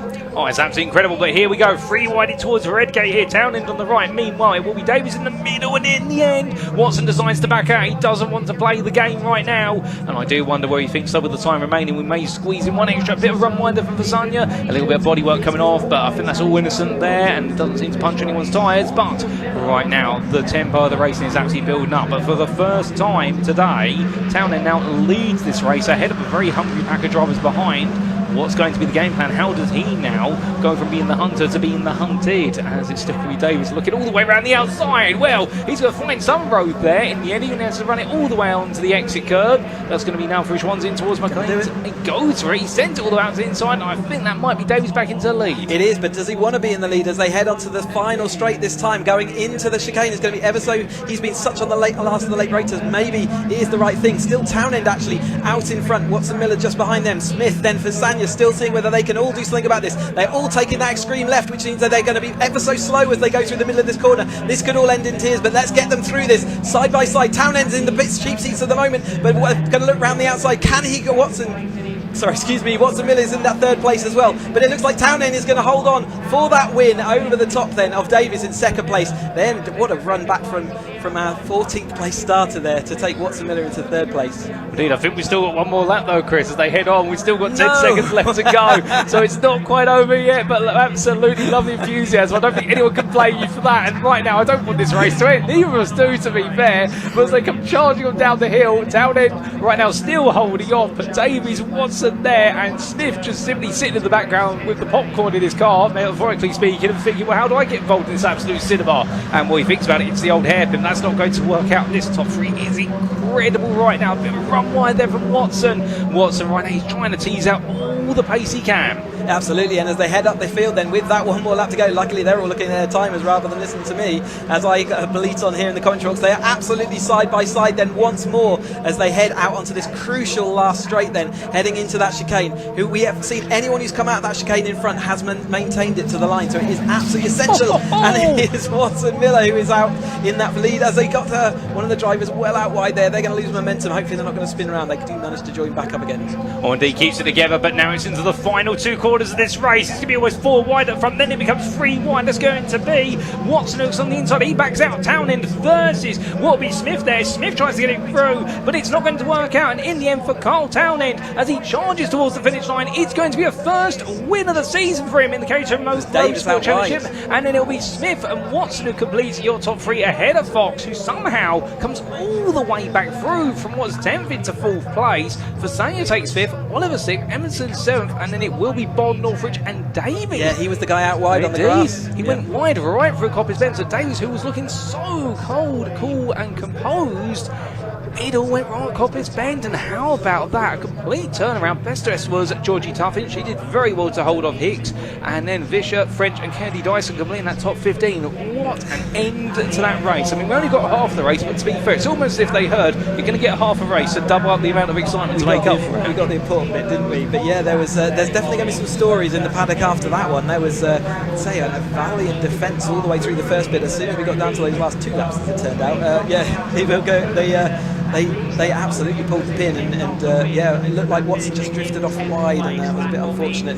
He's lost out, but we've got the provisional results in.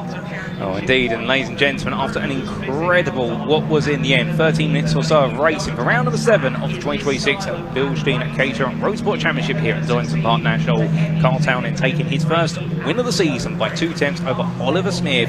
And well, for Oliver Smith, it does mean now that is his 4th podium of the season, and Heinrich Miller in the end, coming all the way through to 3rd place. And keeping in mind the fact that he comes into this pair of rounds today at the very back of the championship standings, he's going to be absolutely overjoyed with being on the podium. Matthew Fox, 4th there, almost on the podium. What a strike effort from him. And Mitchell Fasanya, 5th there, didn't quite work out. Ben Oliver, 6th, and well, the top 6 separated by less than a second, and it was a further 4 tenths to Sam Eminson, who couldn't quite find a way into the top 5 in the end, but did very well to hold on inside the top 10 with John Bond, Richard Northridge and Richard Davies completing the top 10. But for Richard Davies, that's not the way he wanted to go. That run wide at Coppice cost him a huge result.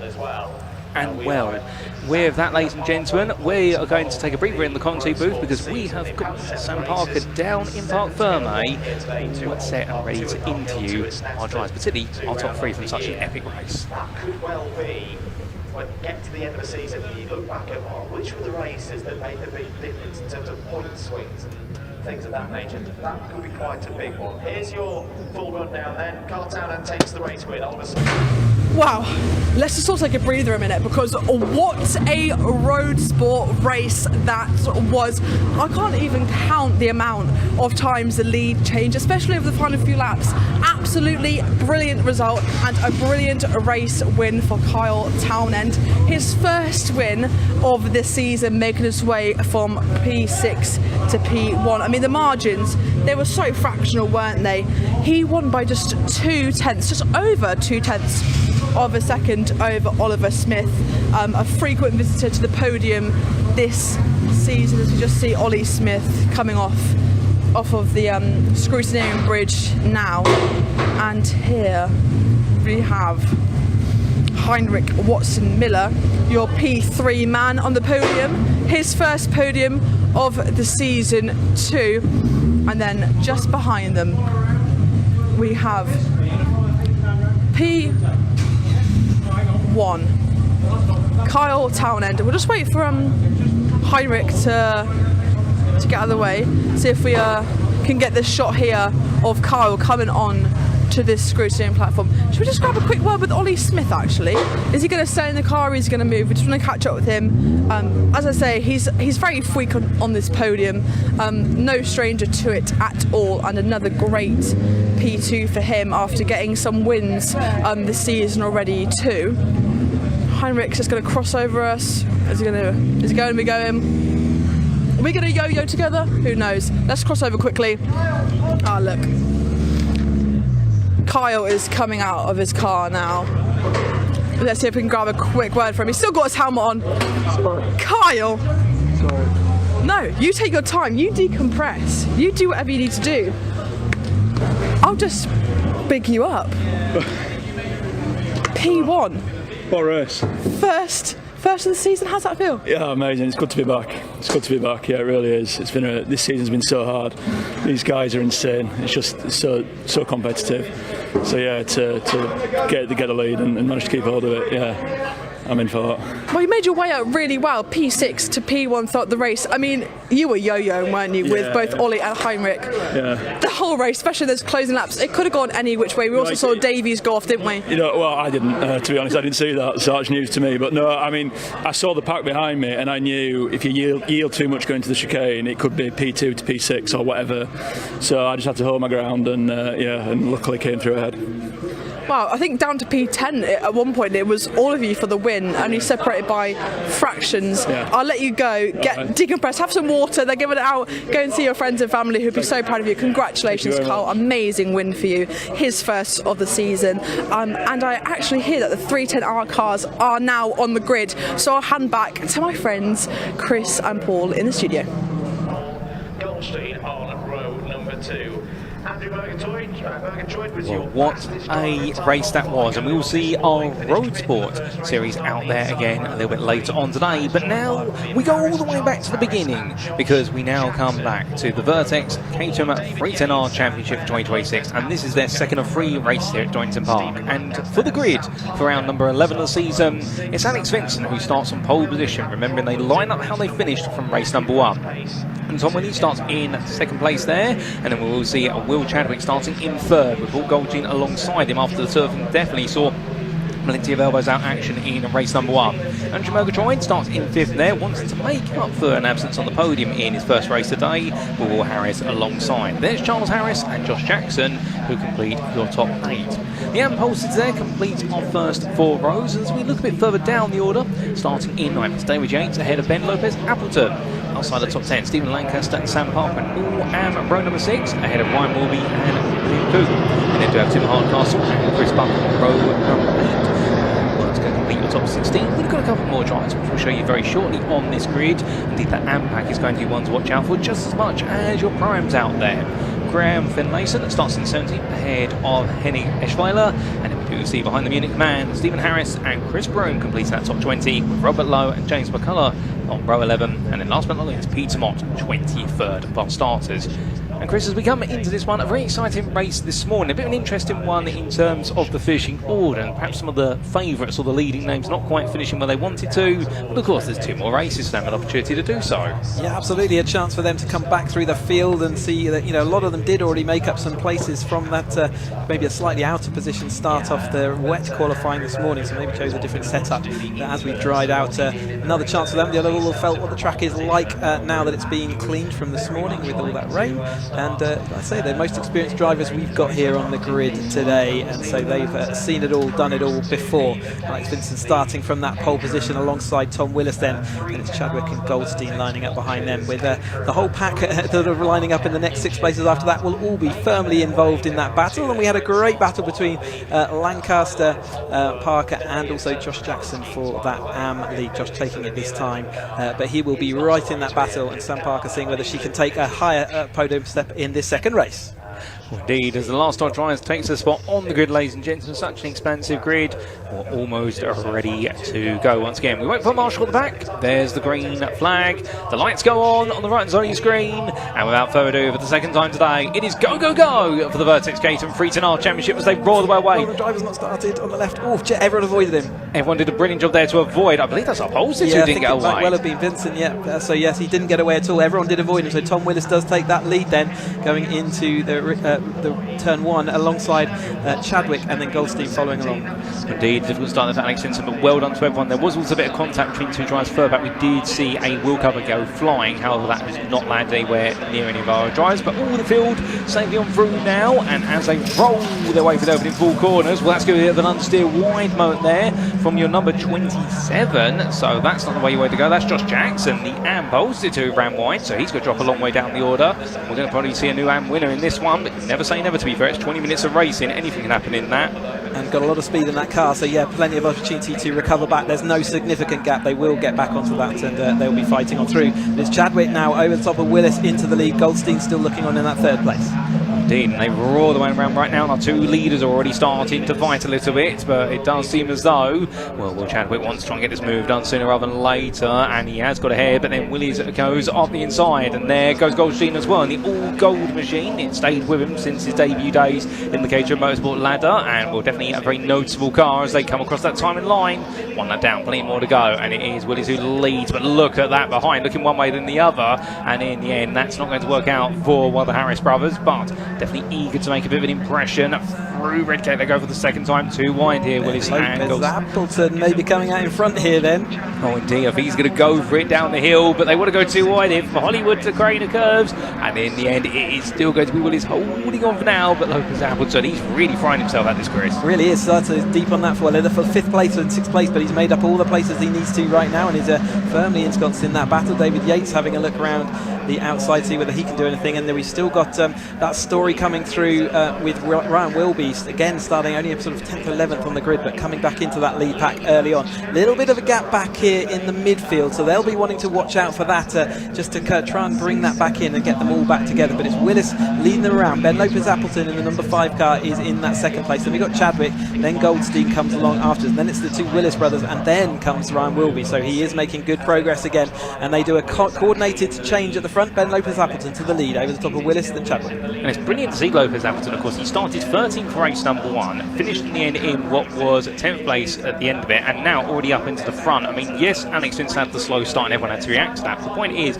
anyone can win these races. All it takes is a little bit of fortune and also a bit of guile and skill. As we go 3 wide into Redgate this time, who comes out ahead? It's going to be your 81 of Willers who moves back ahead. Like you say, Chris, a lot of chop and change, man. Everyone trying to work together. Although, saying that, son, it's as I say, it's almost as if they're listening to the commentary and going, well, let's fight a little bit more now, because the contacts think we're working together. I think they're, maybe listening in the car, although I think they're pretty busy at the moment. Chadwick back to the front, though. We're changing at every opportunity. So whereas in race 1 we kind of just changed at the main opportunities down at the chicane and into Redgate, they are now choosing to overtake and use opportunities wherever they are. Willis always a driver that wants to be in front regardless. You know, you never know when a safety car is going to get thrown. You want your car out front if that does happen, and so he is absolutely pushing to be out front, but he's currently having to sit in that 3rd place and be a little bit patient as the rest of the field comes through. They are all back together again now after those early contacts, early issues in the gravel. Well, it is fantastic to see, and we literally do have the entire pack together at the moment, and in the AM lead battle it's 10th through, so essentially 15th place is Lancaster ahead of Hardcastle with Parker just behind, but at the front here we can see another little bit of change there, and Chadwick just forced down behind Goldstein, so now he moves up in the 3rd, but we'll see a bit more of a change of foot as Lopez Appleton here goes a bit defensive. Now the shoe's on the other foot. Is he going to be as compliant? Well, Chadwick doesn't want to sit behind Goldstein for as long as he has to, because he goes up the inside there. It's going to be a very diagonal 2x2 here, and in the end they go 2x2 going out of Redgate Bend. A bit further back, well, you do have the Harrises. It will be Will ahead of Charles in 5th and 6th. They're just watching this right now, and well, I do wonder if there's a bit of sibling rivalry between them. Almost certainly is, absolutely. You wouldn't want you don't want to get beaten by your sibling, do you? Or your father, as who's also in this race, a little bit further back at this point. But Goldstein is currently holding them both at bay, and that's the lead 3 battle away. Murgatroyd trying to fight back through, but he's got David Yates firmly in front of him. Lancaster, our AM leader, is then following along in the Dutch Barn Vodka car. Sam Parker not too far behind, fighting with Tim Hardcastle. I think Sam Parker's just gone through into 2nd place in AM then, as then the rear of the field, just a tiny gap in front of them before they all come tumbling on through as well. Oh, indeed, a gap of what is 3 seconds between Parker and Henning Eschweiler. So that is really the gap between 12th and 13th at the moment. But like you say, Kristen, we've just got the whole rest of the Anfield and the Prime or 2 thrown into the mix. So it is looking tight wherever you go, and this field could be compressed back together. We're only 5 minutes into this race. That's a big brush with the tyre barrier there for our leader, Lopez Appleton. Gets away with that going through the S's.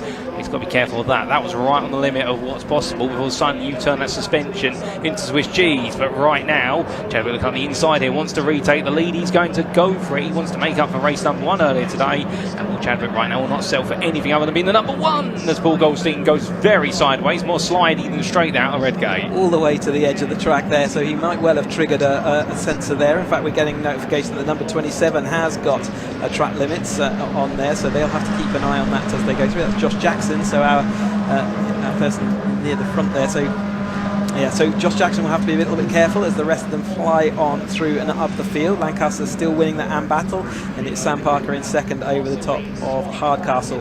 They're all back together then in this lead group, and that gap is disappearing back to the chase group as well, so we may well see them all back together again at the midpoint of this race. Indeed, it's one long traffic jam of drivers all going around Donington Park at the moment, but to be fair, this is what we absolutely love to see when it comes to Caterham racing. And just talk a little bit about these 310Rs as well. That 310, it's not just a number we plucked out for now. I do believe that's the power to weight ratio of these machines. That's exactly it. They weigh about half a tonne, so about as much as a Mini, and they have 155 horsepower. So 310 is the overall power to weight ratio as Willis bumps himself over those metal blocks that they've put as a discouragement to go over there, but they are all riding over them. As they come towards us then, as we've got heat haze out here and all sorts going on as they come towards us into Redgate, this famous shot in motorsport. And our leader is out wide there, so Chadwick, Willis, Lopez, Appleton was the order as they went over the line. It won't be that by the time we get round to McLean's and Coppers next time through. No, but what's interesting here is the fact that Goldstein's been elbowed down the order. He's now dropping down to what could be 6th place here. Indeed, he tucks back in. That's going to be behind Wilby, and also I believe that's going to be the machinery of Will Harris there. But Goldstein needs to find a bit of momentum, as that was too wide a bit further back there. I'm not sure who that was Hardcastle or Lancaster going side by side, I think maybe with Sam Parker. So Lancaster's still in the lead, but it is now Hardcastle over the top of Sam, so she's lost out that time through into the old hairpin. Yeah, if you get shuffled to the side of this long train of Caterhams and you can't get your lighter car back in, you are just going to tumble down because you lose the toe and the line, and there's nowhere for you to slot back in. So Goldstein did a good job then of actually limiting that the damage and slotting himself back into the queue. And okay, he's lost a few places, but it could have been an awful lot worse. Oh, 100%. Of course, they all want to shuffle Paul Goldstein down because he's the championship leader coming into this race meet. But meanwhile, shuffling at the front here, where it's going to be staggered shuffling in, your number 14 of Will Harris. That's another clip to the tyre barrier there for Lopez Appleton. He loves that tyre barrier at the start of the S's, albeit it's not going to love his car for much longer if he keeps that up. That was the rear right having a bit of a brush there. He's got to be careful of it, but to be fair, doing a good job so far. Paul Goldstein's car, they're trying to exhibit weight reduction over the left rear wheel arch, but to be fair, looking at all in good condition at the moment, as will we just hold around the outside. A bit of run wide there. That might be one of the cars of Hardcastle, and coming down through the hill right now. We're almost at the halfway point of this race, but that's top 4 now starting to make a bit of a break here. But I think all the battling is suddenly going to be put on pause because they all know they're starting to spread out a bit. They are starting to spread out, but as soon as they go side by side through the next corner, it will all come back together again. And Willis is there in that 4th place. We know he doesn't like being in 4th place. He wants to come forward. And the rest of them are those gaps sort of slightly spreading out, but also pulling everyone together. So it's going to be a one long line of Caterhams. The number 42 has spun out then. That's Chris Broom just recovering back to the circuit, and that's not ideal. And they'll be ready to take race 3, I think, rather than getting back involved in this one. But Chadwick leads us down, has done for the last couple of laps. Lopez Appleton, that 2nd place, has been there for the last couple of laps. Then it's Harris, has made his way through past Willis this time. So he's the man on the move. He's come from 5th or 6th on the grid to now find himself in 3rd place. So just be patient, working himself forward as we reach the halfway mark of this race. Well, indeed, patience is going to be absolutely critical here as they come on to lap number 8. You can see there, but fanning out of our number 14 of Harris, and now this will force Lopez Appleton to think about going offensive defensive. It'll work. Chadwick there on the outside, and behind the leading trio, that's Willis and Wilby. We're just watching it with eagle eyes, and Lancaster has moved all the way up into 8th place now. So the AM leader, putting a few params between himself and then the rest of the AM field. But the point being, right now, really, you do have that time in the field at the moment, and all the AMs are back into the lead packs. Suddenly, what looks to be a freeway fight for the AM win could actually change complexion completely later on. We'll see if that out again. And out of curiosity, Chris, in terms of the tyres here, do they need to worry about managing the tyres over the 3 race rounds, or do they have multiple tyres available? They have allocated. They have one set allocated them per race weekend, so they can choose. They have to sign on with those tyres. They don't have to choose to use them during the races. That's one of the Harris brothers out wide there, I think. Here's the number 14. So yeah, they don't have to use them in that race weekend, but they get one new allocation per race weekend for them to use however they'd like to do. Some people save their tyres for later on in the season. If we have wet sessions, then they'll gain some that they can then use to a bit later on. And yes, you absolutely do have to manage them. These tyres that they're the ZZRs, they are best when they are new. So it's about managing that situation, working out when do you want those new tyres, and if you want to try and take a tyre advantage by taking a bit of a tyre disadvantage at some points during the race weekend. So there's definitely part of the strategy is your tyres and management of those through your race weekends.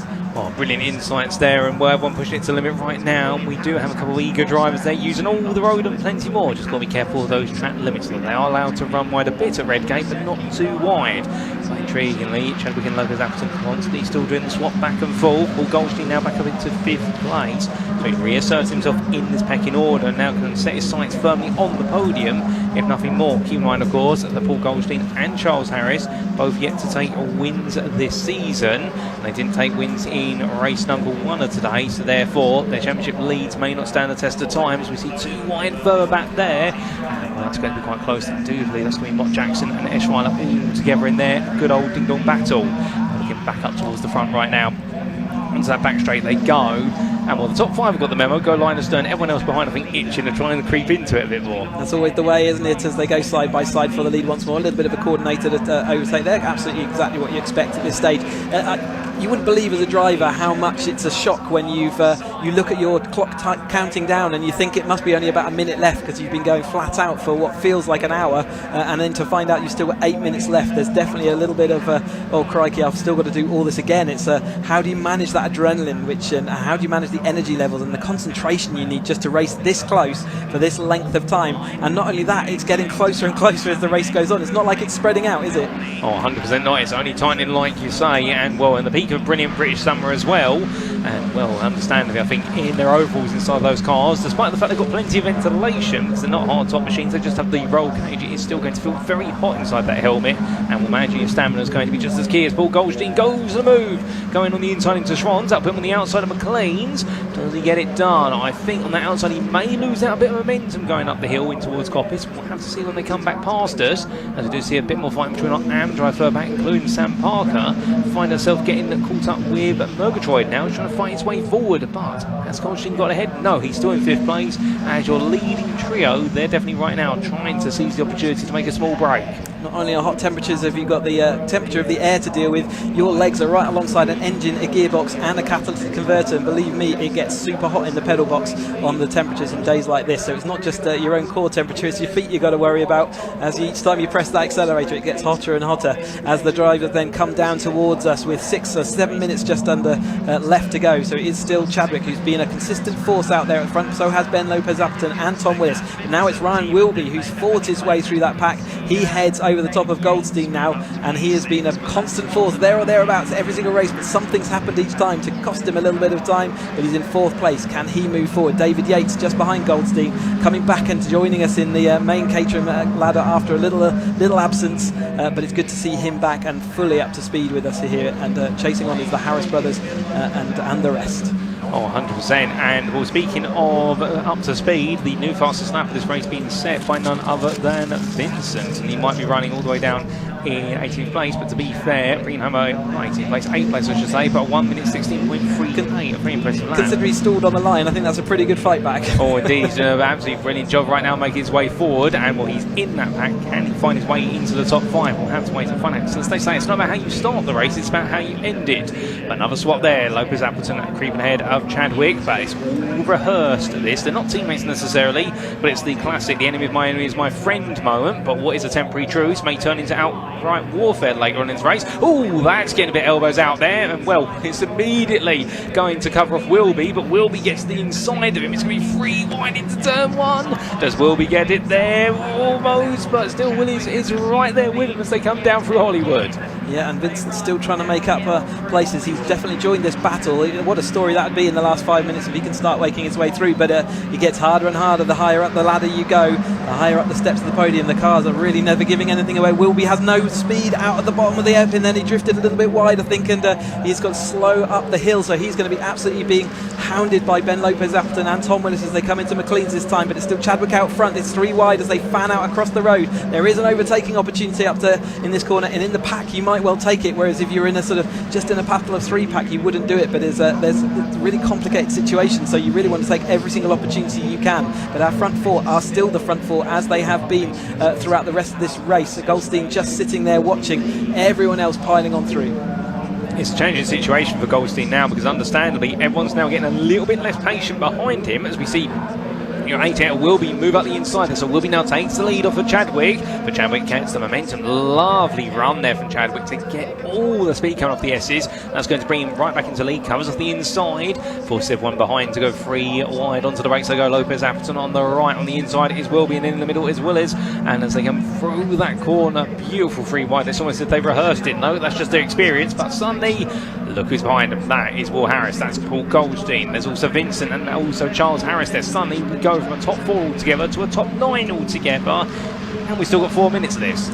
Crikey, that's oh, we got one driver out wide. Who's that? Is that that's number 17? Is that Vincent? That's Vincent again. So he's just got fought all the way back into the group, and now he's spun again. You have to be careful rejoining in a really kind of dodgy place there, but he is going to get up and running. Oh, we're not going to have the dream story for him as the rest of them then pile up towards McLean's, this time through Sam Parker. Now in front of someone else. I wonder who that was. Watch them as they come down the main straight, but Chadwick was leading last time we saw them. Wilby, Lopez, Appleton and Willis, and now it is a Wilby out front, so he has taken the lead for the first time, and the rest of them are following in his wake this time through. But he's tucking to the absolute inside. You can see why it costs you so much time when you're having to defend that heavily into the corner. He is going to be able to take those swoops to the outside line. No, he is going to resist, and that is going to slow them all down. A little bit of a rear lock up there. You can see the dust and the smoke out the rear of that tyre, so they absolutely have not got any more. We've got one driver slow. Is that Ben Lopez Appleton? Someone was locked up as they went in. I wonder whether that's that was Lopez him. Appleton. Yep, so he's lost a lot of speed and will drop to the back of this. 3 minutes to go then as they come into Redgate this time. Still Chadwick out front. Well, it's a race of attrition. We are starting to see a few names fall. Lopez Appleton plus also Vincent. But meanwhile, what a story it would be for Ryan Wilby if he does bring us home. Started 13th, would come home the winner. It would be absolutely sensational. But as they all rolling through right now, just at those fine margins might be coming back to pinch those and pushed a little bit too hard earlier on in this race, because everyone driving the absolute limit. And there you can see still Will is together with Chadwick and Wilby as he tries to pull away from Harris, Goldstein and Yates, but that's not going to be possible. And when in fact now it does seem as though all the fighting is just going to go with every corner here. Oh, and that's going straight on there. That's Goldstein getting it wrong, and I wonder if something's wrong with the car potentially. Or whether he got helped out there, a little bit of a nudge and you get on the grass, and then it's like a magnet, it just draws you in because the grip all disappears and the momentum carries you right out into that kitty litter, and it's not easy to get out of there. So hopefully he's got enough momentum to drag himself through, but that is going to be him dropping back down the order. Still that Am battle there, line astern as they go down in this deep in this pack, but it's Chadwick still looking to hold on. Willis down the inside. Wilby and Willis are going to go side by side. Wilby has to take the other side of the tyre barrier. He's going to lose some speed and momentum. That's Harris now coming through, and it's William Harris to see whether he can then take back into that podium paying position. So that's led to Chadwick go a little bit free at this point. So as we get to 1 minute 41 on the clock, they're going to get to one more lap beyond this one, aren't they? Well, indeed, there'll be 2 laps remaining, and another twist as well. The Amley battle. We have a 5-second post-race time penalty for Lancaster, so he's got Hardcastle close behind. So it will not be, as we understand, Lancaster will be taking that and win after that 5 seconds is added on. He might win on the road, but he won't be winning in the timing lines. So keep your eyes on that further down. You can see them all fighting there, as that is going to be Lopez Appleton and Harris together. And Lopez Appleton is back up to speed. I wonder whether perhaps he missed a gear or something coming out to the S's. Could easily happen. The gear changes. If you miss your gear, it will cost you all that momentum. So exactly that, and just maybe have to get back into it. And it's very easy to do, especially as you're trying to snatch a gear as the speed is increasing and the G-forces are increasing. Sam Parker at this rate, if that 5 second penalty is applied, Sam would be in the second place at the moment, so she's less than 5 seconds behind, but that might stretch as we get towards the tail end. Ben Lopez Appleton though on the back of Murgatroyd, and he's going to see whether he can overtake that. Chadwick still got that little comfort back gap, but that's not going to last. Willis is right back with him, and it's still William Harris and Ryan Wilby. So these are the quartet that have sort of settled themselves in front as they start then the final lap of this second 310R race. 20 minutes of action, another absolute breathless affair, absolutely looking to see what he can do about coming back through. Wilby then is round the outside of Will Harris as they go in. Chadwick is still in the lead though, and has been for about the last 3 laps. Well, here we go then, ladies and gentlemen, through Redgate, and right now Will Chadwick holding off Willis, and well, either one winning it would be absolutely sensational, but only one can win it and the others have to sit on the bottom steps of the podium. Harris there meanwhile sitting behind in third. He's got a little bit of space between himself and Wilby, but this might just be the calm before the proverbial storm for our third and fourth place runners. And Will Chadwick gets a lovely run through the old hairpin. He is absolutely nailing those lines right now. but the problem is Willis is doing just as good a job, and he's got the draft here as they come up through Schwann's in towards McLean's. We'll see them very shortly. That's getting very close now. I think Chadwick trying to back everyone into each other there. Nonny can't make the breakaway, so Willis, Harris will be literally stepping on each other's toes. Where are they going to be as they make the way out the Coppice Bend? Well, there they are. It's still Chadwick ahead for now. Still hold on Willis, and well, it's one last run down towards the S's. They all tuck in. Will Chadwick goes as defensive as humanly possible, keeps it tight, then comes He's across. left the inside open. That would be a double move. He's got to be careful with that. That was moving twice in the braking zone as they go side by side then. Oh, a bit of contact there. That's going to give Will Chadwick the space he needs, and as he makes his way to line, well, for Will Chadwick, it is going to be a win. He fought hard for it, and he takes his second win of the season ahead of Willis, followed by Harris. Then it'll be Wilby. Then we've got Yates. Murgatroyd coming home in 6th place, just ahead of Lopez Appleton. Then it'll be Charles Harris in 8th, ahead of Hardcastle, who takes the AM win after the 5-second post-race time penalties applied to Lancaster. It'll be Sam Parker who takes 10th place, second in AM, and Jackson, after what's a dismal start to his race, he does recover to 3rd place to have 11th overall. Then we'll have Lancaster demoted to 12th as a result of his post-race time penalty, ahead of Mott, and it'll be Goldstein and Eschweiler who complete that top 15. And Goldstein in the end did get back on the road. Well, it's anybody's guess whether he was biffed out there or whether he made his own way, but at least he's made his way back to the finish line. Yeah, and that AM then podium was Hardcastle over the top of Parker, and then Jackson taking 3rd. And here are the provisional results, ladies and gentlemen. There might be some question marks about some moments there, but to be fair, in the heat of racing, it's understandable. You're always going to expect intense and absolutely firm racing. And Will Chadwick taking that win after 16 incredible laps ahead of Tom Willis and Will Harris completing that top 3. It was a 10th, well, in fact, it was a second that separated the trio right at the end, and Ryan Wilby was only 2.5 tenths behind and made sure to steer clear of David Yates, who did a brilliant job in getting ahead of the rest of the pack to take that 5th. Andrew Murgatroyd took 6th place ahead of Ben Lopez Appleton, who you've got to feel for. He was right in that lead battle for 35% of the race, and then by looks, just a missed gear change came out the S's. Sonny pushed him all the way back down the order, did well to make sure he didn't fall further than 7th. Charles Harris, we didn't quite get to see him stay with his brother, so in the end finishing 8th. Tim Hardcastle taking the AM win there after the post-race time penalty for Lancaster, so taking that 9th. Congratulations to him.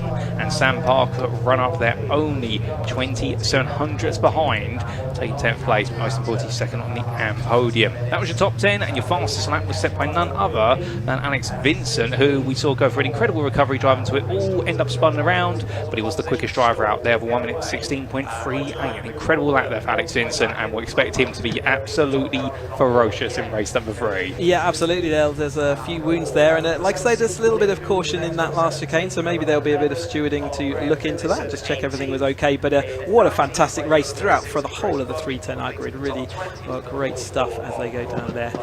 And we have our Parc Ferme drivers arriving in Parc Ferme, so let's throw down and we'll listen to what Leah's got to say with the drivers. All your finishes for race 2 of the day for Vertex Caterham 310 Park Championship. Another thriller. If you enjoyed that,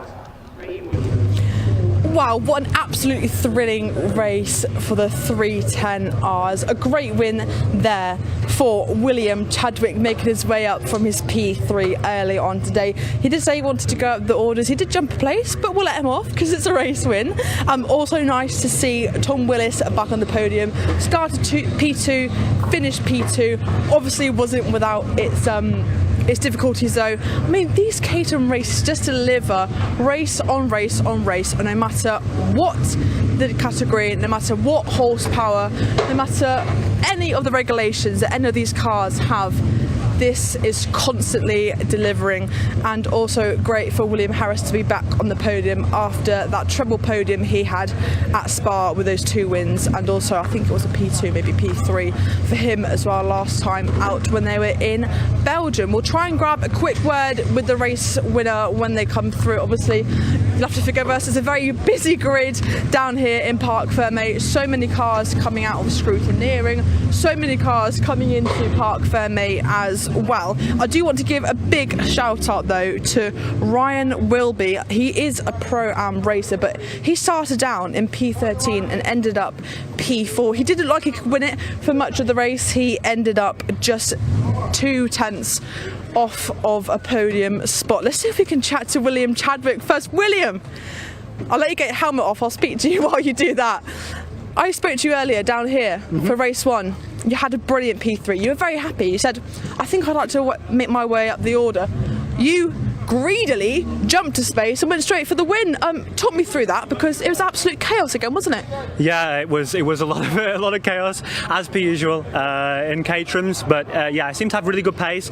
Shout out to my mechanics. They did a setup change that we were kind of lingering from practice, because it's been a really tight schedule this weekend, so car was perfect, and yeah, I think we were only 0.5 kilos above the weight limit, so precision. Well, it is down to things like 0.5 of a kilogram, isn't it? That makes that difference for you. Enjoying your time out at Donington Park, what do you think it is about the circuit that suits you so well? I think I've been developing as a driver in Caterham's. It's my first season in Caterham racing, so Donington's quite a tricky circuit with the layout, and it's hard racing, but yeah, no, Donington's been good to me so far, and I can't wait to get back home to Alton Park next time out. Oh, lovely. Well, your second win of the season. Congratulations, William. Go and celebrate with the mechanics. Go and give them a big hug, because, you know, they do deserve it. That is right. Big shout out to all the mechanics working in this heat as well. It's no easy task. And as we just look upon this 3:10-hour grid, we do have one more race for them a little bit later on. But now I was down at the assembly area just a few moments ago speaking to Jasmine Shaw ahead of her race in the 270R Championship Race 2. Here it is.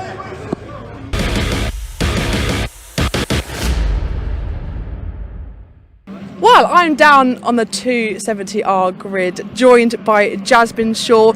A great P6 finish for you earlier. How was race 1 for you out on track? Yeah, obviously we've got such a huge grid this year, so I was happy with P6. I've got P6 before, but I've never been able to crack into the top 5. So yeah, I was happy that we were able to make our way up from 8th in qualifying.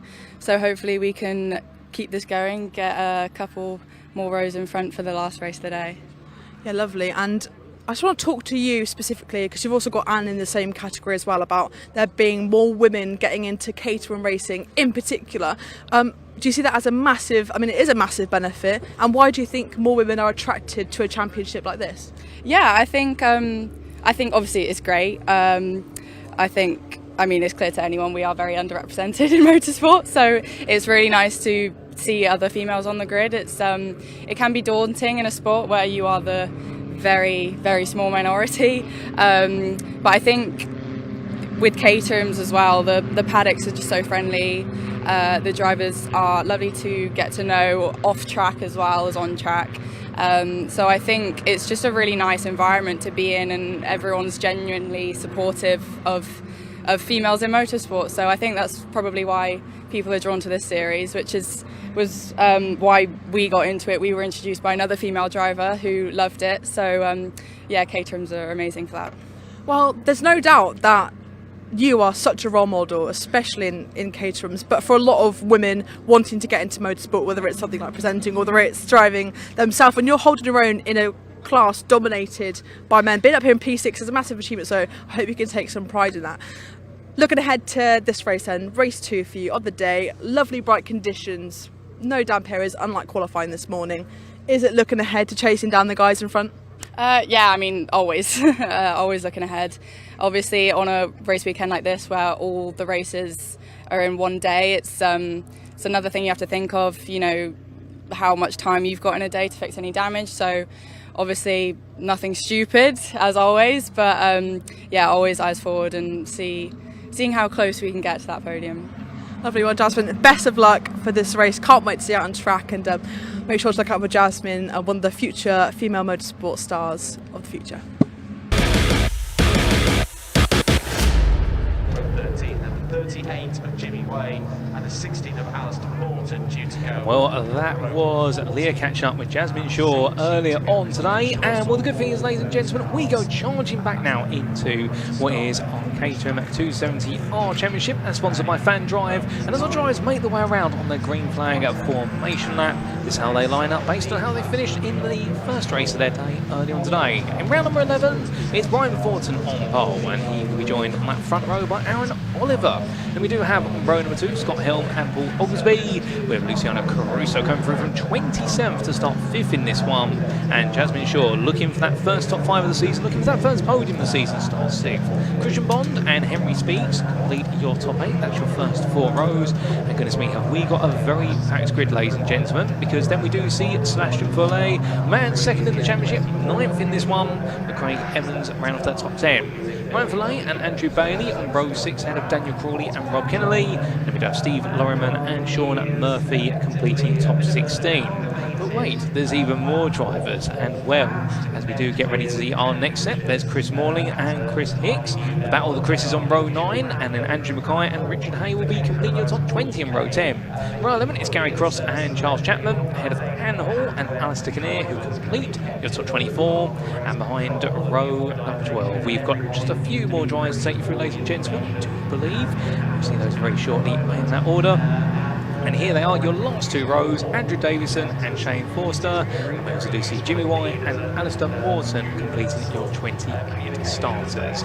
And well, Chris, another race, we're all set to go. Yeah, I'm not sure Alistair Morton will be with us. I saw his car looking very, very poorly, getting strapped onto the back of a trailer. So unfortunately, I think he was one of the drivers that was caught up in that final lap issue, along with Jimmy Way. So we will look forward to seeing him back out on the track, as we always do next time when we see the 270s go racing. So yeah, the second of their 3 20-minute races, so we will see them once more again this afternoon. And it was really building up, wasn't it? Brian Thornton was able to resist at the front, but and just made it back, but it was really tight at the end. Aaron Oliver taking that second, Scott Helm and Paul Oglesby, and Luciano Caruso, you remember, coming all the way from the back of the field all the way up to 5th. Jasmine Shaw taking that 6th. Can she break into that top 5? Really good to see that as well, wasn't it? And the rest of them there, so Seb Thole drifting away a little bit at the as we get these what is going to be about 26 drivers, I think, nearly lined up, and then we'll look for that green flag at the back of the field. Another colourful field of Caterhams, and we saw what a fantastic race they had. We've just been off the back of the brilliant 310R race, so let's see what the 270R boys and girls can get done this time out. Well, indeed, you can tell everyone's excited for it. Our cameraman on the start finish straight is nodding very much so. That's not the wind, of course, it is the wind, ladies and gentlemen, but the green flag goes up on the back. Our marshals doing so, and without further ado, it is lights out, away we go for their second time today. It's a great start there from our posters for Brian Thornton, but Aaron Oliver looking around the outside, fanning out there to almost 5 wide in the mid-pack, but onto the brakes to all go, and they've all got to be smart about this. They've got 20 minutes, not one lap, but they've got plenty more than that. And a few snaky shakes there of the cars, but that's cold tyres, and now coming down the hill, it's still going to be too wide here. Our leader's absolutely relentless, Chris. Thornton got initial getaway, but then he's dropped all the way into the mid-pack. He's in about 9th or 8th or 9th at the moment. Jasmine Shaw moved around, so he just maybe missed a first to second gear change. So it's Scott Helm in that second place. Aaron Oliver, I think, is out front. So there is Jasmine Shaw. There's Thornton just behind her. So he's got a little bit of work to do to get back to the front. He will get it done, though, as they head up the field for the first time then. Great sight they are as they head then into it. Still Scott Helm in that second place. Hard with the light that we've got to be able to see all the cars as they come up towards us in this shot. They head across towards Coppice, and this is that apex. It's impossible to see that from the driver's seat until you actually land on it. Oglesby is having to defend quite heavily from the number 72, Christian Bond there, who's firmly up in that lead battle once again. Thornton looking to see whether he can go around the outside of Jasmine Shaw as they go away from us and down into the crucial chicane. Let's go 3 wide. Scott Helm down the middle. Luciano Caruso, is he going to come and lead us the first lap? He is indeed. So he has just about made it through that chicane with enough momentum. He's going to cross that line first over the top of Scott Helm, and then it's going to be Oliver in that 4th place with Bond just following on behind them. Oh, indeed, a phenomenal start there for Luciano Caruso, moving from 5th to 1st, and we showed his fever for wanting victories in race number 1. But that's a big look up the inside there, and that's going to be Oliver coming on in, and meanwhile around the outside Scott Helm. So the reverse Moses manoeuvre being done there on Caruso, but to be fair, he knows he's got the pace to lead this race. He knows he can win it. He's just got to take his time with it now. As behind, there's another freeway battle. That's Bond, Thornton and Follet, and we're coming down the hill into the next braking zone. Scott Helm there backing off into the old hairpin 9 in a 3 wide. You don't want to be at the filler in the midst of the sandwich, so he's backing off. He's going to lose a lot of momentum. In fact, this is going to give a huge opportunity here for Bond potentially to sweep round the outside. Is that going to work? No, he's covered off as they now make the way in towards McLean's. But everyone getting very tactical, very dicey early on in this race, Chris. I mean, normally we do see them calm down quite early on, but in this one, everyone's not quite happy happy with where they currently sit on the running order. Just not quite settled enough, are they? They're not sort of thinking, yeah, this is about where I need to be right now. They're all thinking, I just need to be a little bit further up. So it's not a matter of just getting that momentum, is it? You've got to also have a place on the track to be able to use it, and Christian Bond had to give way, and that's actually cost him a little bit of time. But they're going to go, Oliver and Helm are going to go side by side. Crusoe's just going to watch on, or is he going to try for that second place? No, he's going to watch on. He wasn't under any pressure from Oglesby behind, who let that all happen in front of him, and therefore we can go single file and therefore not cost ourselves too much time. But Brian Thornton has made his way back up to 5th place already, so in fact 4th place as they went over the line, and so he's going to be looking to see, in fact he's over the top of Oglesby as they go round the outside through Red Gate. Helm looking down the inside, Caruso squeezing him there a little bit, holding him in tight, not giving him anywhere, not letting that momentum happen. But Aaron Oliver once again is out front and trying to see whether he can pop off the front as these chasing group battle side by side. Well, indeed, I think right now both of them are worried about the threat of Thornton in that number 33. We saw how menacing he could be in race number 1 earlier today, so therefore his thought process will be, can I be a bit of a menace to them? And they don't want any part of that if they can help themselves, but this is giving an opportunity for our leader to open up a little bit of a gap right now in the form of Oliver, but again, that gap almost likely temporary. It's all just going to give him a bit of breathing room. And that's just one thought, Chris. When you're sometimes the leader and you do get that 7 to 8 tenths of a second gap, having that breathing room for a lap, does it help you cool the car down a little bit and just gives you the car a bit of respite? Maybe if you have been following another car for a long time, most of the time the Sigma engine cars are not that worried about it unless the temperatures get really, really high, so mostly they can follow as long as you like. But it's certainly good for you as a driver just to be able to reset, go back to your points, not have to worry about checking your mirrors all the time, so you can be constantly looking at the front of the car rather than also having to check where the mirrors are, so left, right and centre. So at the moment, yeah, it's more about cooling yourself rather than cooling the car. Or fair play, so I can imagine just how many different interpretations of the racing line you have when you're in clearer versus when you are behind 1, 2, 3, perhaps even 4 cars in the overdraft. But meanwhile, as they make their way onto another lap, let's give a look around the outside by Helm.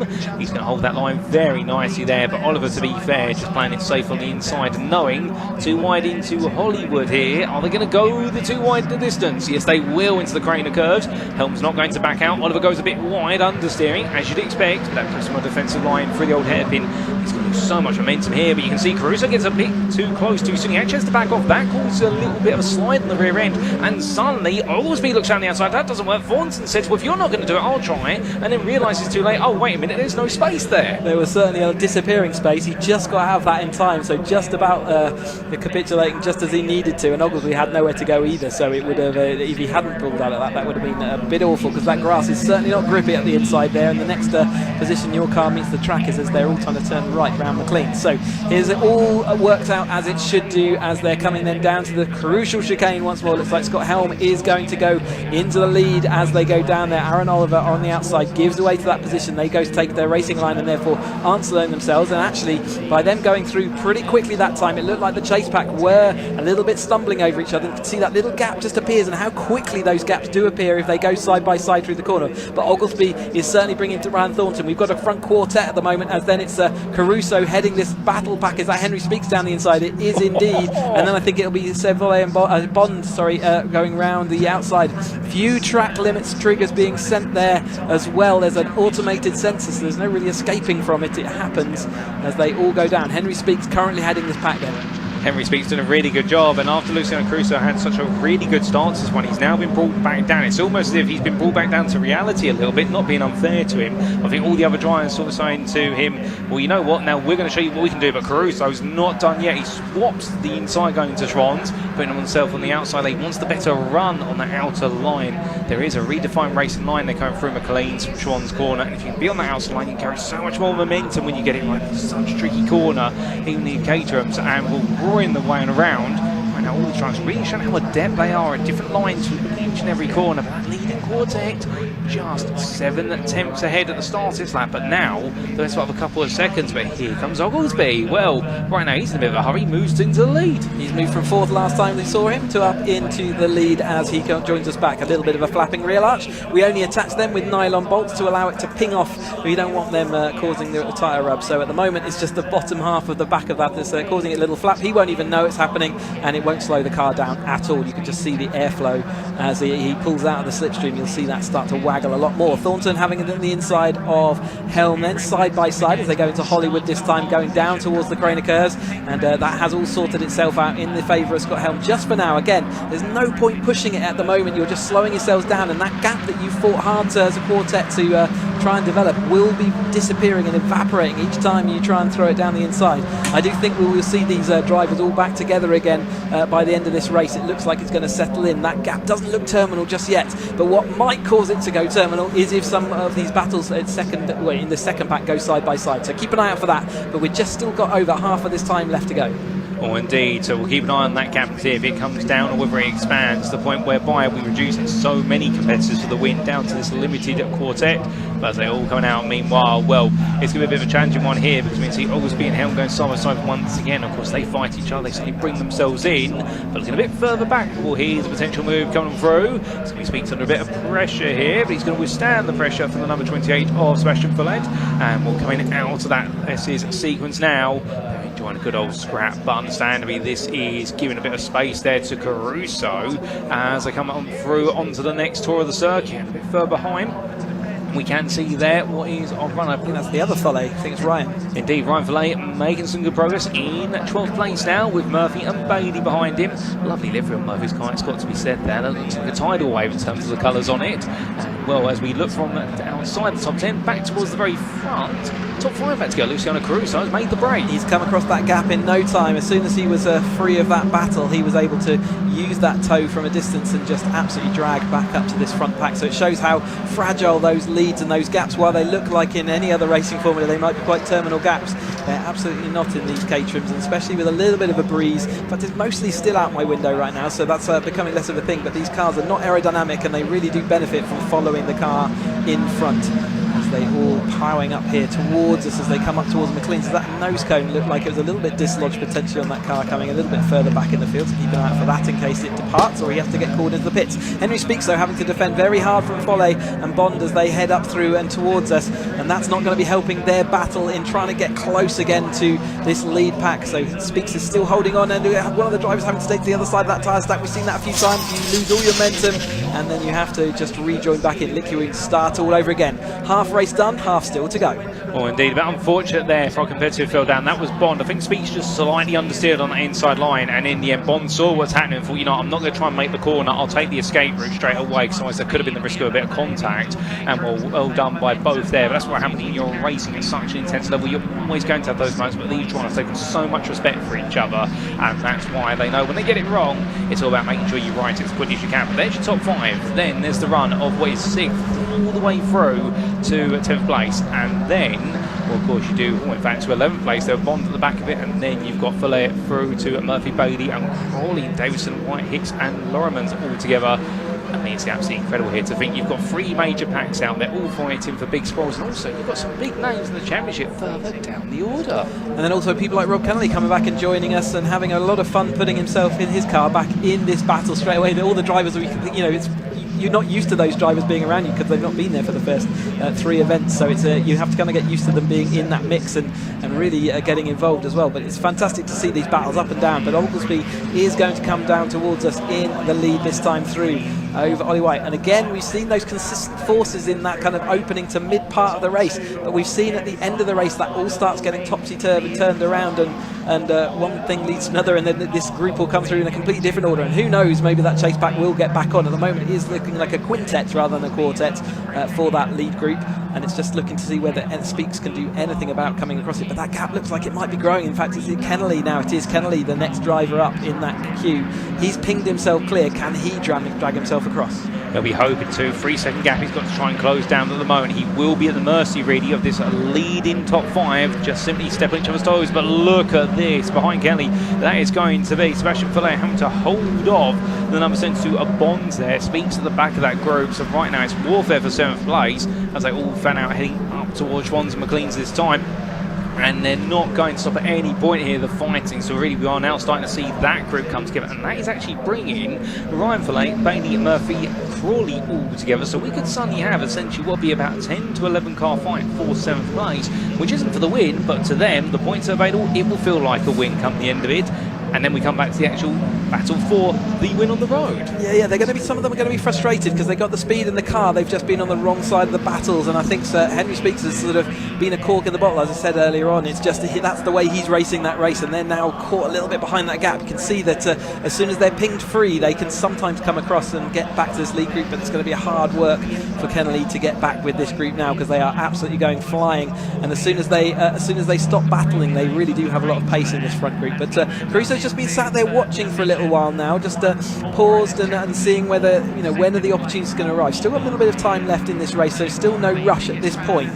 They still would rather see the cars behind disappear further into their rear view mirrors at the moment than worry too much about moving forward. You can see there is a substantial gap, of which Kennelly is right in the middle of it. But this front group then, Aaron Oliver, Paul Oglesby, then we've got Thornton, and then Helm, who has been there or thereabouts this whole race, and then following them behind them still Caruso watching on. There's Kennelly in that middle gap, and then we've got Speaks, Bond, Foley, Shaw and Evans all running together. Well, indeed, absolutely brilliant battles everywhere you look. And it's interesting this time the way Caruso's driving, but we'll come back to that shortly. Oh, what's happened there? That's our number 65 that seems to have had a spin. I get the feeling that's the old hairpin catching out, none other than what is Mackay, who gets himself back on the road quite quickly, so good to see him get restarted. But here we come back to the leaders, and well, Helm now back on the inside there, but Oliver just holds on. Always being shuffled back, but Caruso, again, look at the patience he's exhibiting. But I think he knows he can beat all four of them. The only problem is he's waiting. I think he's going to wait until probably the penultimate lap. Nose cone. Did I see that flapping up and down very briefly? So the guy is in fourth place at the moment. Maybe he's had a little bit of contact. Let's keep an eye out for that. I just saw as he pulled out the toe that time, it looked like it flipped up and down. It might have been an optical illusion. Who knows? Maybe it's just the heat haze. But we'll see it if he's tucked nicely up behind someone, then pulls out. If that nose cone is loose, we'll see it. It might just be in my imagination. So let's keep it going for now. But Aaron Oliver down into the old hairpin, and then it's Oglesby and Helm, and then we've got that Thornton car, and then Kennelly is coming across that gap, isn't he? He's only 2 seconds back. He's going to be firmly in the toe as they go up the hill, and that's worth an awful lot in this car, so he will be feeling the benefits of those cars. Even though they're quite a long way in front, he will be drawing back, and he will gain the extra miles an hour, and he's also able to use full braking, which they're all having to be a little bit tentative because they're going side by side sometimes. And that's the thing for Rob Kennelly. That last lap, he was a second quicker, so Sonny, he's almost half the gap down, and if he can carry on at this rate or not, he will be with them going into the final 4 minutes. And well, understand, now enter the final quarter. Oh, that! Just a bit of tyre up. Maybe that's another reason. Maybe there was some contact between the nose cone of Thornton's car and someone else, but that tyre rub is going to be slowing Caruso down a bit. Hopefully not enough that he can stay involved. Well, it looks like he's backing off at the moment. Perhaps he's trying to see whether if he runs at a certain speed, the rub will stop, or whether the bodywork that he's rubbing against. In fact, he's not in the picture at the moment, so I think he might have backed off. In fact, I'm going blind. Thank you, Chris. All making mistakes today, and well, he is still going on. As meanwhile, we do see Thornton there on the inside of Helm, trying to come back for third place here. Bruce is staying with them, and I think he has been able to dislodge whatever's rubbing against that tyre. So it does look as though the fight between our top 6 is almost there, but Kennelly will be grateful. This is going to give him a toe. It will get in there, even if Caruso in the end falls out of that battle. Yeah, so at the moment that's, it looked like I can see that the front wheel guard's slightly amiss, which would have just been rubbing on. As long as it's not the metal, normally if it is just the sort of the fiberglass, it's normally okay. It will wear down quick enough and you'll be able to carry on, but obviously I'm sure it's something you need to be a little bit cautious of. But he just took a little bit of time to just check what was up. He would have seen the smoke coming off the front tyre, and now happy again to push on. It's that Jasmine Shaw trying to move up into, I think she was in 8th place, so she will be at the head of that chase pack, or near enough. The head Kennelly has very nearly bridged that gap then, so Caruso will be looking in that rear view mirror. See how much more stable and steady these cars are compared to the Roadsports and the Academies we were watching earlier. They really are flat as they go around, as they become more race focused. Remember, they've got uprated dampers, wider track front suspension as well, so they really are much stiffer. Really the softest setting for this 270R is stiffer than the stiffest Roadsport settings you can do, so it's just how much more race focused they become at this level. Oh, indeed. It's great to see how the evolved car really does handle compared to the ones we've seen previously in the earlier tiers of the ladder. But into the braking zone they go this time. Around the outside goes Oliver, as Oglesby sets a personal best of 1 minute 19.70. It's not the fastest lap of the race. That's Caruso on a 19.50. There's Helm, Oglesby side by side behind, and that is going to be Caruso and Thornton together. And well, meanwhile, Kennelly is still a little bit too far back to get involved at the moment, but that draft is definitely helping him along. As they come out of the old hairpin, Thornton falls back. Caruso now up into 4th place. Crusoe's going for this. He's now starting to build that momentum. He wants to tick them off one by one here. He's got the lap to do it one by one. There's everyone going to catch into his game plan soon, as Kennedy now is on the back of that group. He now joins them. Then we do see some through to 10th there all together. That is Speaks having to keep Evans behind him, with Bailey and then the Foley family just behind there. Sebastian Foley has fallen back down into 12th place, I believe.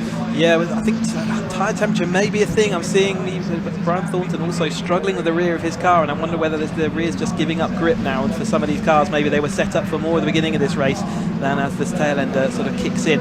And once your tyres do overheat and get squidgy, they do lose a lot of the grip that you were relying on a little bit earlier, as they all come down then. 2:25, so penultimate lap started.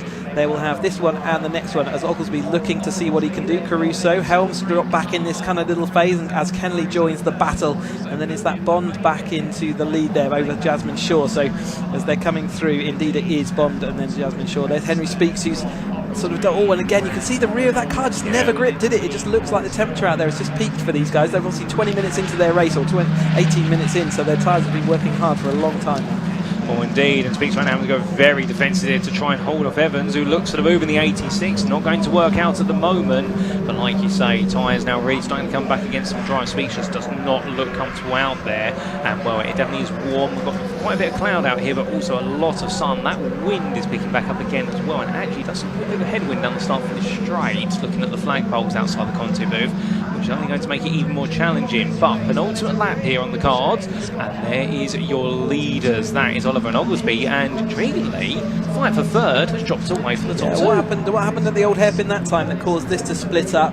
They've got a little bit of gap now. Maybe they do need to work together though to keep that gap, because they've only got one more 3-kilometre lap around this Donington National Circuit. 2 miles, not very much, but they have got a significant gap, and I wonder whether one of those tyres, Thornton's in that third place, Kenley has now come over the top, Caruso's still there. Are we missing one? Where's Oglesby? No, Oglesby's having his lead back. So yeah, I think we've got everyone. They just must have had a sideways moment which caused the split to occur. Well, Dean Oglesby as well having an intermittent transponder in his car, so every so often you see him fall down the time tower just to leap his way back up. But as we come into this final lap, well, there are your leading packs, and you do see a little bit further back the fight for 6th place. That is Shaw and Bond together. We are missing one of our competitors out there. We did have a top 6 together. I'm not quite sure who's fallen down the order there. I think it's Scott Helm we're missing. Oh, it is Scott Helm, yes. So I wonder if Scott Helm had a bit of an issue, and perhaps that's caused the split in the field. We'll never know the true story. 1+1 sounds to like equal 2, yes. Oh, indeed. But right now, as we add it all up here in the Conti booth, we haven't got long left. 20 seconds left to go.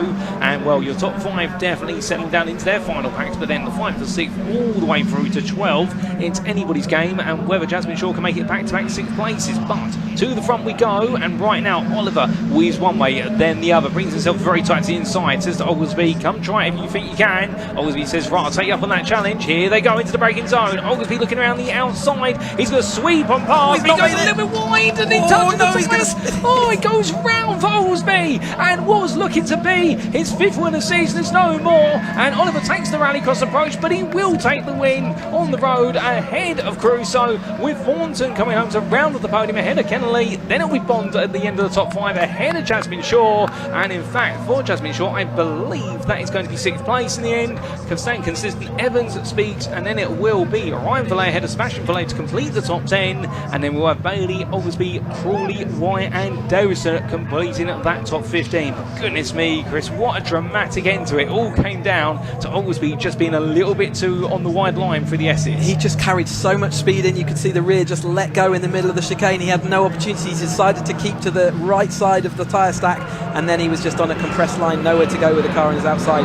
He turned the wheel, and the car just said, I can't do that for you, and lost it. He's going to be absolutely gutted. He wanted that win though. Here is a replay of it. You'll see his rear of that car just step out. He carried so much speed in, it just wouldn't do it. You can see the oversteer moment. He was very lucky not to make significant contact with that tyre barrier. His car, whilst he may have stalled and therefore couldn't get it going quick enough to get even into that top 6, he'll be glad at the moment that car is all in one piece, because it was an awkward moment. But that does mean that it was Oliver over the line first. Caruso takes 2nd place from the back of the starting grid, and Thornton 3rd. Oh, indeed. And just to take you through those provisional results, ladies and gentlemen, well, Aaron Oliver bringing home the victory in round number 11 of the 2026 Caterham, the 2026 Fan Drive Caterham 7 270R Championship here at Donington Park. And well, for Aaron Oliver, that does make it his first win of the season. Luciano Caruso took second place ahead of Brian Thornton, who did well to recover to third place, all things considered. Rob Kennelly took fourth place ahead of Christian Bond, and then Jasmine Shaw sixth place back to that top five, just eluding her once again, but managing to hold off was Craig Evans, who took seventh. Henry Speaks was eighth, and then Ryan Fillet and Sebastian Fillet completed your top 10.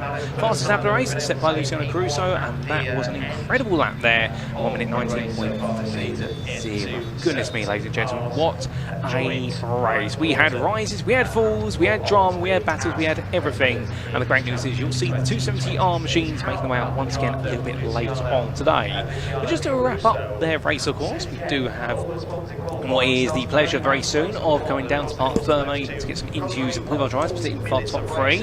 I do believe at the moment the presenting team of Leah and Sam Parker are making the way there. But in the meantime, I mean, Chris, that sets us up so nicely for their final race today, because of course we've had Aaron Oliver, who's now taking his first win. He'll be absolutely ecstatic about that. Luciano Caruso proving it doesn't matter how you start in qualifying, you can fight your way forward. And Brian Thornton constantly choosing away another win. Yeah, Thornton's taken that win and then the third place, so he's been there or thereabouts. But Caruso's story's coming through. Can he take to the top step in the final race of the day for them? But we've got the Academy up next, and I'm looking forward to hearing the drivers from the 270R and seeing how they got on. Indeed, it's been great to hear from them when we do, and they're just heading to Park Ferme, ladies and gentlemen. And indeed, it's very unfortunate for Paul Oglesby, and I suspect we'll see him come back out in full force later. But without further ado, we are going to be going to Sam Parker, who's down in Park Ferme, and let's hear from our 270 drivers. It's over to Sam. Number 78 of Dan Crawley was next up, 13. Then the 38 of Jimmy Wade, 15. Goodness gracious me. Just when you think the race is done, there's something else that gives us a spectacular ending. I feel really sorry for Paul Oglesby, that's really sad. But let's speak to our race winner, Aaron Oliver. Fantastic job yet again. Like, goodness me, how was that? Yeah, I mean, it was easy compared to the last race, because just me and Paul, obviously he was letting me through the rest of the track, and I was letting him through down the back straight. I knew obviously it was going to be who could break the latest into that corner on the last lap, and then luckily I came out just about unscathed, and then you nearly crossed the line on the grass. I know, I was like, I'll try my best, but I thought I might as well get on the track before I get to the line. But yeah, no, yeah, good fun. Yeah, brilliant race. You know, it's sad for Paul obviously to have a spin. Yeah, because I knew what was going to happen down to the last lap, and it seemed to be between me and him. So I thought, obviously, hopefully he can break the latest and survive through that corner pretty much. Yeah, no, it was good fun. Fantastic, well deserved for you, and one more to go later. I'll try and recover for that now and then, get my head together and yeah, go again. That's it, it's a lot in one day, isn't it? I know, yeah, a lot to get through, but good fun. Well done, well done. Let's speak to Luciano. Well done, buddy. Luciano, fantastic, well done, and fastest lap.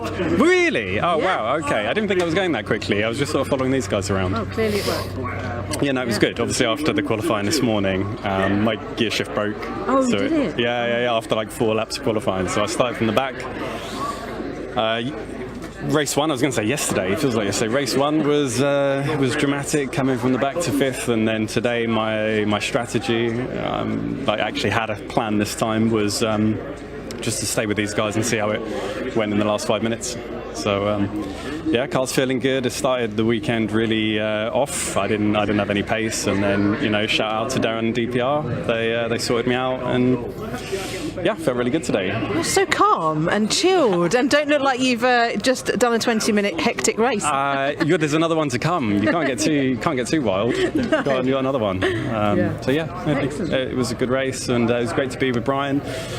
I guess Aaron, and I didn't see what happened on the last corner with Paul, I think, got turned around, or it was just whoever's going to make it through the corner. Who break the latest going into it. Basically. Well, that's the chicane for you, I guess. Yeah. And then, sorry for Scott as well. He seemed to make a mistake, but he had massive pace, so it made my life a bit easier coming through. So, yeah. Well deserved. Well done. I'll go and have a word with Brian. Let's move on down. He's having a chat with a couple of the other guys. Brian, Fantastic, well done. Oh, Did you enjoy that? Tough racing again, Yeah. and I'm exhausted from earlier on. Yeah, did I enjoy it? It was great fun. Yeah, it was just really tough. Really It's a tough. lot of brain power though, doesn't it? Yeah, really tough conditions. The racing was really hard, like really hard. But hey, delighted to see Luciano get up there. I was getting into good tussles with Scott, and then gave Aaron a bit of a break. I think Scott and Paul were having a good work together, because every time I got past Scott, Paul would park me, and then Scott would be back in. And I was like, but that's racing. Yeah, so it was. It was great. Yeah, really enjoyed it. I just don't know how we're going to do a third. I'm with you on that one. It's a lot, isn't it? I missed gear off the start line. I got a great start and then missed second gear, and I was like, and then I'd say I dropped back to maybe 10th. So I had a great race considering. Yeah, absolutely. You take a podium from that. So yeah, absolutely all day long. Thank God, it was amazing. Great racing. Yeah. Yeah, sure, just what a privilege, like. Yeah, absolutely. And the sun is shining. Exactly. Yeah. And well done. All right. Thank you. Hi to Jane, Sean, Joshua, and Lucy at home. Love you guys. They're all at a birthday party. Happy birthday, Max. Oh, there you go. Hope they're enjoying the celebrations. Right, next up is the Caffeine and Machine Caterham Academy race for their race 2. So hopefully it's a very smooth, very exciting race. So I'm going to hand back to the comms guys.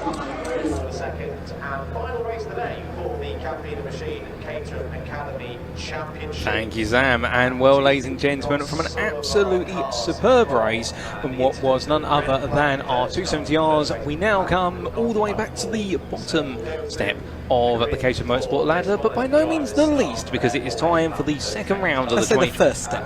Oh, indeed, the first step. Now, I've got to get my words right. The very first step of the ladder, right, you said, Chris, and well, it is going to be the Caffeine and Machine Caterham Academy Championship for 2026. It's their round number 2, and they line up as they finished in race number 1. And it will be William Mulholland, who in the end ran away with it in race 1, albeit, to be fair, he was aged a little bit by what's an incredible restart under the safety car, and in the end able to get the job done by just bolting away. In fact, it was not the safety car, it was under a red flag. Let me correct myself there. And well, he ran away with Tom Stanton coming home at second place. But for Tom Stanton, it was a story whereby he had to dig deep in order to be able to make that result happen, and was able to break away from Barnaby Hussey Yeo, who in the end put together an incredible performance to come through in third.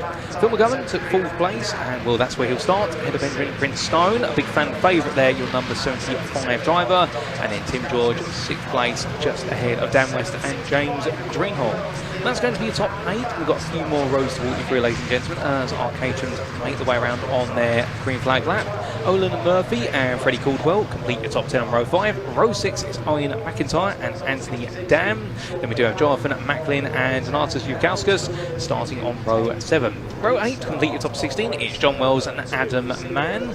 And well, outside of those top 8 rows, we've got a few more drivers to cover, and also we'll be missing a few drivers most likely, given the incident that happened on the open lap of their race. So therefore, take with a pinch of salt, if you will, who you see out there. Michael Bedford, James Whiting will be on row 9, Stuart Gardner and Sean McCammon will be on row number 10, and the last of the drivers who did finish under their own steam in race 1, Nicholas Tuckett. So that'll be down to 21st, and then should they make it back out there, we may, in theory, see Zach Parkhouse 22nd, Morton Stratton and Alistair Murray on row 12, 23rd and 24th. We've still got a couple more drivers to cover there in terms of the potential rows of the grid, although keep in mind, of course, we may not see these drivers depending on the conditions of their cars. Craig Latimer and Freddie Kelly would be on row 13 if they make it out, and Steve Hollyhead and Peter Holland will be on your final row. That's row 14 to make up your 28 car field. But of course, Chris, a bit of an interesting experience, race number 1, but to be fair, when we did get the race restarted, we had plenty of brilliant racing. Incidents happen, of course, but in this one they've got through that first race, and I suspect for round number 2, we're going to see a very tempered race at this one. Well, they've got 100% knowledge now, and they're about to extend that to another 100% beyond that as they go on and through.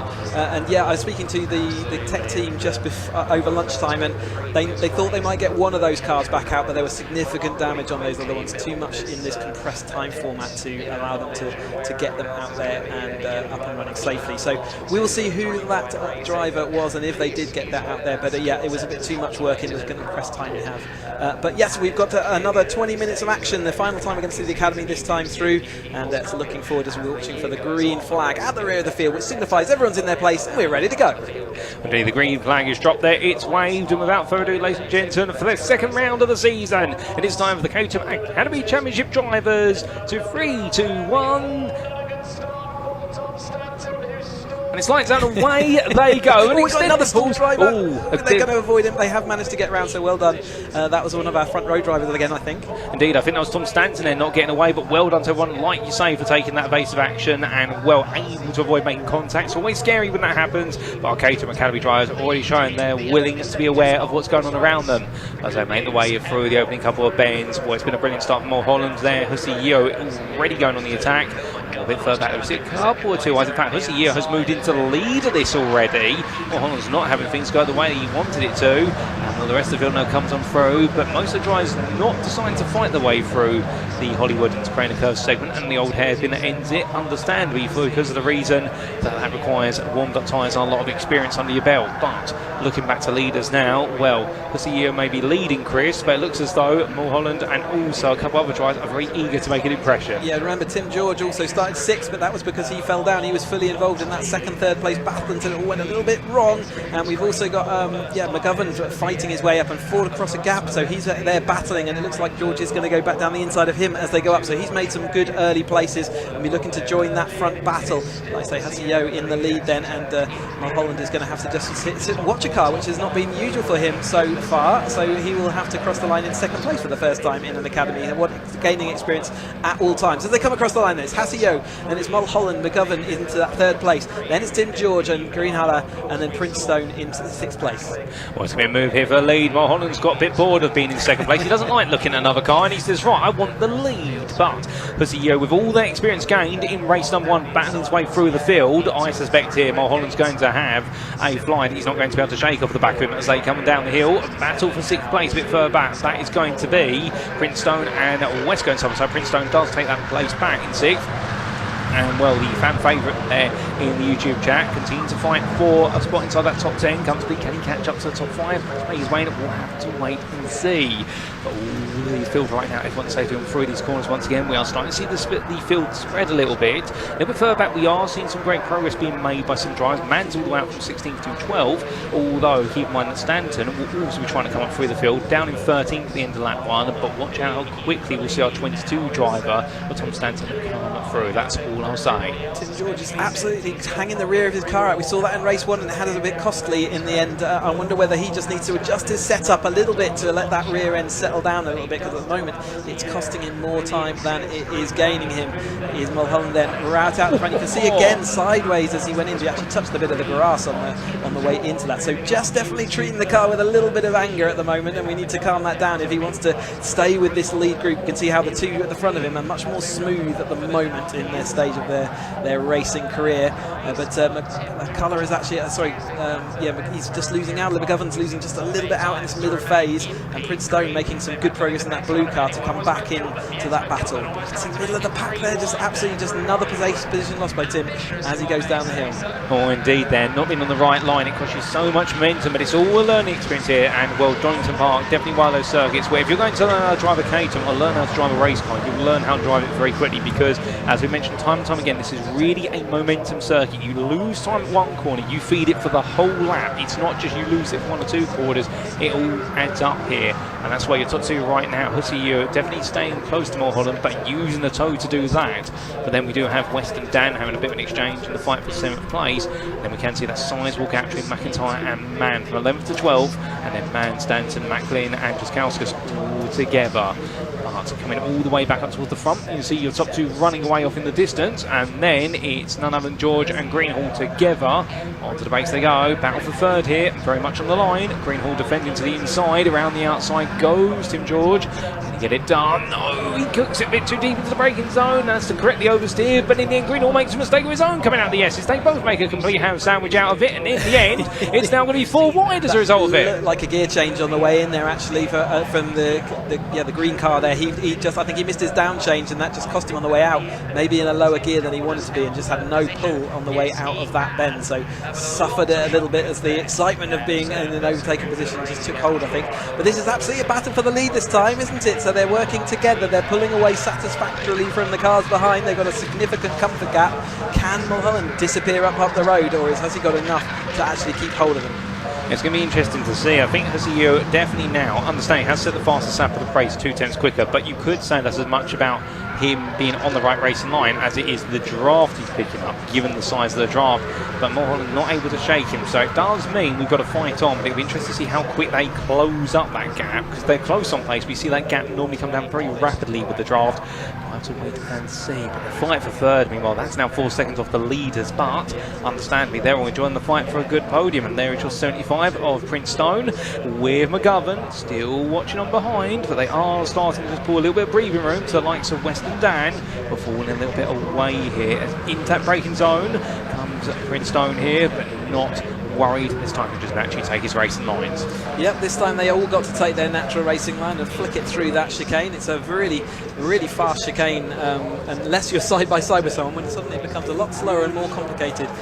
But yes, an absolutely fast circuit. This has really no slow corners at all. Redgate is probably, and the chicane are the two what you consider the braking zones, but really they're not extensive braking at all, and it's only due to the toe that we get so many overtaking opportunities around here. But you can see how often the toe is effective for these Caterhams, and they're learning that, and it's great to see these Academy drivers all up and running, and hopefully it's, compared to the first race, they've certainly got everything underway, and whilst we see a little bit of a spread in the field as far as ultimate pace, and that just comes from the experience and knowledge that they've got out there on this track, what they have all got is a battle on their hands, haven't they? In fact, that lead battle is probably the one that's most spread out now, with just losing out a little bit, not quite able to hold on just as we progress in. But yeah, whilst the battles are spreading out, they are all in a little sort of battle pack by themselves, but they're all having a lot of fun out there, I'm sure. Oh, 100%. That's what it's all about. Have fun. You'll pick up the pace as time goes on. Get the car home after your first race meet. That's the equivalent of winning. Anything else on top of that is icing on the cake.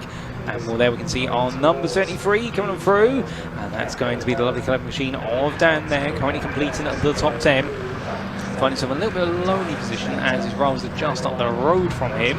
Although, to be fair, you can see the number 23 they're being chucked through. That is George once again. He loves sliding that car. He's more sideways than the straight, even on the straight, I suspect, at this rate.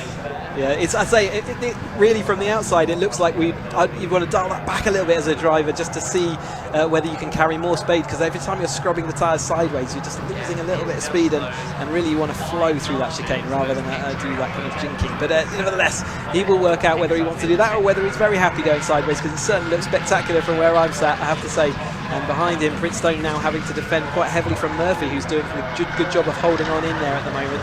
Behind Murphy, you've got Greenlow as well behind him. Oh, indeed, and Prince Stone right now making sure that number 19 can't get too close, but Murphy definitely picking up the pace. Compared to race 1, he is gaining time, but intriguingly as well, we are starting to see personal bests from all of our drivers inside the top 10, so that we're all picking up the pace to measure. Cars are getting lighter, understandably, so that's always going to help out, but also all the drivers getting in the group, and there's always those little pre-race jitters, those little nerves, particularly when this is only your second formal race of your racing career right now. The first race was just to get that experience, and this one is going to be a very different territory, because they are going flat out for the full 20 minutes. We do see your number, I think that's your number 60 there heading on through. And who is that? I hear many ask. That is Honeyhead. Currently running towards back out there, because he was one of the cars that was damaged, and now he's put back together. I mean, he can drive home okay, because that was one of the keys to get all the way back to Brighton, driving his Caterham. So it's a good job that he's back out there and racing around as the rest of the field then come across. Yeah, Tim George still holding on over the top of Murphy and Prince Stone. Murphy, though, has made another place up that lap through. He's going to probably lose it as we go into Redgate, but making the progress in the right direction for sure. Oh, indeed. All trying to move forward towards the very front, and our lead battle is definitely now spread out more and more. And we do see Mulholland open the gap now, 2.1 seconds almost versus Haseo. And then it is a further 4 seconds back before you do get to the fight for third. And Tim George trying to break away. He's going to be moved for fourth. It's a lovely move from Murphy. And Prince Stone in saw it coming. I think he wanted to tuck into his normal race line, then realised that last moment, okay, I've got to cede it, because I've got, well, Murphy's not going to be able to stop that car anytime soon. car in the way, wasn't there? If he tried to turn in, he would have not had anywhere to go. It was definitely what we call a block pass, that one, but brave and actually got it stuck and didn't go out wide. So that's the main thing about whether it was a foul move or not, is as long as your car doesn't go out wide and beyond the track limits, then generally speaking, all's fair. Might not go down that well in the car that you've just done the pass to, but nevertheless, he did keep it all under control. But it is the number 67 then, doing what he did in the last race, which is give himself quite a nice easy time, and we're going to have to wait until we see those cars fixed that we saw exit turn 1 of the first race to really see where he stands. But at the moment he is making hay while the sun is shining here at Donington, and he looks like he's got a nice significant gap over second place. Yeah, 3.25 seconds already. Oh, indeed, Mulholland doing a fantastic job up there, and for CEO, to be fair, also credit where it's due, maintaining a safe gap for second through to third, that being the best part now of 4.5 seconds. So therefore, it's really battle for third place that's now really building up more and more, because you have got George, you've got Murphy, you've got Prince Stone, falling a little bit off of it. However, he's being motivated along there by Greenhall. McGovern is there in 7th. West, Caldwell's 1.4 seconds behind, but he wants to try and get us the back of it and might be able to join as well. And we have Stanton, the man who started in number 22 right towards the front but had that stalled start. He's now up to 11th. He's just got past McIntyre. Stanton's doing very well, to be fair. Absolutely, and what I'm also saying, so the Academy run on a completely different set of tyres. They're not the Nova tyres that we run on there. We used to nickname them van tyres. They're a little bit better than that nowadays, and they actually offer up a significant amount of grip. But I can see in this hot weather that they really are struggling a little bit, even down Craner curves. You can see as the cars lean over in this Academy, you can see the angles these cars make is just showing that they don't have that rear anti-roll bar, and the cars are a little bit higher up on those tyres. And so yeah, the weight transfer at the moment is a little bit more squishy than it gets when you go higher, but it's all about teaching you how to race these cars, feeling that weight transfer, feeling the balance of the right rear tyre, and then working out how do you extract the most speed from it. And then by the time you get to Roadsport, we stiffen up the rear of that car quite a lot, and it allows you to really work that car. We've got a car off, that's the number 19 then. Didn't look like they made it to the barrier, but that's that would have Murphy. been yeah, so Owen Murphy out of the chicane. It looked like he maybe just lost the rear of it, but didn't go into the wall as far as we can see. Murphy seemed to avoid the dreaded wall, but as the drivers all carry, we have one question in the YouTube chat from Teddy Viper, Chris, which is, are these gearboxes sequential or are they full manual H patterns? These are all full manual H patterns. In the Academy car here, they've got a 6-speed H pattern box, and in all the other cars that we're seeing today, there's a 5-speed. The only sequential boxes we've got are in the top level, who aren't with us here today, and that's the 7 Championship UK cars, and they have a 6-speed sequential SADEV. But all these guys and girls are using an H pattern box. Heel towing is something that they're all having to either learn or work out how do you drive without it, and various things like that. So yeah, it's all about driver control. You've got a steering wheel, you've got an engine, you've got an H pattern box, and nothing else besides. Oh, absolutely brilliant there. Definitely a raw roots racing with regards to our Caterham Cadbury cars. And well, as we come back to the battle here for what is third place, unless my memory has escaped me, what goodness me, it's definitely built up. In fact, we have had Prince Stone lose out a little bit in fourth place, so therefore we might have had a bit of chop and change. I want to say, wait and see how they all come across the line, as there is your leader, Mulholland, and right now, well, running away. Although, to be fair, and to your point earlier, Chris, I've just been checking the best lap times of drivers. We are, like you say, because of the warmer conditions, we are running about 2 to 3 tenths at least off of the previous best of races lap. So definitely, they are struggling a little bit out there, but they're having to deal with the fact that at the end of the day, there is not often as much grip, and that's all part of learning. Well, not only that, it's because the air temperature's gone up. Engines really like cold air, warm temperatures, but cold air, and at the moment they've got to get that through a turbo as well. So the radiator and the intercooler is going to be working really hard on these Academy cars today to cool everything down, and yeah, can just lead to a little bit less. I think that's an overtake for the lapped race car, as we watch McGovern still deep in that battle with Prince Stone just going ahead and then West behind. So the battle's still absolutely raging in that chase pack, even though it's spreading out a little bit at the front of the field. Not that much that last time through though, so Husky just made a mistake on one lap, which caused him to lose that 3 seconds, and he's just been able to get back across it at the moment. Yeah, battle's still up and down, and then obviously the back markers also just being dealt with and dispatched with as they go on their merry way. Well, it always makes it challenging, so therefore your top 3 with 6 minutes to go come the end of this lap. Well, in fact, we'll recap that very shortly, because that's Prince Stone battling with Greenhall at the moment, so the fight for fourth is still building up. McGovern and West on the back of it as well, but your number 15 driver Greenhall and your number 75 of Prince Stone here really enjoying a good back and forth battle. Don't think this is going to be over until they see that checker flag, and of course I think it could be a rivalry that carries on to Brands Hatch Indy in a few weeks' time. To wait and see, but there we go with our leader meanwhile. And well, just looking absolutely to be in a bit of a department zone. Although, saying that, last lap, 8 tenths lost. Our CEO is closing up. That could be because of having to get past a lap down driver, but alternatively, it's the CEO here demonstrating the fact that he's a bit more consistent over the distance. Yeah, absolutely. I think there's definitely that little bit, and you know, if you have got back markers and you're not sure, if you've got that much of a gap, you will take a little bit more care and caution.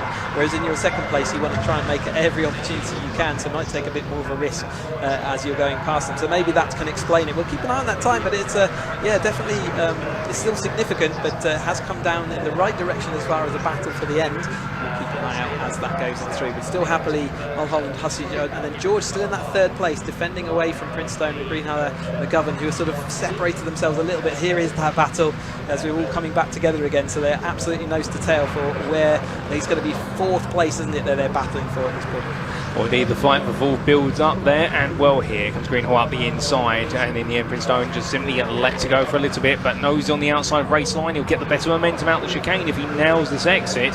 Gear changes and all, but here comes McGovern, and McGovern says to Prince Stone, remember me from about 7 laps ago. One back now, so it's going to be 2 wide between them in the fight for fifth. You can see there West also thinking about getting involved. Also Caldwell catching up, so keep your eyes out for the bright yellow machine at the back of the picture.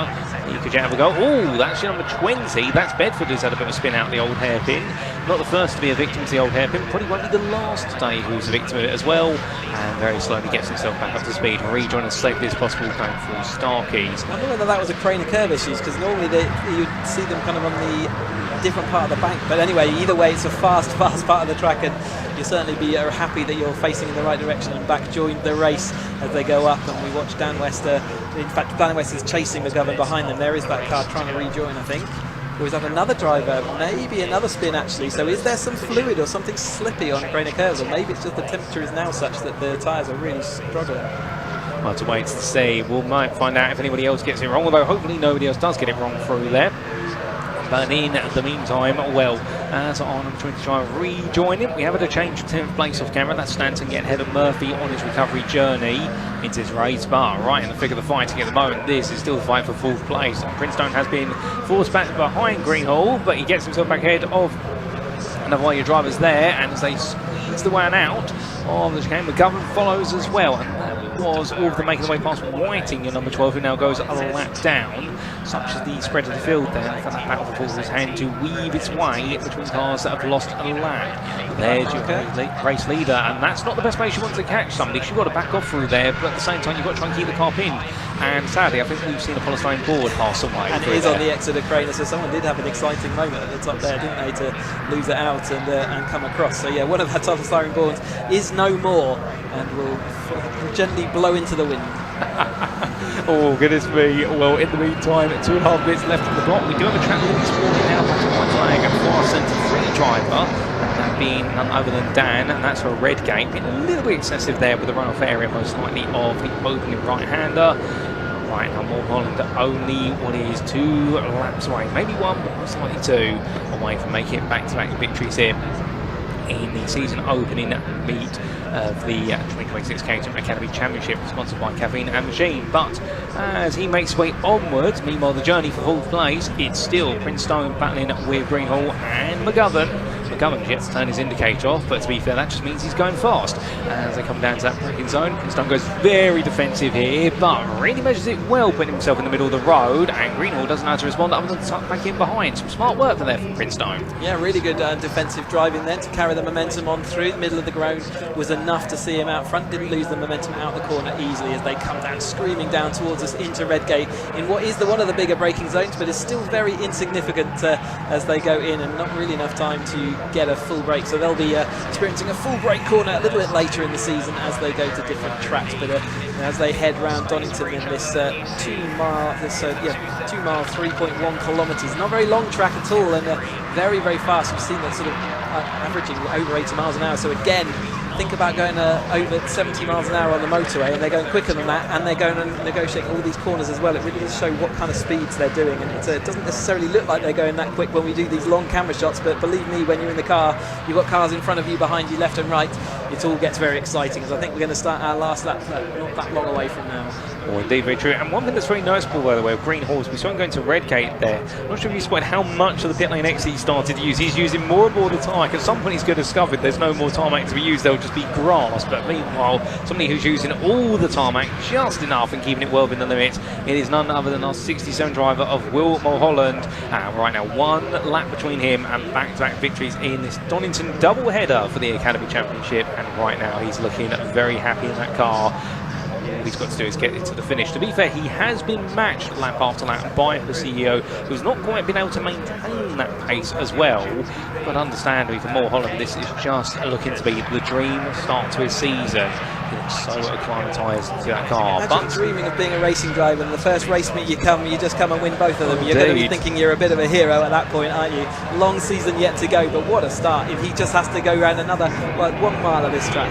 Oh, indeed, absolutely brilliant start, but that's not to discredit our other drivers as well. And well, coming back to what's perhaps not a dream-like result, it will be a dream-like battle here for Princetown, Greenhall, McGovern and West. They're absolutely loving this. We're loving to see it, and we're right in the midst of that fight for fourth all the way through to 7th place. Let's wait and see how that one ends. But understanding, ladies and gentlemen, we're giving our leading man at the time on the cameras now as he comes out of Coppice Bend, because he's only got 2 more corners to go, and he's been absolutely incredible. They've had to wait until the start of summer to get racing, but to be fair, for some the wait's too long, but for this man it has not been too long a wait to see that second win. There's the battle for 4th place. We briefly catch that, and then coming out the final corner, here comes William Mulholland to bring on home his 2nd win of the season and his 2nd win of Donington. He's the Donington dominator, you could say, and it will be behind him Barnaby Husio, who comes home in 2nd. We'll then have Tim George in 3rd, but who's going to come in 4th? I think it is going to be in the end Prince Stone, but that was Greenhall going a little bit sideways, and West come through. Yeah, well done. And then, yeah, absolutely. What a race across the lane. You can see how close it was as they took that checkered flag that time. So it was George, Princetown, West, McGovern, Greenhall, and then Caldwell. So yeah, fantastic for all of those drivers. And what a battle. I mean, in their 2nd only ever race. It's brilliant. Oh, indeed, an absolutely brilliant battle, setting the tempo nicely. And as we have a few more finishers coming through, McIntyre there 12th, and we'll very shortly have our number 24 of Jonathan Macklin coming to the line, albeit he was 20 seconds behind. But to be fair, some good points for his debut weekend. As well as we do also get ready to see what will be Macklin, and then just 6 seconds behind him, I think that is Macklin in the white and black livery machine. There he goes across the line, and then we will have Donatas Juskauskas, who comes on through there in 14th place in number 77. Number 11 of Man, and then Wells completing your lead lap finishing order. But absolutely brilliant stuff for round number 2 of the Cafe in the Machine Caterham Academy Championship. Full 20 minutes of action as well, and what Indeed. action it was. Fantastic. Can't wait to see them at the next round. I think they're at Brands Hatch next. We'll I'll get that before the next time race we get to. But fantastic. We've got their provisional results, so let's hear where they ended up. Oh, indeed. And well, ladies and gentlemen, after a great 20 minutes of racing, 15 laps over the distance, and Will Mulholland, he was kept honest by Barnaby Husio over the course of the first half of the race, but once he retook the lead, he bolted away. 6 seconds behind was Husio, making it 2nd place there, and in 3rd, Tim George. And well, outside the podium, 4 seconds behind, it was Benjamin Princetown, who did incredibly well to fend off Dan West, and also in there James Greenhall and Phil McGovern, but it was Dan West who made it into 5th, for Greenhall going a bit too deep into the S's right at the very end, and they all did very well to make sure that did not turn into drama right at the finish line. Phil McGovern, 6th there, will be a bit gutted. I think hoping the top 5 was definitely earnable, but in the end it was not, but he was able to beat Greenhall to the line, and then Freddie Caldwell, he just waited in 8th place, but the day never quite came for him to be able to move further forward. Anthony Dan took 9th place there ahead of Tom Stanton. Keep in mind, of course, Stanton did stall at the start, so did very well to recover to 10th place, all things considered, and that's your provisional top 10. And in the end, the fastest lap was set by your race winner of Will Mulholland, Will 1 minute 22.26. A brilliant race, no doubt about it. Very shortly, we'll be hearing from your top 3, and I do believe we're going to be cutting down down to the Sam Parker, ladies and gentlemen.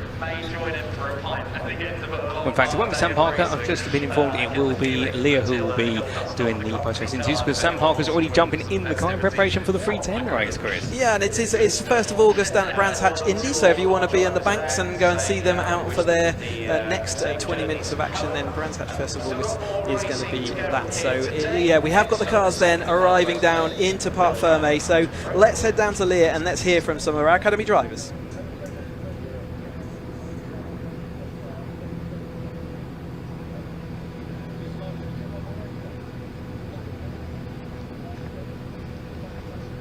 An absolutely brilliant showing we've had there from the Caterham Academy.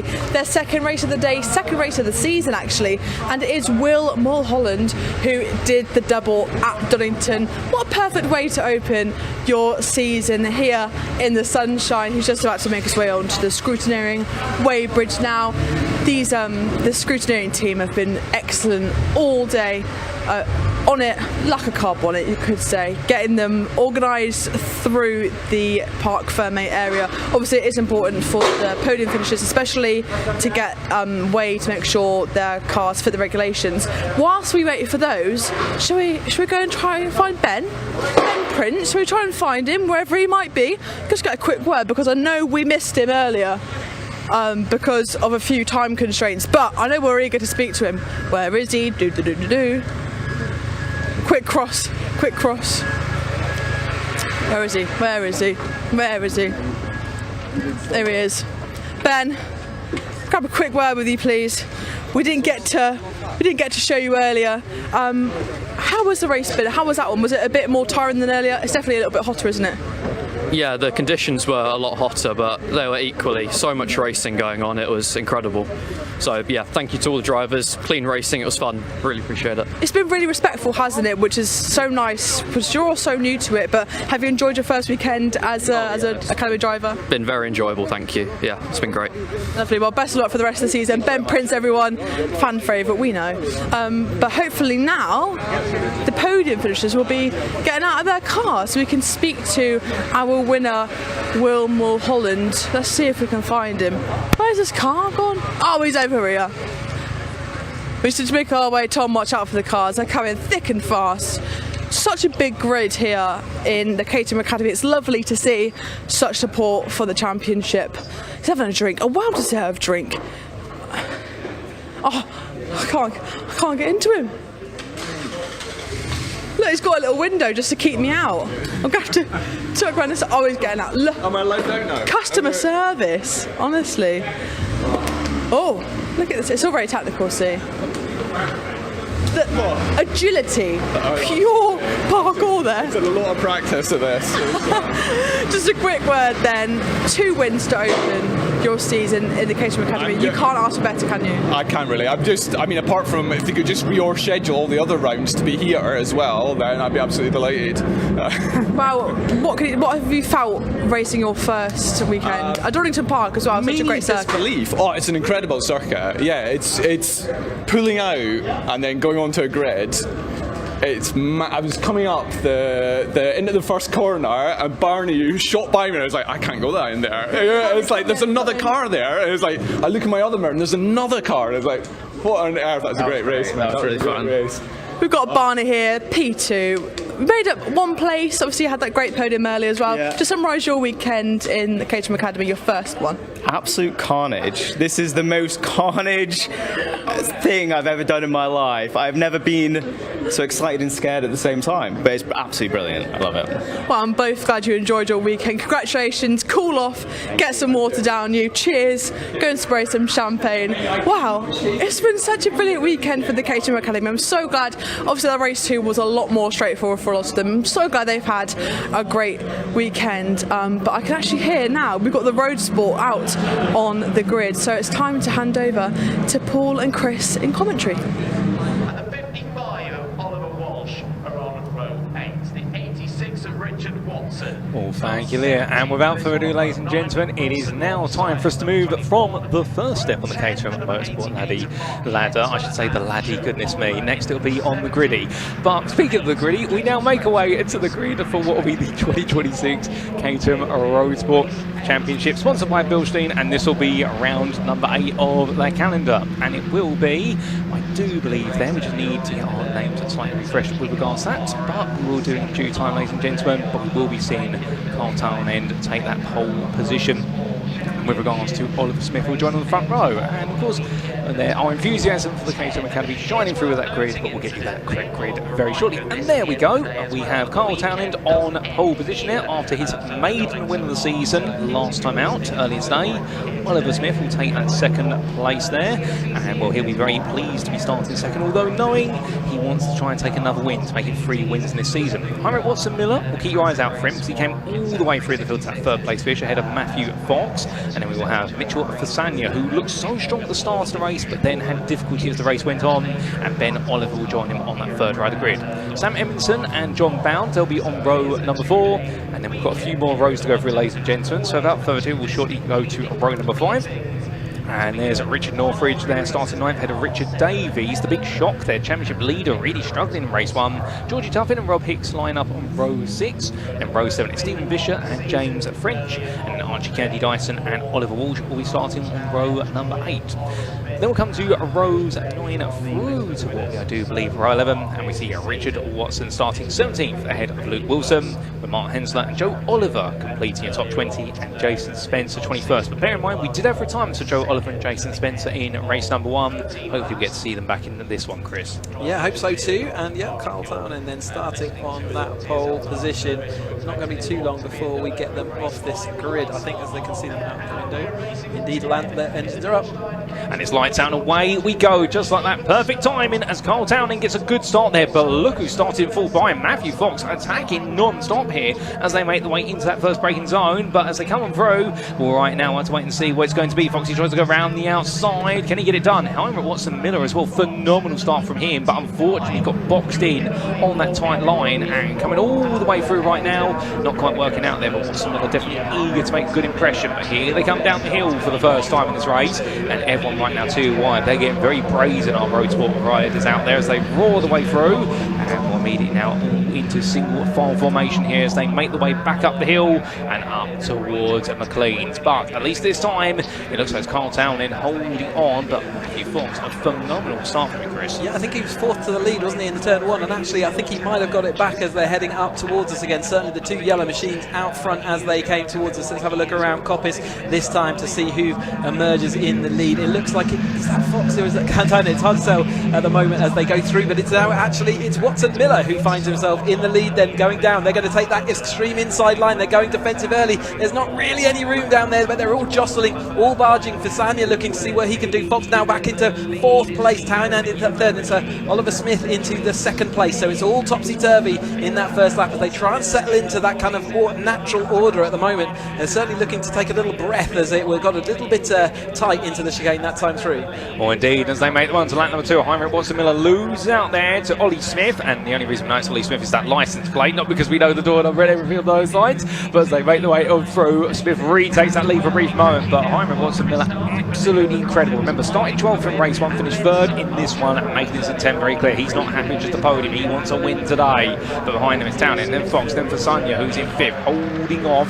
Where's Oliver behind? And then we do have Northridge in 7th place at a Bond, Emerson and French at the moment. Could all chop and change, but the speed right now of our Roadsport machine such that as they make the way up the hill this time, you can see the top 4 starting to break away a little bit, and that fight for 5th between Fasania and Oliver. They're going to make a decision sooner rather than later. Do they fight or do they settle it down, because they will lose those leaders as further back Hicks and Kennedy getting very firm for 15th place there, but with an opening pair of laps, Chris. Yeah, absolutely. So the Roadsport just settling themselves a little bit in this second lap, which is good to see, so they can settle into this race, have a look around them, see who's around them, work out what their tactics might be. And remember, this is a long old 20 minutes out there, so 20 minutes doesn't sound very long, does it? But when you're absolutely fighting tooth and nail every single corner, it definitely feels like it. But all of us hold on for that whole entire lap, and Miller's just Watson Wilson Miller's just decided that he's happy to watch. Easy to spot with his slightly higher roll cage. We can fit most people into our Caterhams without an issue, but we do have to have the drivers a certain distance below that roll cage for safety reasons. And yeah, we've got that high roll cage just in case we need it. And with the Wilson Miller, we do need to utilise it just to keep him nicely tucked underneath that roll cage as they all then head around Hollywood and down into the Craner Curves. One of the most famous set of corners in British motorsport. If you've ever been on a track day, you'll know how wonderful it is to flow a car down and over that hill, and really does, the car's fighting against you, the track and the gradient, you can see how it's still downhill sweeping away from you, so you're trying to push as hard as you can, but gravity's trying to drag your car away from you, as these Roadsports showing what skills they built up in their academy year last year, and now turn themselves with a quicker anti-roll bar change at the rear, and these new Nova ZZS tyres, and off they go into Roadsports, and what a sight that is. Oh, indeed, a beautiful sight here, and Aura Drive's really cool and composed. They make the way on around, but right now, Ollie Smith absolutely trying to run away with this as quickly as he can. He's definitely trying to get the move on here, and it's not just because he wants to get this race over so he can get on the road, but it's the simple reason, if he can make a break early on, he will be a lot safer. But right now, Unstaying, Watson Miller staying with him, but it's that fight for third, and it does seem as though Matt Fox at the moment has come to a bit of an understanding with Townend, and we saw this in race 1 from Townend. He was very tactical for the first 15 minutes. He didn't want to fight too much. He just simply swapped back and forth, and it's what enabled him to then get into that position to attack for the win in race 1. But will Carl Townend be able to do again? We'll have to see. As here comes Fox looking around the outside. That's a poke. It's not going to work out there versus Watson Miller, but I think he's just saying to Heinrich right now, look at me, don't look in front, look in your mirrors instead. Forget about that braking tone that you need to hit, and getting distracted is a very big thing. Absolutely, yeah, distracting. And one person who's not making that progress, Davies, who obviously we saw in that lead battle nearly throughout the whole of the last race, had that issue, dropped him down late on in the race. He found himself slightly up in 8th place, but now has dropped back down to 9th, so he's not got it all his own way. So look for his red car with the black nose cone, but he's not making his way to the front of the field quite as quickly as maybe he wants. But I think he's still roughly within contact there. Is that him on the outside there? It's hard to tell. I think it is. So he's just not making his way through that pig pack, and Vischer was overtook a couple of core cars in that last time, so he's still stuck in that battle. Indeed, it's frustrating for Davies because he knows he's got the pace to win races. He's seen that because the first 2 meets of the season he absolutely led the way in all 4 races. But Spa Frankenstein's was a blip, and well, he was trying to prove it was a blip, but so far it hasn't been a blip. It actually seems to have been a bit of a momentum loss for him. But as they all come through, we go 3 wide once again in the fight for 3rd place. Or is it the fight for 2nd? In fact, it's 2nd now, and Watson Miller is definitely feeling it as the wheel guard there decides to raise itself, and that's going to add a little bit of aerodynamic drag, but nothing too critical as they come on through. But look at Smith right now. You can tell he wants to be the leader of this race through and through. He's going defensive before he even got a third of the way down the straight. Wheel Arch just saying hello, isn't it, waving away. It will be a bit of a distraction, and if you're using any of your markers and lining your wheel up, you've got to readjust for that. It'll, yeah, more of a distraction than anything else. It will just sit there and it's just will flap away for the rest of this. But yeah, absolutely, Oliver is acting as that resistant force, but they've still got the pace in that car to be able to drag this front 3 away. So Townend has lost a little bit of connection with that front 3. So maybe if I was sat in that 2nd and 3rd place, I might think, well, okay, we're making enough ground here that I'm happy. But things change so quick. Fasania's still absolutely involved as well, and really, he had a kind of unlucky result last time, again pushed back with not enough time to recover back through. So he's got a bit of work to do, as then there is a significant back to this next battle pack of drivers, and is Davies in the front or the 2nd pack? It's hard to judge, but yeah, he will not quite where he wants to be right now, that's for sure. Well, Davies at the moment in 8th place. I think he has managed to latch himself towards the back, well, in fact to the front of that 2nd pack, but he's 3 seconds behind the top 7 at the moment. He's got a lot of work to do, but it's not impossible. It's all going to come down to his pace, plus also how exactly the top 7 want to play this out. Right now, Will Smith is dictating the fact that he does not want to give up track position whatsoever. I mean, track position, it's only vital when you get to that finish line. You need to be the one who gets across it first, but understanding right now, he's trying to show to everyone, no, I want to lead every lap of the race. And some drivers are like that. Their attitude is they don't want to give up ground. Coming out of Redgate Bend there, you can see that Watson Miller's still glued to the back. Northridge at the back there, falling away a little bit from the top 6. He's at risk of losing them at this rate. And here we do see the 2 wide through the Craner Curves. That is going to be Townend trying to go inside to outside. That's not going to work. Fasania goes defensive and will cover off that 4th place for now as the leaders head back up the hill. And understandably at this point, it's all that position in between them all. And well, from the driver's perspective, Chris, I mean, they know each other quite well, so they'll know the different attitudes or the behaviours of their rivals, and that becomes a big part just as much as what you actually do in the car itself. The game of strategy involves the players, and you really do have to know your drivers, and they will get to know each other even better, obviously, as they go through this course. They've done a whole season together in the academy, and then they've upgraded to Roadsport, and they will continue that battle. But one person, Heinrich Watson-Miller, so we spoke in the first race, he really hasn't had any good results up to now, but something has clicked this weekend, and it's not just a single pace lap, is it? He's absolutely clicked with the strategy and how do you race this Donington circuit, because he has been firmly in that front battle. As soon as he recovered from qualifying, his win mirror has gone now. It is sat in the middle of the track, which is not ideal because you don't want that caught under the front of your racetrack. It's a bit like driving on ice at that point, but it absolutely something has clicked, and you do see that in the Roadsport season. The tyres make more sense, the more stability in the car makes more sense, and then suddenly you'll find cars and drivers who just, it wasn't working for them, suddenly it does, and it's great to see that progression.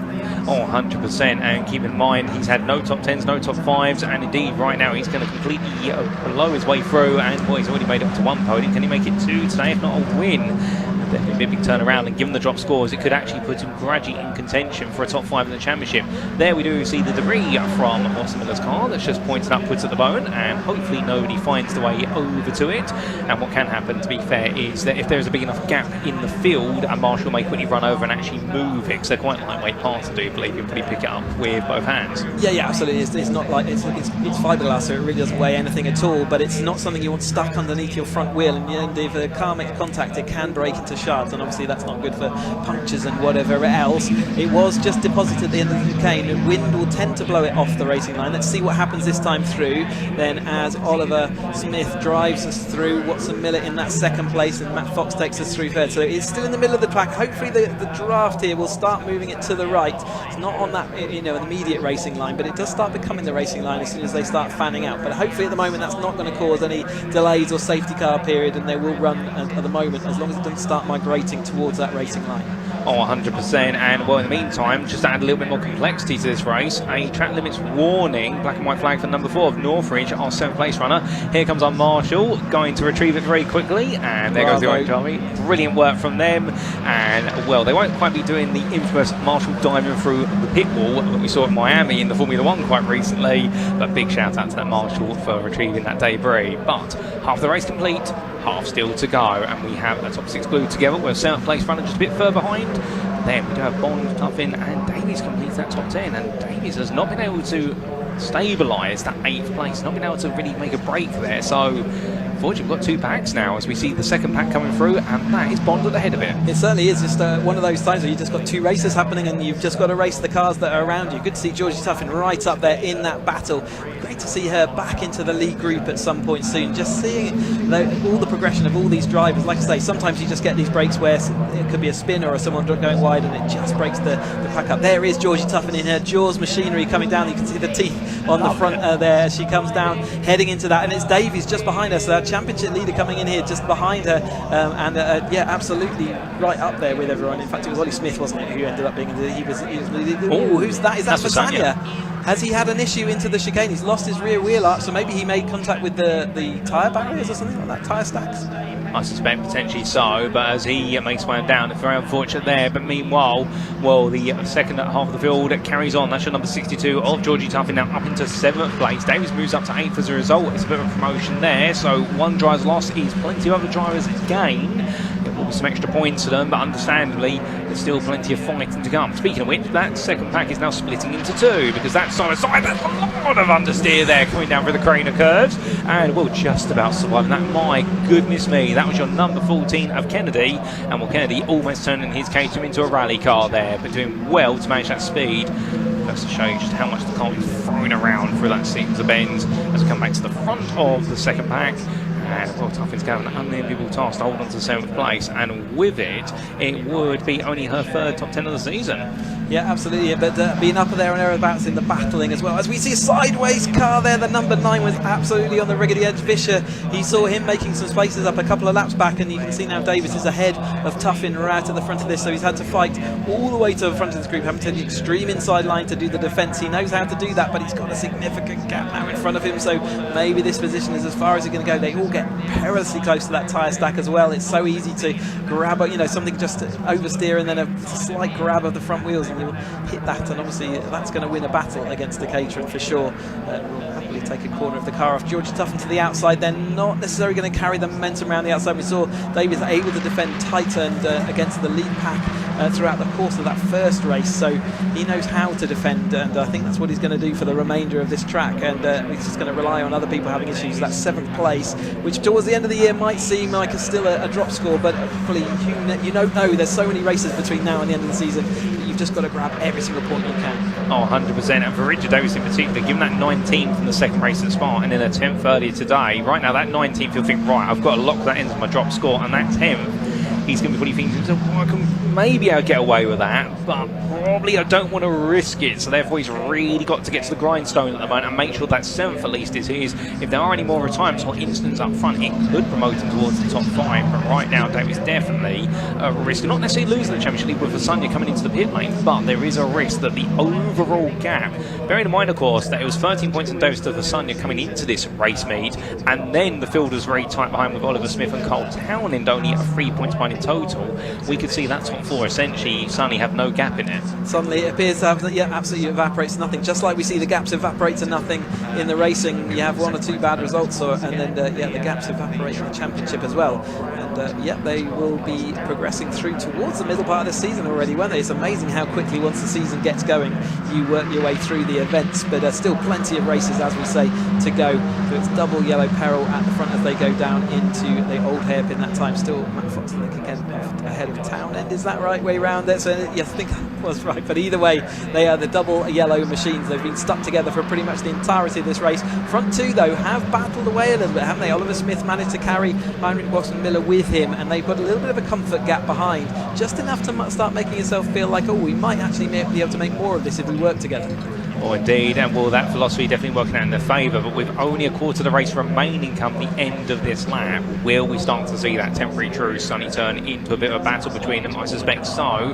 Here they come down once again, but they definitely are both really locking into this race right now and focusing. Oh, parked up car, that's the 55, that's Walsh there who is parked up, and that looks to be on the exit of the old hairpin. Yeah, Ollie Walsh there, the car's stopped, isn't it, and it's in an awkward place, and that might well see a safety car, and if it is a safety car, that also might be the end of racing laps for this race. So let's keep an eye out what we do have live snatch opportunity with a single car. That might be something they will look to do. Certainly with 4 minutes left, it'd be a shame to neutralise this battle, but the safety is the primary concern.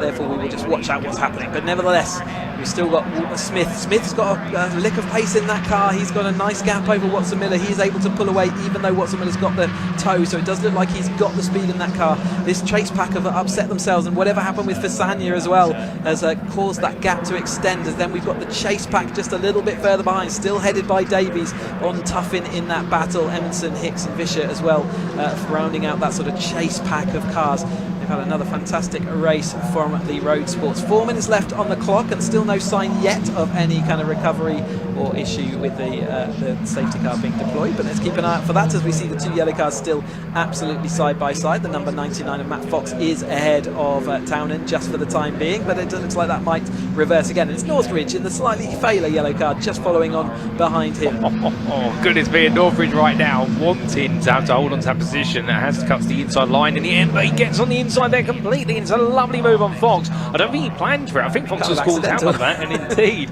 an accidental pass, but to be fair, we love to see it. 3.5 minutes left to go, and the marshals are pushing away Ollie Walsh's car, so that's going to be removed just in time.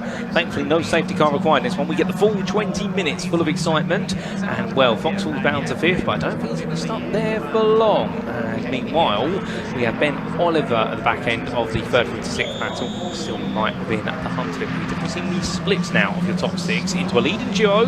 We're on camera here coming for the old hairpin, and then it's the 3rd to 6th battle. 13 seconds back, we've got Davies ahead of Bond, Georgie Tuffin and Sam Emerson. Well done, Marshals. Indeed, well done to the Marshals there. And now that they are on the inside of what used to be the location of the bridge supports of Starkey's Bridge, one of the key prominent features of Donington Park until it was knocked down years later, well, understandably now they don't have as much of a risk there, because it's rare that a driver will cut to the inside of that apex. But all the drivers right now definitely doing well to respect any yellow flags that are in place at any point. And we'll come back to the yellow machines. Well, it does. does look as though Northridge just feeling a bit of pressure coming out. Coppice goes a bit wide. Here comes Fox once again. Yeah, and it's Carl Townend in front. The clerk of the course did say that he wouldn't do that live snatch or the marshals out there on track unless he was confident the cars were all behaving themselves. So well done again to the Roadsports for giving him their confidence to do that, and the marshals to get out there. It's not easy to push the car, even though it's only a half-a-ton car. It's not easy to push up a grassy straight. But the lead two are definitely back together again. So that battle has reignited itself, and now it's Townend who has forced his way clear, hasn't he, over the top of Matt Fox, who's lost his front number plate at some point during that opening part of the race. And it's the number 80 of Ben Oliver who's just chasing along back, but the battle for the lead is starting to reignite. That gap looked like it was becoming terminal, and Watson Miller is saying, no, absolutely, I am going for this win. He's taken the second place already today, hasn't he? So trying to get that, was it second? I can't remember, third place. So looking to, he's already in a better place, but let's go take that win as well. There's Ben Oliver on the way up the hill, striking car that one is. But these two yellow cars now suddenly separated just a little bit as they go into this final phase of the race. Oh, indeed, and after this there'll be one more lap to go. And will we see Oliver Smith essentially trying to almost repeat Spa-Francorchamps by taking 2 podiums but a win this time, or will we see a first-time win for Heinrich Watson Miller? Meanwhile, whilst we can look at the battle for the top 6, there's also, you just saw a brief snapshot of the battle for 7th through to 12th place from Davis, Emerson, Bond, Tuffin, Vischer and Hicks. But then you have the fight for 3rd here, so there's battles everywhere we look, which is fantastic to see. But on to last lap we go. Can Oliver Smith hold on? Can he take that 3rd win of the season? Or will Heinrich Watson Miller be able to take his first win of his own? Here they go, onto that lap. It's going to be Oliver Smith, currently ahead by the best part of 4 tenths a second. That's quite a comfortable gap, Chris. He's clinging on with his fingernails though, isn't he? He's still there, he's still on the rear, but he is absolutely having to hang on. Oliver Smith has got just about enough speed in that car to make himself feel a little bit comfortable, but he won't be feeling comfortable as we start this last lap, because Watson Miller only just has to keep hold of that toe as they get to that last straight. Can he do it? He's no doubt about it. There's absolute fingertip just trying to grab onto the rear of that car and trying to pull him forward. You want someone a fishing rod, don't you, to reel yourself along and just give yourself a little bit. He had to go ever so wide, so he's going to ping a sensor on the exit of Old Hairpin. I think he has to do it at this point to see whether he's got any chance of taking this win. His first win, anything from well outside the top 10 for any other race weekend, and suddenly he's fighting for this win. What a sight, as the rest of them are all back together again. Ben Oliver's been called down by the 2 yellows are absolutely line astern with Northridge, just seeing whether there's anything he can do as well. Clock ticks to 0. We're next time across the line, we're going to have the checkered flag. Well, indeed we are, Chris. And so as our 2 leaders come through Coppice, and then the rest, they can see also the battle for 7th place right now. Davis, Bond, Emerson, Vischer, all scrambling, but we must leave them be. We come back to the front, and right now Watson Miller looks to the inside. He's too far back. Surely it's not going to be enough, because for Oliver Smith, he was absolutely superb at Spa. It was a second in race 1 today, and here in race number 2, it's Ollie Smith who takes victory ahead of a maiden pair of podiums for Heinrich Watson Miller. Then who will be 3rd? This is going to be very close. They fell out, and it is going to be Matthew Fox who just brings it home by a 10th. Oh, somebody's in the gravel there. That looks like to be Fasanya, unless I'm mistaken. Well, it's a green machine. It may not be Fasanya, to be fair. We'll come back to that very shortly. We did see Fox ahead of Oliver, then Townend complete the top 5 ahead of Northridge, who will be 7th, and in the runs line it's going to be Bond who brings home 7th place just ahead of Davies, and then it will be Emerson and Vischer completing the top 10. Emerson and Vischer joined at the hip all day today, to be fair. Tuffin will take home 11th place ahead of Hicks, then Kennedy Dyson, and it will be French and Wilson who complete that top 15, with Watson in the 86 just crossing the line there, and we will have about 20 seconds before we do get to Hensler in the number 88, that being Mark Hensler to complete your lead lap order. Brilliant race. Watson Miller was so close to hitting that tyre stack on that final corner. He tried everything to take that win, just wasn't there, but he was millimetres from actually having a disaster, so he'll be actually quite thankful, I think, by the time he gets back there. So yeah, he was definitely having another story. But Fox making it to the front of that chase group as well. Well done. That last chicane must have been exciting for him. Ben Oliver, Townend and Northridge rounding out that exciting chase battle, and just behind them having that another deep battle with Bond just making it back to the front, and that wasn't looking likely a couple of laps back. Davis, he's not going to be happy with that. It's another score he's going to have to carry, isn't it, with Emerson and Vischer? So we're going to have to see whether he gets some unluck from other drivers, as other drivers now pulling back into the pits, our leaders, and making it all the way around onto their recovery track. But what a fantastic outing for the Roadsports. We'll next see them on track on the 1st of July at Alton Park, and I can't wait to be talking about their racing once more. So fantastic action, and we will see them next time in July at Alton Park. That'll be absolutely fantastic to see. And well, as we wrap up the time at Donington, here are the results from round number 8, the provisional results that is, for the 2026 Bilstein Caterham Roadsport Championship. Brought to you today from the heart of motorsport in the UK. And we saw Oliver Smith bring home his 3rd win of the season after 15 laps of racing, constantly chased down by Heinrich Watson-Miller, who was clawing onto the back of him, but in the end it was not enough for the 47 driver, who brought home his 2nd in a maiden pair of podiums this season. And given how his season started, he won't be complaining at that. Well, of course he will complain a little bit. He wanted the win. He couldn't quite get it in the end. But still, it's looking good for him. And then in 3rd, Matthew Fox in a 4-wide finish. In the end, Matthew Fox taking that 3rd place by a grand total of 24 hundredths ahead of Ben Oliver, Carl Townend and Richard Norfolk. You couldn't ask for closer. John Bond took 7th place there, ahead of Richard Davies just at line by 200ths. You got Sam Emerson and Stephen Vischer who completed your top 10. Fastest lap of the race being set by none other than your number 80 driver of Ben Oliver on a 1 minute 20.96. But ladies and gentlemen, with an epic race comes an epic set of interviews, I do believe. So we are going to send down to Sam Parker in half an 8. In fact, not Sam Parker, it's going to be none other than Leah. And we will be getting our interviews underway with Leah very shortly, ladies and gentlemen. So over to Leah we go. Vertex Caterham 310R Championship will be with them very shortly.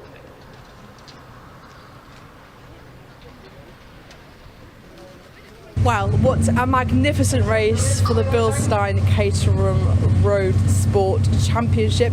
Ollie Smith taking P1, doing better than his P2 earlier. He's just come in through Park Fermo, so we'll actually cross and, well, we'll wait for Heinrich to go past. But now we'll cross over and go and speak to our race 2 winner. He must be pleased with that. I mean, throughout this day, one trait of these Caterhams is just how close the racing is and how competitive but how fair it is too, which must make it an absolute delight to sit in one of these machines. We'll just wait for him to kind of get his gloves off, get his helmet undone, get sorted. It's very hot in these cars, but someone as good as Ollie, he knows the drill, he knows the score. We'll have to see how he's done at Donington today, what he thinks of this track. Obviously, the Caterhams haven't been here since October 2024, so it's a welcome return for them around Leicestershire. Ollie. Hello. Wow. Wow, wow, wow. What a day. What a day.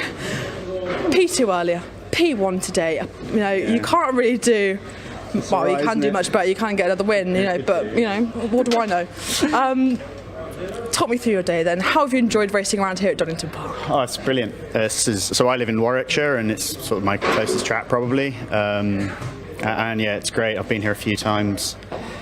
This morning's, well, I suppose just after lunch, our race, the safety car and everything. It's a bit of a shame, but yeah, that race, I was like, I got a gap. I was like, okay, please, let's just go and not make any mistakes, and I managed to bring it home. Heinrich did get close a few times. Yeah, great day. Well, like you said, you are sort of like in between, I guess, here in Silverstone, Warwickshire's kind of like in the midst. Silverstone. In a Caterham. Oh, okay, right. I'm about to say, Donington's, well, you can't really compare the two, can you? One's flow and one's completely flat as a pancake. We're just a bit slow for Silverstone, I think. You know, the long straights is sort of counting the time. Although that being said, we were at Spa a couple of weeks ago, and obviously we've got Kimmel there, and yeah, that was still mega. So lovely. And then looking ahead, it's your 4th round. You've got round 5 coming up in July. What are your thoughts ahead of it? Are you excited for it? I mean, this is great momentum to take into, isn't it? Get some water down. Ultimately, this is my hobby. You know, it doesn't matter that much. I'm here to have fun and just have a good time, do my best. So it's great. Ollie, like I say, get some water, be hydrated. It's really hot in those cars. The 310Rs are out on track, but I will just talk you through it again. Lovely camaraderie between the drivers here. We had P1 for Ollie Smith, P2 was Heinrich Watson-Miller, and P3 was Matt Fox. He won by almost a second in the end, so not a bad day in the office for Ollie Smith. And I'm going to pan back over now to my friends in commentary because the 310R cars are out behind me. So boys, over to you.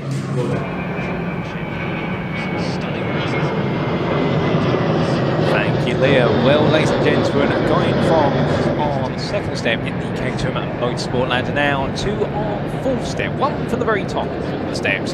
We come back to the Vertex 310R Caterham Championship for 2026, and they continue the story from the second race of the day earlier on. The Act 8-day lineup is the grid. Will Chadwick starts on pole position ahead of Tom Willies after that incredible battle, which also saw Will Harris get involved in there, and the number 14 driver wasn't quite able to steal away a front row spot, but he was able to finish on the podium. Ryan Wilby, well, he was a little bit further behind in the end. He dropped to fourth, but he stayed there comfortably ahead of David Yates, and then we do have Andrew Murgatroyd joining them on that third row. Completing your top 8 on row 4, it's Ben Lopez Appleton, who looks so good for a chance of a win in that race earlier on, but unfortunately the pace slipped away, and a mistake as well cost him dear. A missed shift coming out the S's, and Charles Harris completes your top 8.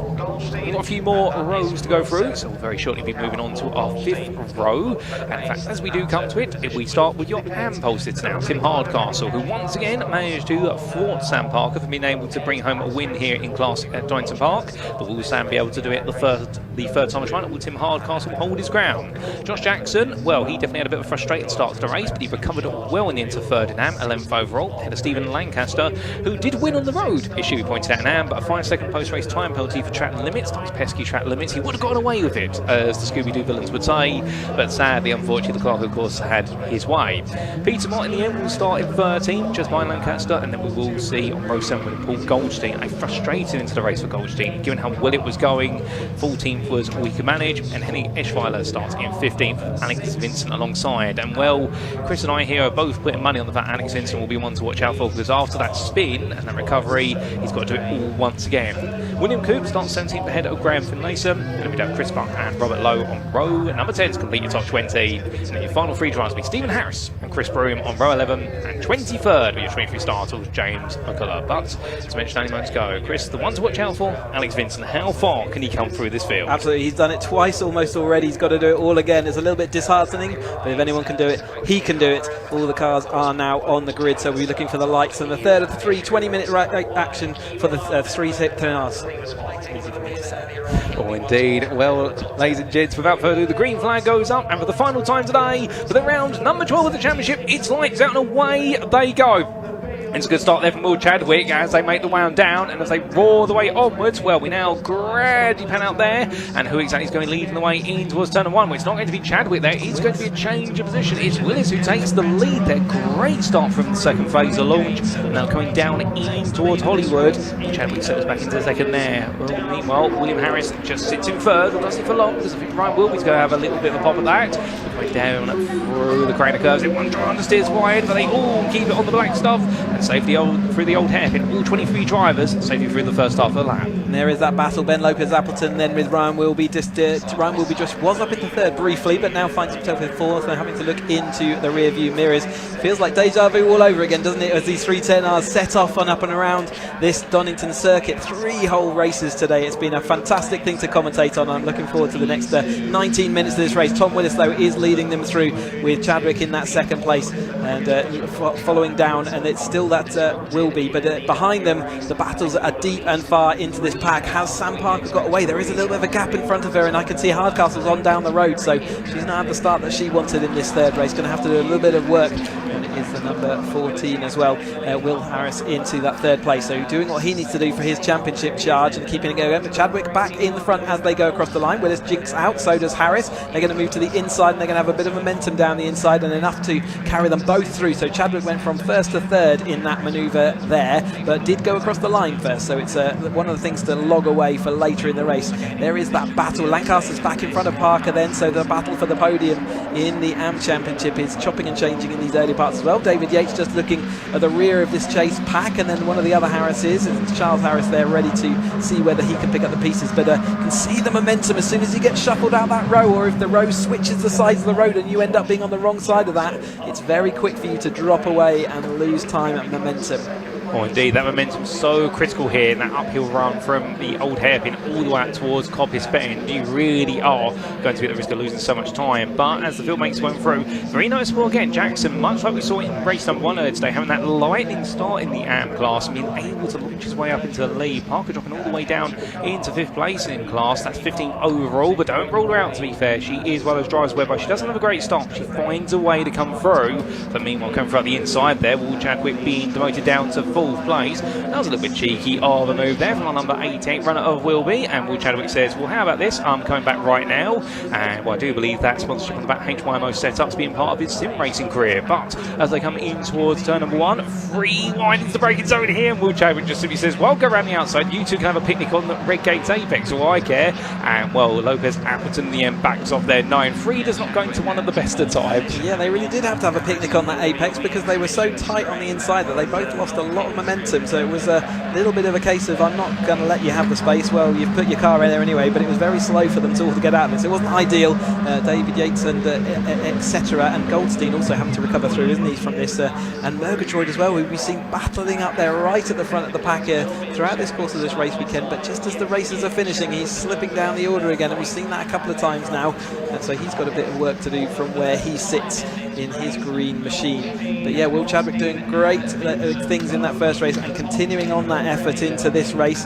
Just losing the front pair just a little bit. Willis working well with Harris to actually sort of pull a little gap, and as Ryan Wilby and Chad, they kind of work destroying each other's pace a little bit. This is where them working ahead and working together might well work in their favour. Let's have a look how this develops.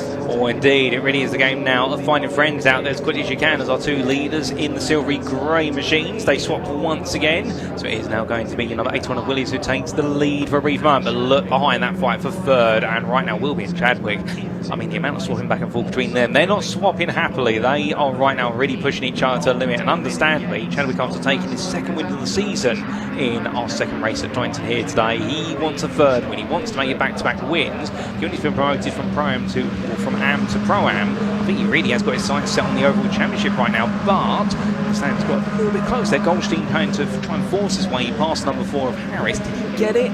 No, he didn't actually. It was poor momentum. He lost place as a result of it. The old hairpin coming back to bite him on the backside. Where they come into the braking zone for McLean's.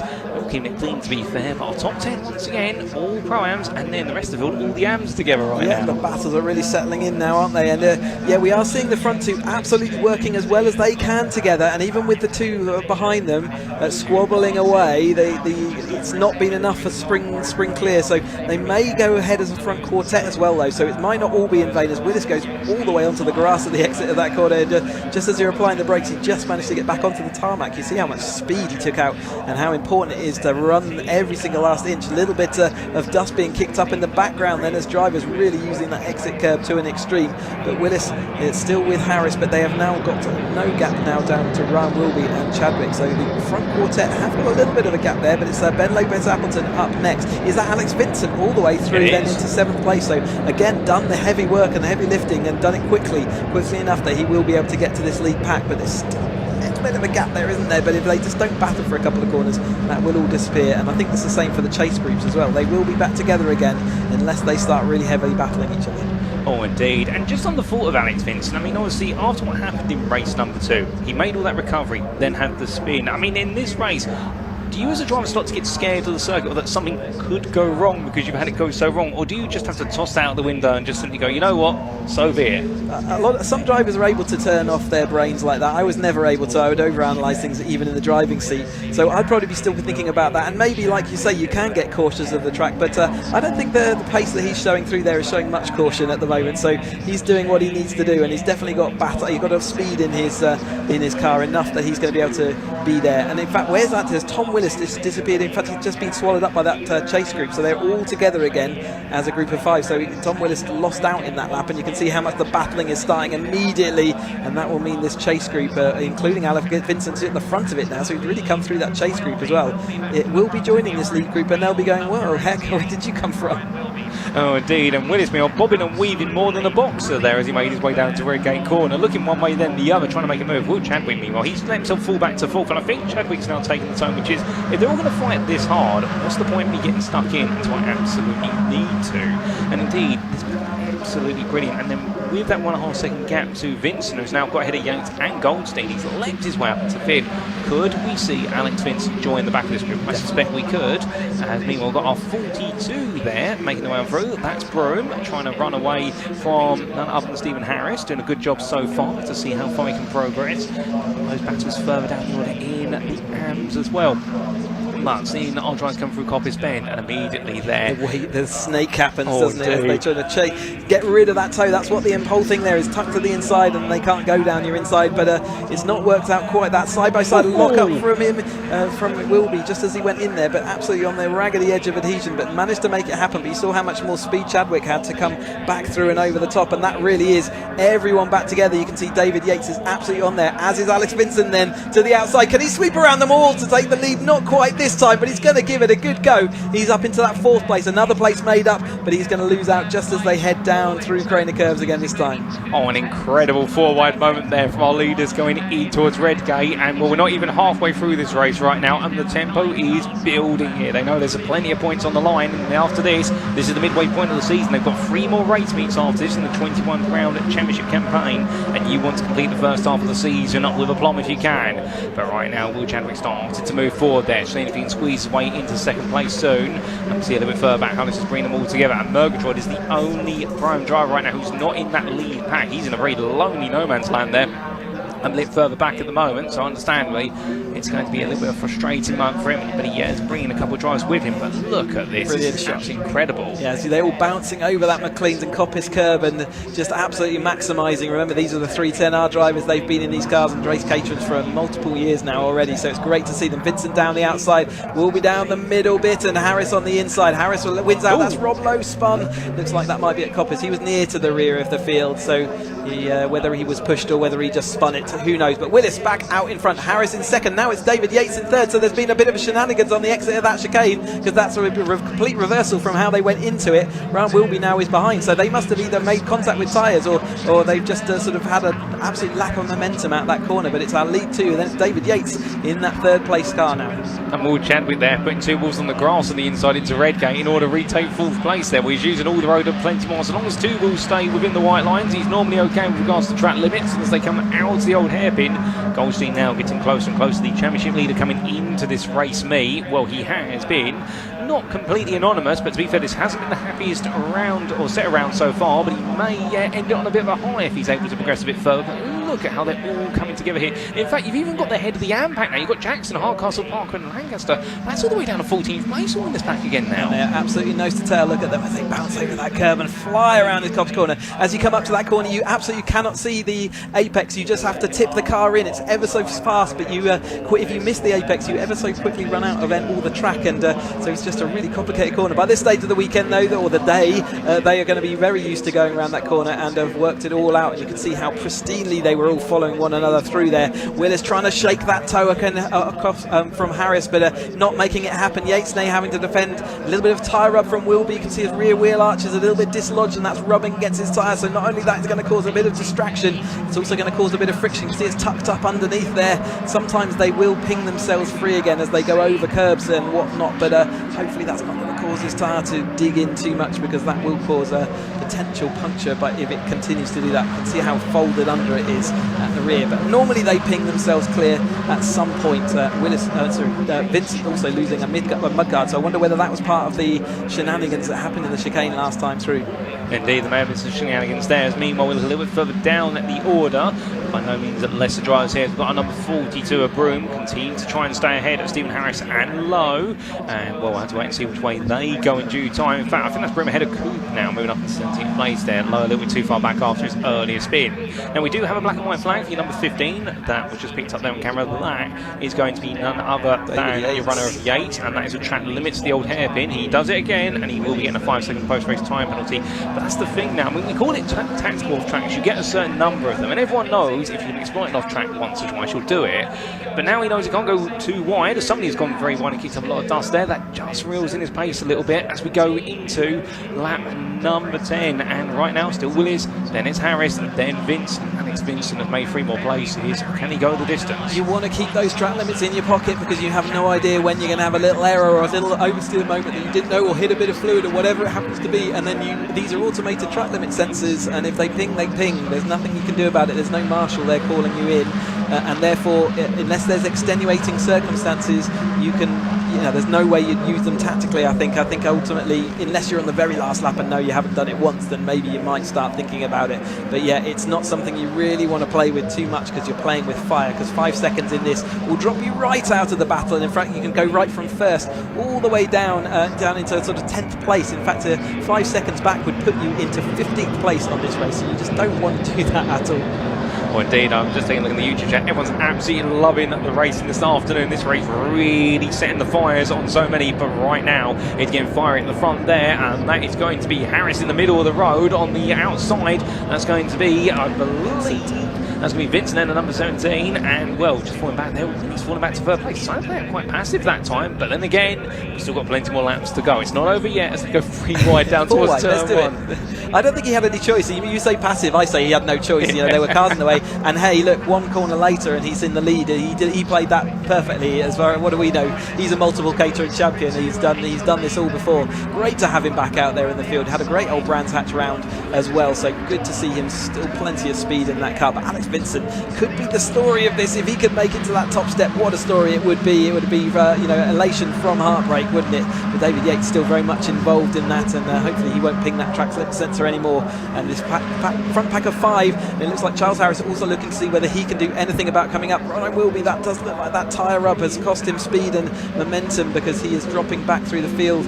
And what a shame, because we saw that in the first one. He had that nose cone dislodged, didn't he, which cost him time as well today. So yeah, not the best again for Ryan Wilby. He needs some good luck. If he didn't have bad luck, he'd have no luck at all, as it's said. Oh, indeed, and well, luck giveth, love taketh as well from race weekend to race round. And right now, we are still going around here with another 3 wide coming down in towards the S's, but this time it is going to be number 81 of Willis who retakes that lead, going on to now lap number 12. 5.5 minutes to go as they roar the way down towards Redgate here, and now things are going up to that final quarter. This is where the elbows really come out. This is where now all the tactics start to go out the window to a degree, unless you've got the temper to be able to manage it. Giving a quick update further back down the order, Am leader still at Lancaster, just ahead of Sam Parker, and we have a red flag. So something's gone on out of this track. Hopefully nothing too serious, but your red flag immediate. So we've got a car upside down. That's Hardcastle, isn't it? I think so. His car is upside down, driver out, so it looks like they've made contact maybe with the pit wall after having a sideways moment out of the chicane then. Yeah, absolutely red flag immediate there, so good to see driver out as well. Bit of fluid on the track, likely to be radiator fluid. But all the medical car immediately on the scene as well. Both cars out, both drivers out, but everyone will be looked after. Again, the marshal will have a bit of work to do. 5 minutes to go, in fact over 5 minutes, so we've not done the 7, let's not quite had it. Oh yeah, all the cars came together. Is that Sam Parker got forced down? Sam Parker got forced down the pit lane there, so that was our full Am battle, just absolutely coming to a head out of the chicane that time. And a bit of a topple over, wasn't it? So it's hit the inside wall and then a topple over.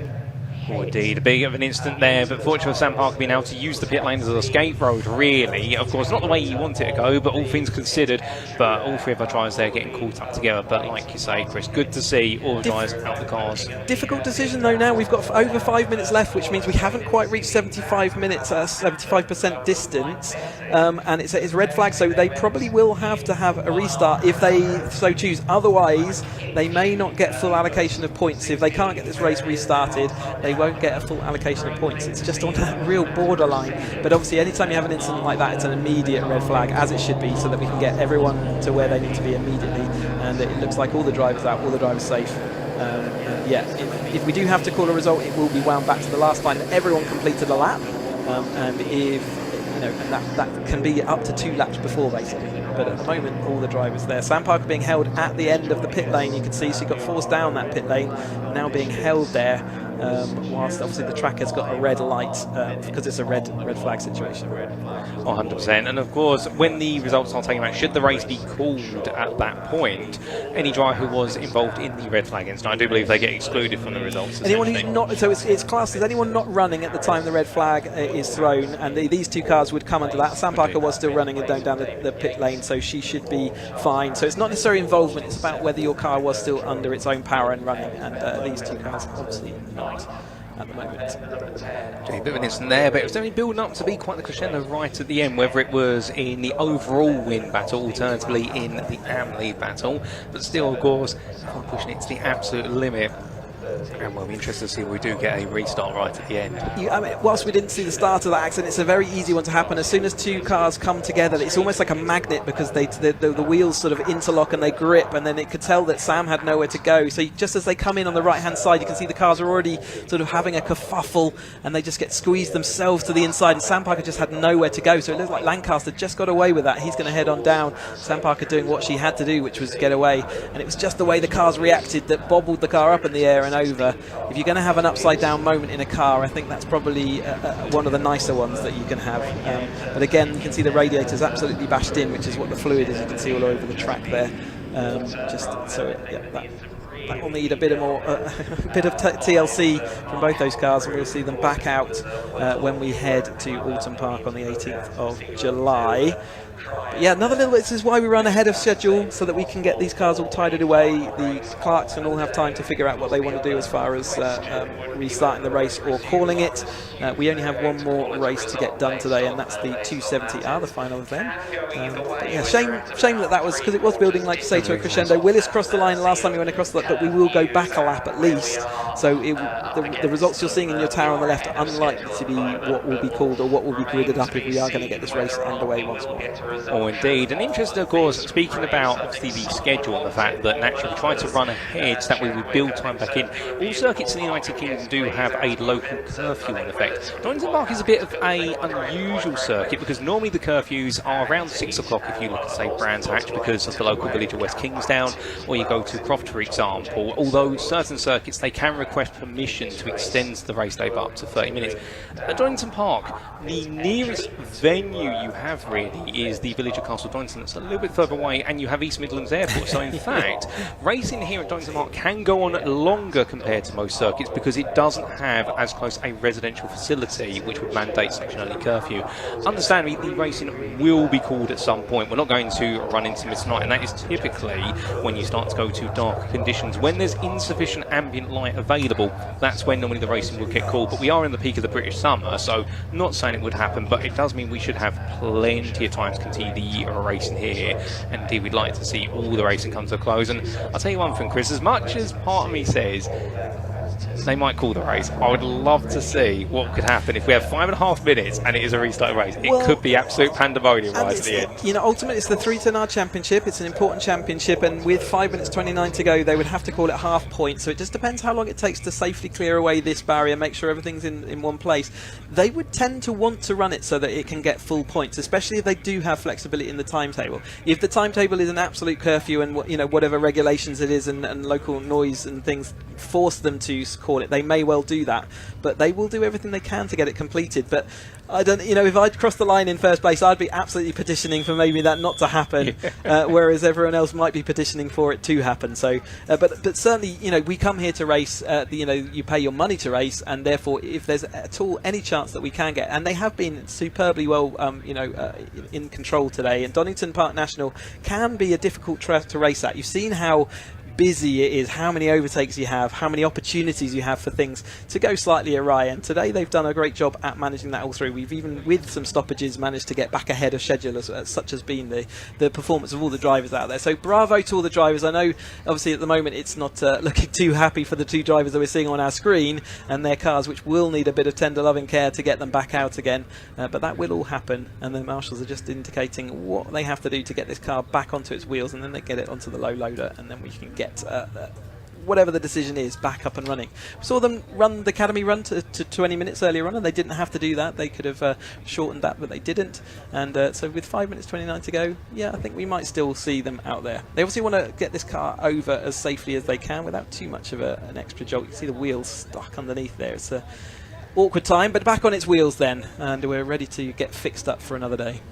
Indeed, and speaking of our marshals, I do believe earlier when I was walking through the paddock, we actually do have a set of Taster Day marshals or volunteers who are here today who have just been doing the ins and outs. I think they're beginning a tour of, not necessarily, I don't think they're going to be out on circuit necessarily, although saying that, I think there was one of them out there actually waving the green flag earlier on, so it's great to see a new group of marshals coming on through. If you're interested in doing marshalling, head to barc.net and find out where your local marshal centres is. Other race clubs will have their own marshalling centre, and Motorsport UK will direct you where you need to go.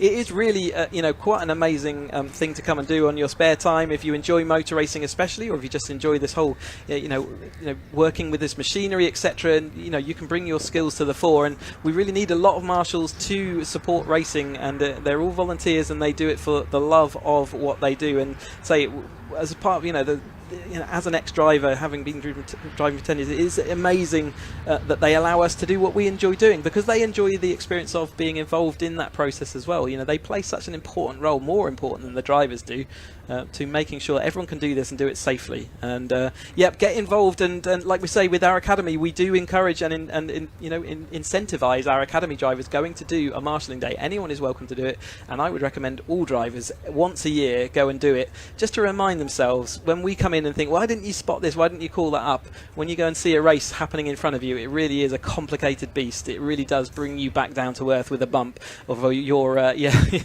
you're really not important out there, and there's other people doing way more important job. Oh, 100%. And speaking of people who do love the racing, well, of course, we haven't had a chance really recently, because the racing's just been absolutely intense. We haven't had a chance to give a few shout-outs to those of you tuning in, and we take a look to the Caterham YouTube chat firstly, and we do say hello there to Middle Age Mayhem and also to O Kibble White. We also say hello to none other than Jose Perez, and also to Nicole Steele, and also there to Jamburger, who says, love Caterham, some of the best cars for racing and driving. Well, we won't disagree with you there. We absolutely love them as well. And we also say hello to Nuris0707. Look into the BARC YouTube chat meanwhile, and do say hello to a few of you. We've actually got quite a few tuning in from the US of A. Carson Feldman there tuning in from New York, and well, hello to you, Carson. I hope you're doing well. I do believe New York is 5 hours behind the UK, so therefore it's coming up to 12 o'clock midday. In fact, it's just past that, and if so, I hope you have a good lunch. We also say hello to Felix Hoffman there, who's been tuning on the Academy drives and enjoying that. Also to Alfiv, and we also do say hello there to Liam Lindahl, and well, also we do say hello to a few more of you there, including Adam Park Gold, who's been really enjoying the broadcast, the weather and the commentary. Thank you for your kind words, Adam. We do appreciate it. And well, also we say hello there to none other than, I do believe, well, I think in fact we call everyone there. We also do say hello to Bot 014 and all work out. Sorry, just hearing that, I think it looks like they have declared the result now, 1 lap back, so 16:27 won't be in there, but we have had a result declared at this point, so it looks like they're going to put all the drivers down. That will be the end of the 310Rs for today. We got the 270s still to look forward to though. Oh, well, fair play. Of course, I think we were sort of on the fence as to which way it would go, but in the end we do have that update coming through, and thank you for that, Chris. So it does mean the 310Rs are now complete in terms of their round number 12. Not the way necessarily we wanted it to end, and we will be giving you a rundown of those provisional results as a result of the red flag in due course. But the race running there almost a whole 15 minutes, so not all the points will be awarded necessarily, but a great race even so until the unexpected red flag. But they will be back racing at Donington Park in the near future. And in fact, I think we might be having the provisional results come up. Here they are, ladies and gentlemen. I think the provisional results are different from what's still on the timing sheet. So I've got a sheet here which is the provisional results, and I think they differ from what they actually time they went across the line. Yeah, I think so. I'm just seeing whether I can get my phone to behave. It doesn't look like it. If not, we're having slight technology challenges here in the commentary booth, but I've also, well, we can take a look there. And, well, ladies and gentlemen, we haven't got the results on the screen, but we're just going to read them out to you. And thank you for Chris here to using his phone. So, William Harris has been declared your winner provisionally of the race, with Alex Vincent in second place, and Tom Willis will complete the overall podium. William Chadwick took fourth ahead of David Yates, with Charles Harris in sixth place ahead of Paul Goldstein, with Andrew Murgatroyd, Ben Lopez Appleton and Ryan Wilby completing an all-overall top 10 of Pro-Ams. Your winner in AM, this does mean it is Sam Parker on what is the counted back lap, with Stephen Lancaster and Henning Eschweiler completing your podium, and it'll be Chris Buck in 14th place ahead of William Coop, Chris Broome, Stephen Harris and Robert Lowe completing your 18 finishes. And we have non-classifications, of course, for those involved in the incident. We'll keep that as provisional until we hear otherwise, but that's certainly from what I'm hearing the result, as it were. So Sam Parker does take that by want of being squeezed down the pit lane, but not how she would have wanted to take it. But nevertheless, all the drivers out there giving us a fantastic set of races from the 310Rs, and we've still got 20 minutes of action to come from the 270s, and their racing has been absolutely stellar as well. So don't go anywhere. Do use this 5 minutes if you need a comfort break or if you need a cup of tea, but we will keep with you, and we're going to keep it. Looks like we're just about getting ready to tidy away these cars, and it won't be too long before we see the 270s. And well, just whilst we are waiting, potentially go down to Parc Fermé to have some quick interviews with our Vertex 310R Championship drivers, we do say hello there to Survey Shack in the YouTube chat, and also a big shout out to Why Not Tony, who says, watching my brother and nephews from Rochester, New York, I presume that is. So Tony, do let us know who exactly you're cheering on. We'd love to know, because that's absolutely epic you're tuning in from the other side of the globe. But indeed, we are just taking a bit of a brief moment before we do catch those interviews, which will be brought to you by Leah. Well, we did have some questions there from you in the Caterham YouTube chat saying what actually happened. We had 3 of our AM drivers all come together coming out of the S's. Sam Parker being right in the midst of it all, being forced down the pit lane and avoiding being caught up. But unfortunately, we did have 2 of our drivers end up going to the barrier coming up the final corner. One of them rolled, and of course, we did have to bring out the red flag. But all the drivers got out the cars and all are okay, which is the most important thing at the end of the day. And well, as we now do get ourselves set, we are going to be going down to Parc Fermé very shortly, and it will be over to Leah to do interviews with our 310R Championship racers. Over to you, Leah. We're just seeing what happened on the screen in our caution position. So yeah, it's 3 cars actually involved there, Adam, in that incident. What would have even happened? Well, that is definitely not the end any of us wanted to have for the final race of the 310R Caterham's here this afternoon at Donington Park. Obviously, it is a bit of unknown at the moment because of the red flag. Things go back a lap and we weren't sure what happened, but we think we can bring the results to you. I'm not sure if the commentators have brought them to you. If we just pan round, because we have, I think, William Harris taking the win for that race, with Vincent in P2 and Willis in P3. Obviously a debrief happening between the Harris family there. There's a car of Charles, and then Williams is down the front there. I think it will only be potentially half points awarded for that. I'm not sure how long they all ran, but like I say, it's just not the way you want to end the race. So I hope all drivers involved in that incident are okay. Let's see if we can grab a quick word with Will. Oh, keep it hydrated, Steve. Keep it hydrated. It was hot. It was really hot. Yeah.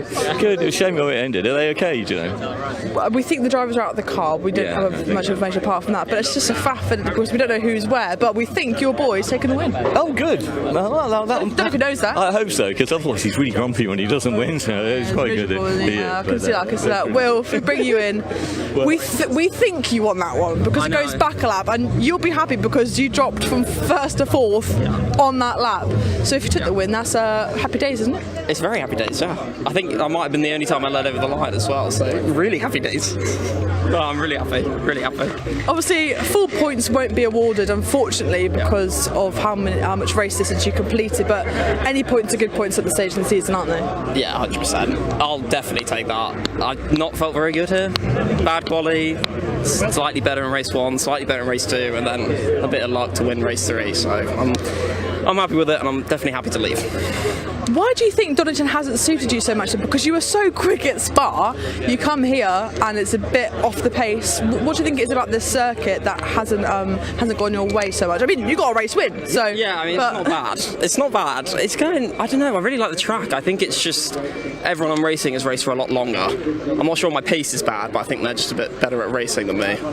So I'm kind of being schooled by the wall a bit. But it's good. I've learnt some stuff. So it's really funny because your dad said the exact same thing to me earlier. We crossed paths as I was coming over to here, and he said, "Oh, I like Donington, but I don't think Donington likes me." And he said it. He just said, "Oh, I like Donington, but Donington doesn't seem to like me." Great track. It's true. It's not going well. Track to drive, but yeah, it's hard. It's just But anyway, this was good because I didn't go in the gravel, and I've still got 4 wings, so that's an absolute bonus for this weekend. I've not come back with all my wings before today, so yeah. Well, there you go. Happy days for the Harris family. Boys, thank you so much for speaking to me. Great racing this weekend. Nice to see you too, Steve. What a charmer. Yeah, like it's just so unfortunate for a race to end that way. We're so happy, obviously, to see Sam Parker, our co-presenter for the day, doing a few of our interviews okay over there. Obviously, I won't go to speak to her now, but she was involved in that incident, so it's nice to see that she is doing okay. Yeah, just a reminder, we think the provisional results, which, you know, are all subject to conditions after the race and after the stewards have time to look at everything and get everything under control, we think it will be a William Harris P1, an Alex Vincent P2 and a Tom Willis P3. It's just not...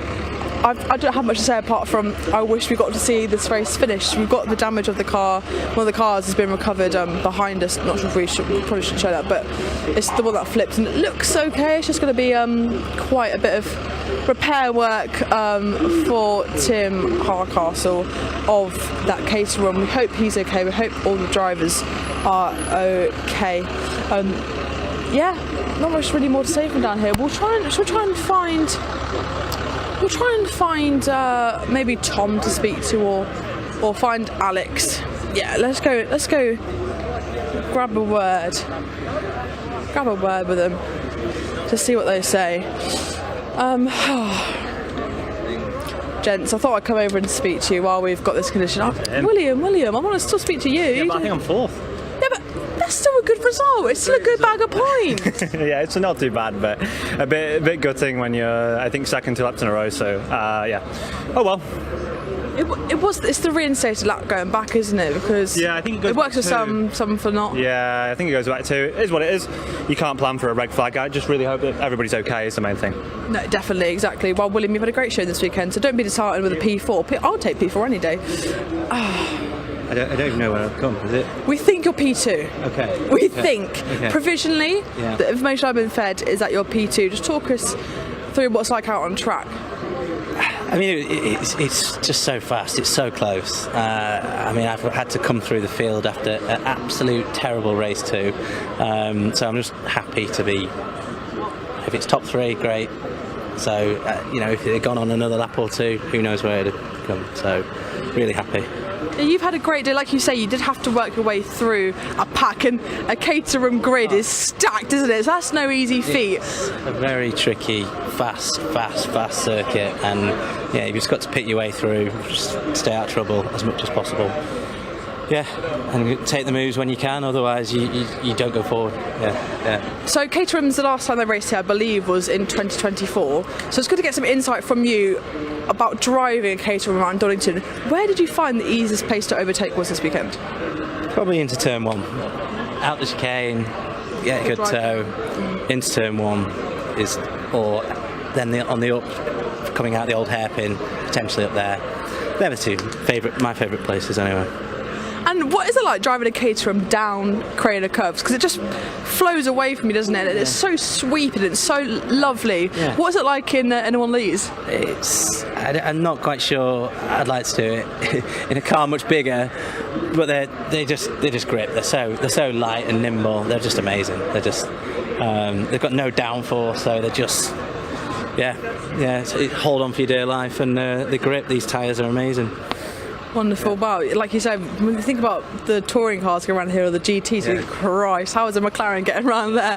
But Alex, thank you so much for speaking to me. We think you are provisionally P2. Okay. We'll let that be decided by the stewards, but I think you have got podium, so congratulations on that result.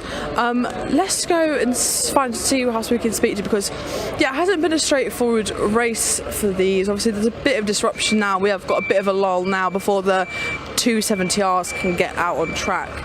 Because they're clearing that incident onto the main Wheatcroft Straight. Let's see if we can grab a word with potentially our head of motorsport, Alex Reed. He is in conversation with someone, but we'll see if we can just grab a quick, short word with him. It might be worth just seeing if we can grab him. I appreciate he is extremely busy, so that might not be possible. Oh, is this race winner's car? Helmet of William Harris. He had a great drive this weekend, and he was so successful out at Spa the last time round when they were over in Belgium.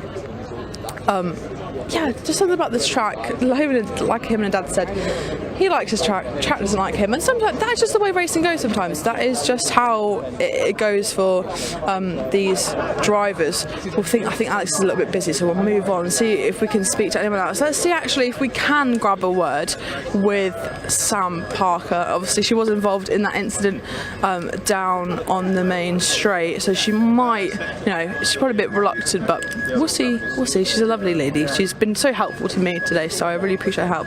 Hi, Sam. Hi.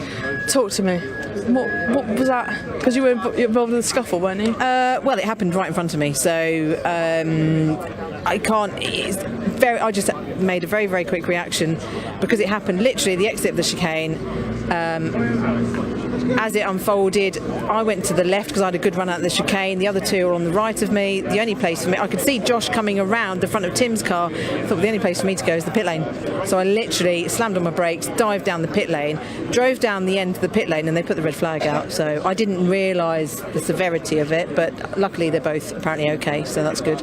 Yeah, I have heard that both drivers are okay. Yeah. You were running P2 in class before the incident happened, so when a red flag's thrown, normally those who cause the red flag or are involved in the red flag, basically anyone who's not running at the time it's thrown, is excluded from the race. Do you know your stance on where you perhaps finished at? Will that include you? Because you were still technically running down pit lane. It goes back a lap. So it goes, after with the red flag, it always goes back one lap. Now, I don't know well, I feel like Alex from Caterham told me he's seen the official timekeeper's sheet. If it is true and that stands, then I'm P1 in the AM class. So I'm not getting too excited yet because things can change. So we'll keep cool. Well, I'd played it so cool then. Well, if that is the case, congratulations. You do deserve it. Obviously, how amazing is Sam as a role model to women in racing and women in broadcasting? She's multi-talented. Thank you for speaking to me. I know it was nice for you to see. So congratulations. Hopefully that win still stands for you. Yes. And I hear that we have got racing out on track at the moment. The 270Rs are heading to the grid now. Fantastic job again by the marshals to get the track clear, get racing back underway, and it is the final race of the day here at Donington, Seven Heaven, over in an absolute flash. The 270Rs out on track for the final time, and for the last time today I'm going to hand over to my friends Paul and Chris in commentary. So boys, it's been my pleasure, and over to you. Very quick today, but ended up in the gravel trap on the exit of... Thank you, Leah. And well, ladies and gentlemen, after a bit of a wait, we are now back for our final race of the day here for the Seven Heaven event at Donington Park. And it is, of course, none other than round number 12 of the 2026 Fan Drive Caterham 7 270R Championship.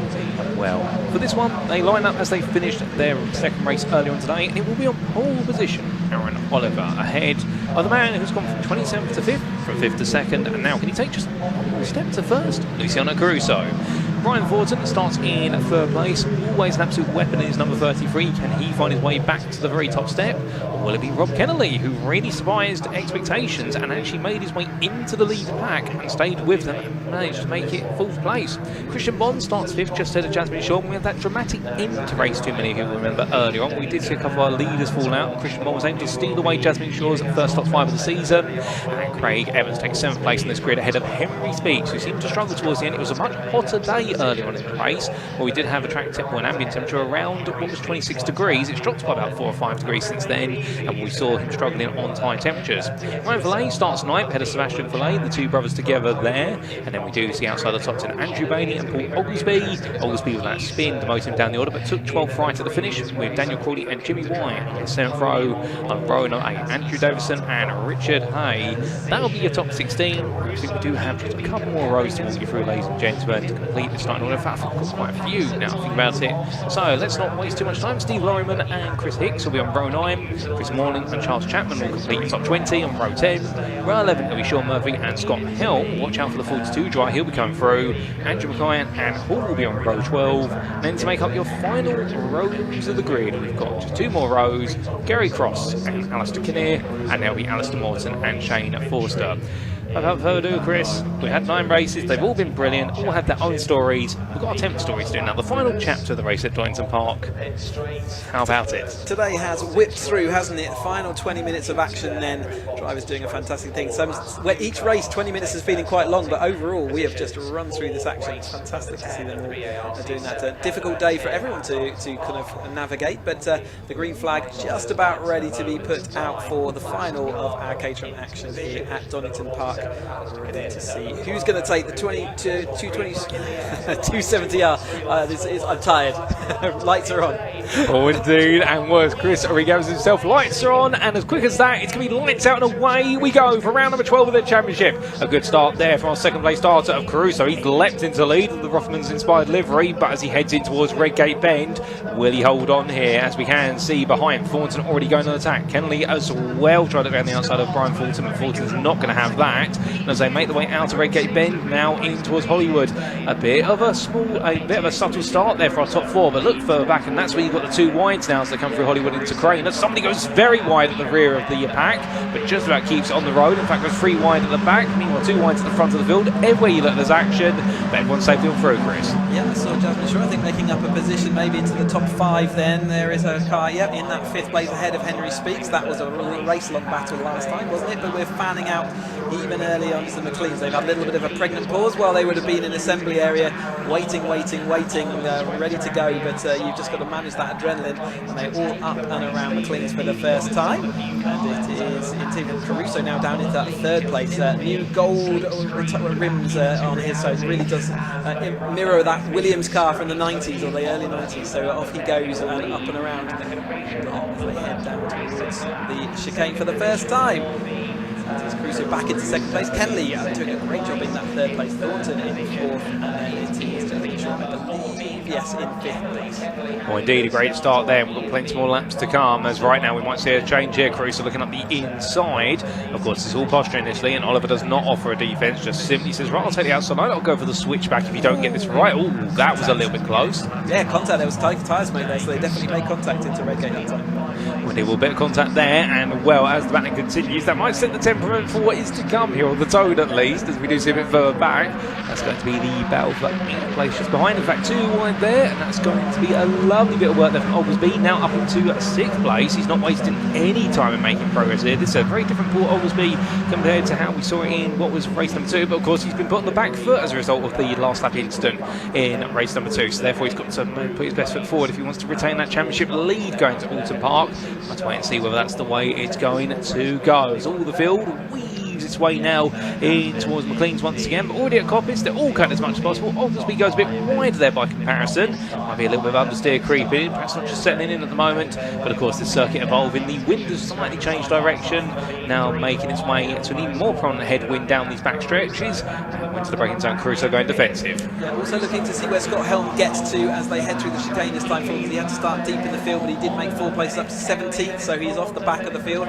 So Oglesby and Scott Helm making good progress through group need to do it early to see whether they can make any indent into this lead pack. Jasmine Shaw looking for that 4th place alongside Thornton, but it's Caruso in that to 3rd place. Kennelly just in front of him and Oliver just in front of him. So as they head then down Carina Curves this time, still absolutely together this front pack, no real gap there. Oglesby is now firmly ensconced in that battle though. Oh, and Wheelar's just getting clipped there. Absolutely just got flung off the car, and it's that was Thornton's rear wheel arch, wasn't it? We saw that contact with Kennelly into Redgate. I think that's just the outcome.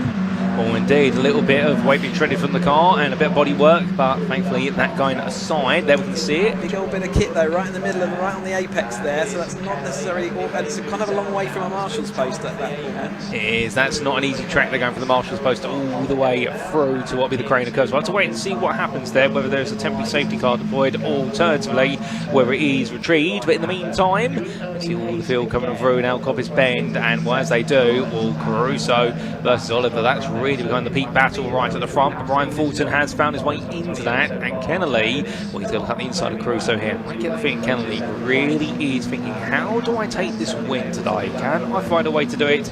Given the fact that so far it hasn't quite been the season he's wanted, but we'll have to wait and see what it's to be. As Port Oglesby now up there into 5th place. You can see him at the rear of the leading quintet, and here's Kennelly up the inside of Thornton. Well, this rivalry continues, Chris. Yeah, Kennelly's back with us for the first time for a little while, so it's actually just straight back in there. You see the yellow flag. In fact, it might be the slippery surface flag. It's hard to tell from this angle, but they have got that in the middle of the track. I think it's going to get collected as they go down through. Let's hope it doesn't cause any problems. They are drifting out wide, but it's awkward for them all. Hopefully the draft will just blow that to one side. You can see it does get manoeuvred just slightly off the racing line, so that might be a really good thing for the next time through. They'll all be aware where it was. Well done all the drivers for missing it. That was not an easy thing to do as they head around the through Carina Curves. Like I say, the car is absolutely giving you everything it can, and if you ask it to do a little bit more, it can cause it to really be unsettled. But the field absolutely knows to tell then as they head up to McLean's, as they have been for most of the day.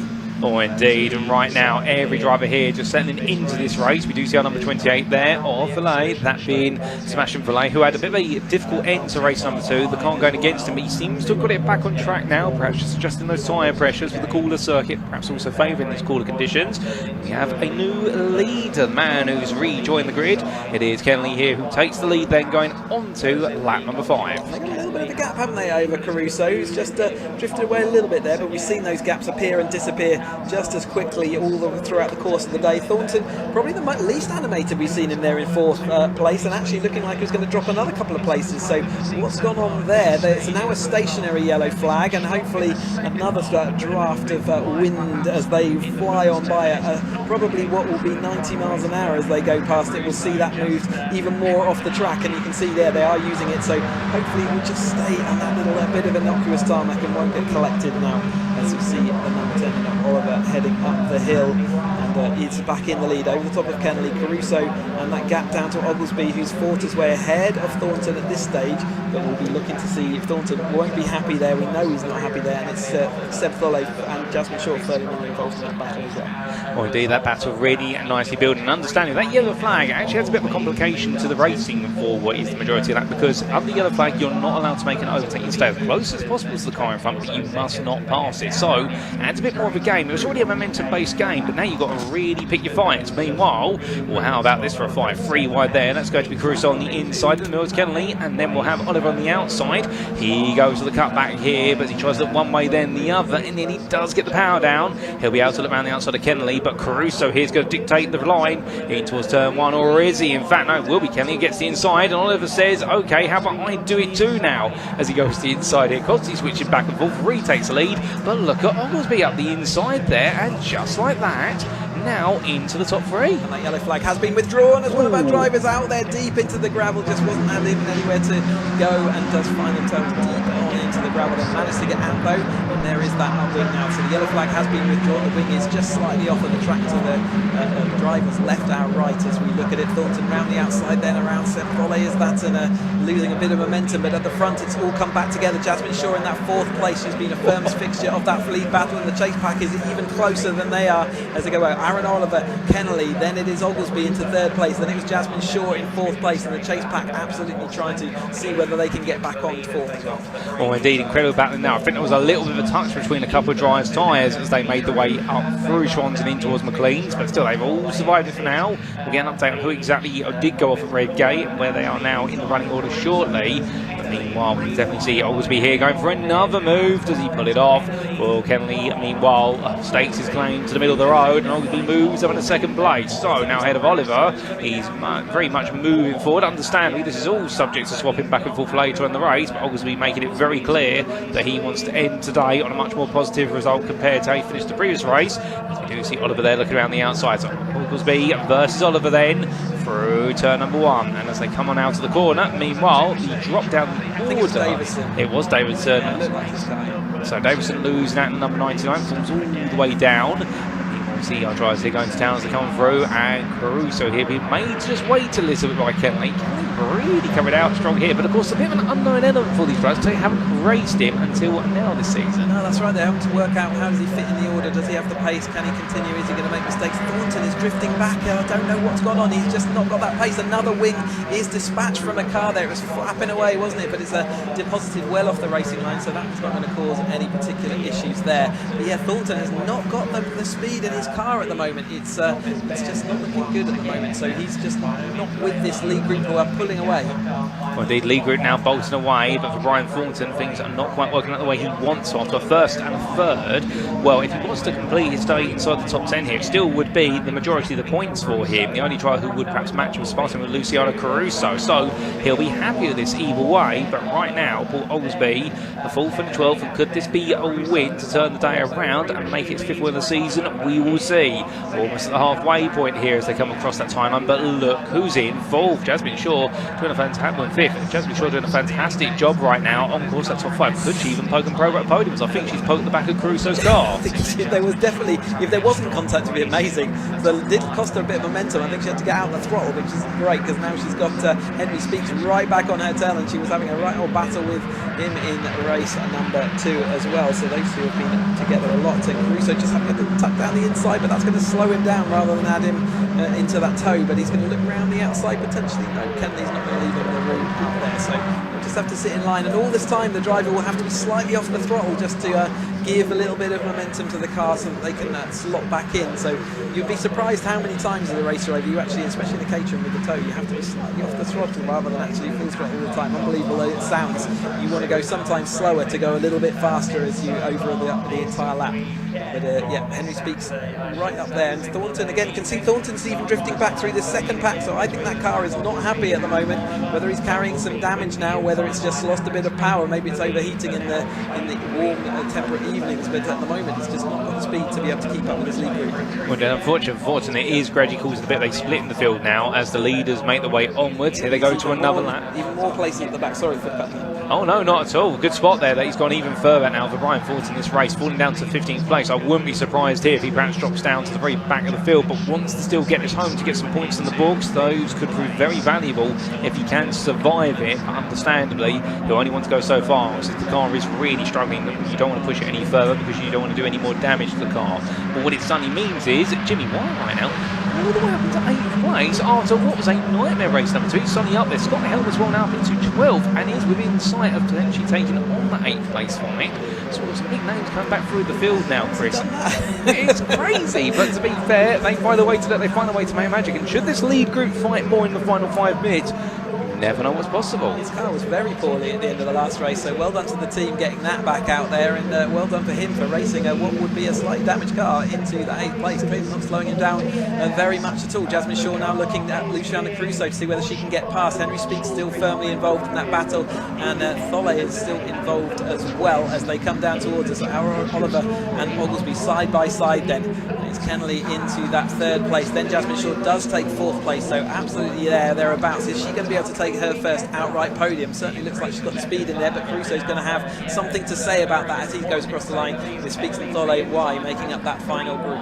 And look at Kennelly here coming out to the inside, up the inside of Oglesby he goes, but Oliver right now dictating the run at the front. And well, I think that's trying to get himself positioned. But for Jasmine Shaw, knowing how much this is going to mean to her, even if she takes the top 5, but a podium would mean much more if she can make it happen. But back side by side with Caruso, and well, this is the problem. You're now coming up against drivers here, like you were saying earlier, Chris, in some of our races. Every step you take forward in the field, the tougher it gets. The competition gets tougher. Plus, also the pace of the racing, it gets higher. So it is a bit of a step into the unknown, but that's how you get quicker as a driver, whether it be in the 270Rs or other Caterham Motorsport series. You can definitely see there Jimmy White, in fact, he's closing up to the top 7. Fuller's got a lot closer to speeds.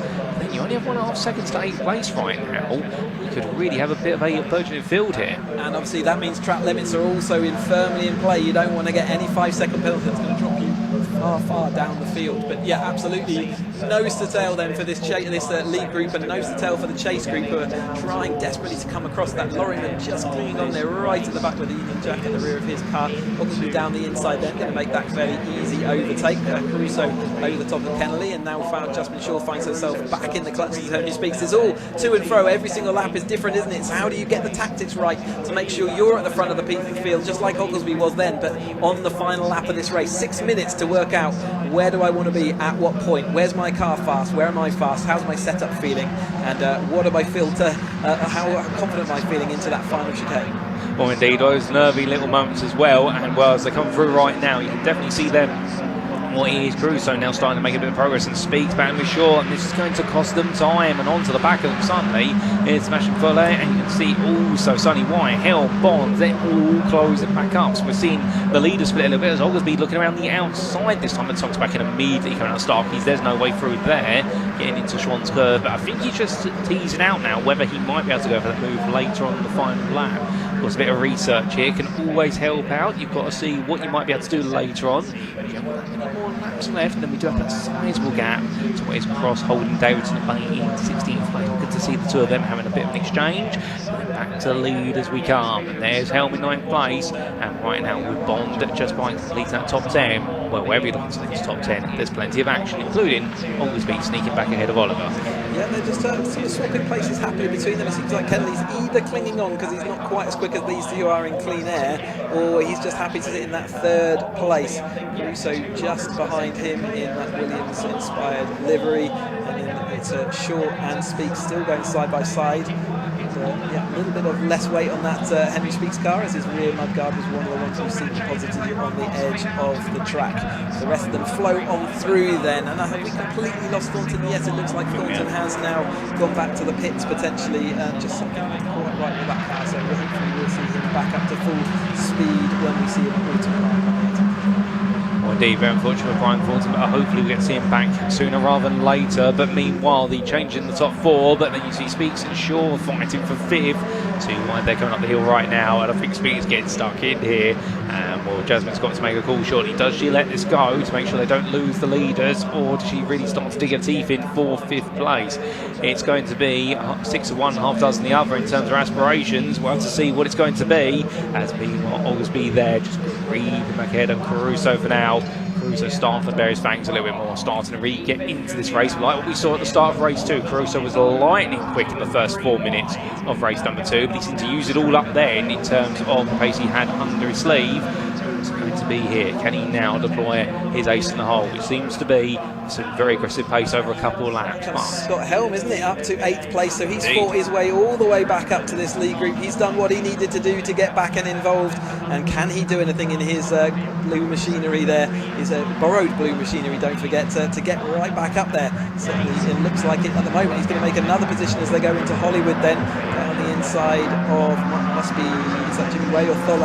Anyway, as they come down the hill, and I think it was Thole, wasn't it, the inside, so he has another place up. Next up on his shopping list is Jasmine Shaw, who's still staring at the back of Henry Speaks. Well, indeed, Shaw and Speaks seem to be absolutely entwined for the purpose of all the race in Donington Park, but look at Helm already going to the inside there, getting himself out of the draft, so perhaps setting up the line for the run out of McLean's here to get a good run to the back stretch.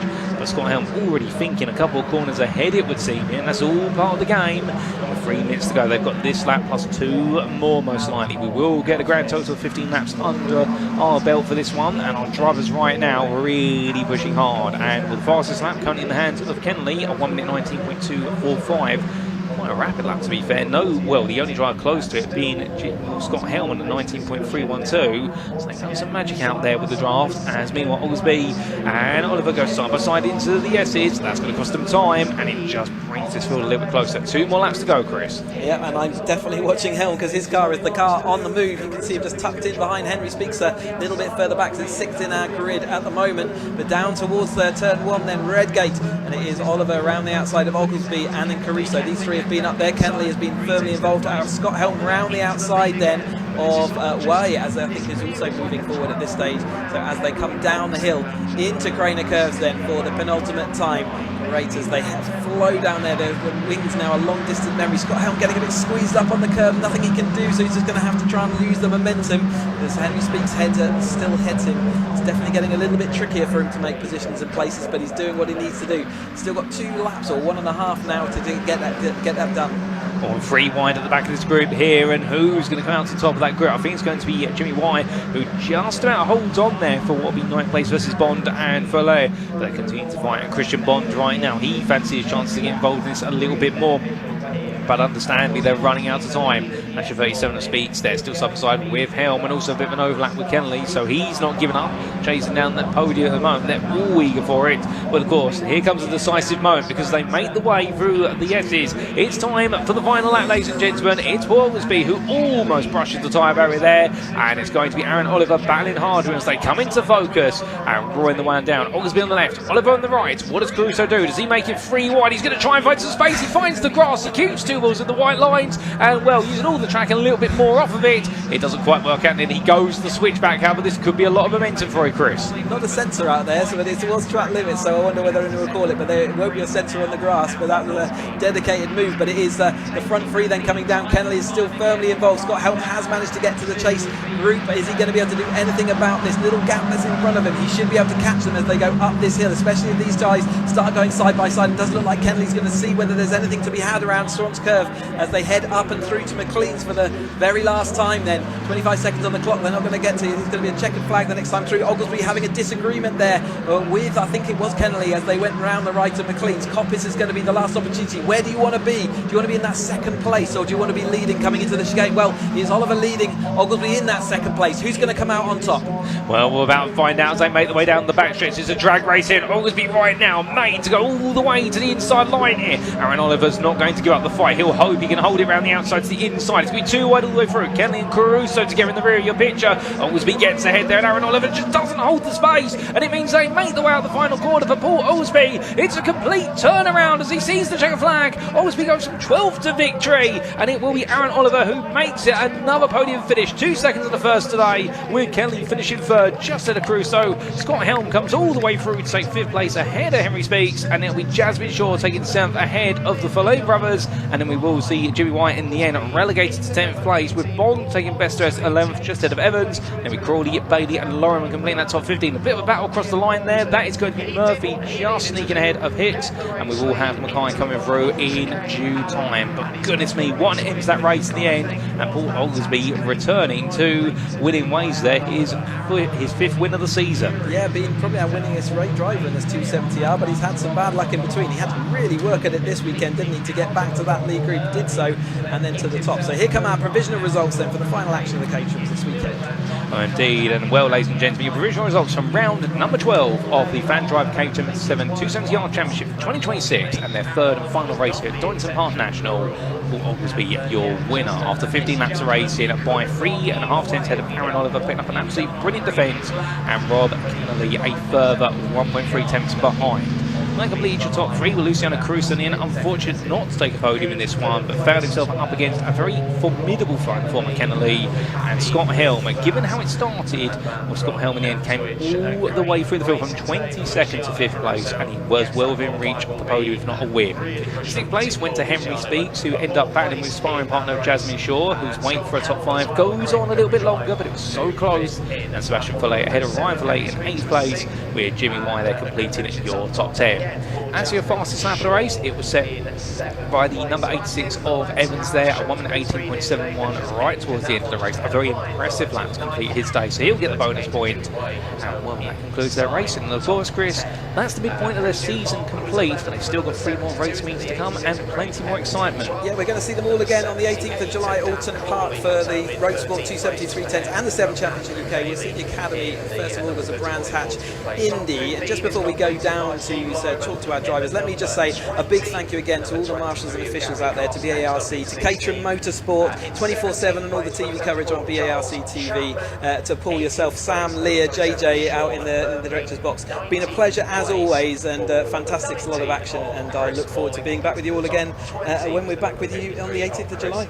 Well, thank you, Chris, and likewise with our final race complete, ladies and gentlemen, from Chris and I in the commentary booth, it is going to be a bit of a farewell, but just before we do switch off and hand over to Sam, we'd just like to say a thank you as well. I'd like to say a thank you to my fellow commentator of Chris there. It's been absolutely fantastic working alongside him, and also to say a big thank you to our director James, to the camera crew out there as well in windy conditions, the 2 Jacks, Jake, Andy, Ben, and also Tom, and also a big thank you to our presenters Leah and Sam Parker, and to all you guys and girls tuning in around the globe, because it's been an absolutely epic day, and also to the British Automobile Racing Club for hosting this event, and to Caterham Motorsport for delivering such brilliant racing time and time again.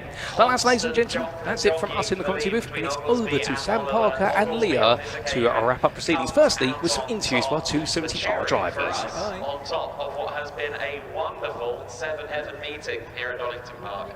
Absolutely. If you want to catch up with the fan drive. Well, that is the last race of the day, and what a fantastic race as usual. Now, I'm so pleased with Paul Oglesby. He deserved that win after race 2, his little spin on the grass. So let's go and have a chat with him. And Aaron Oliver, been on the podium all 3 races, which is fantastic. So we're just waiting for him to get his helmet off. Actually, while we're waiting, let's speak to this man, Rob Kennelly. Fantastic. You got it. You did it.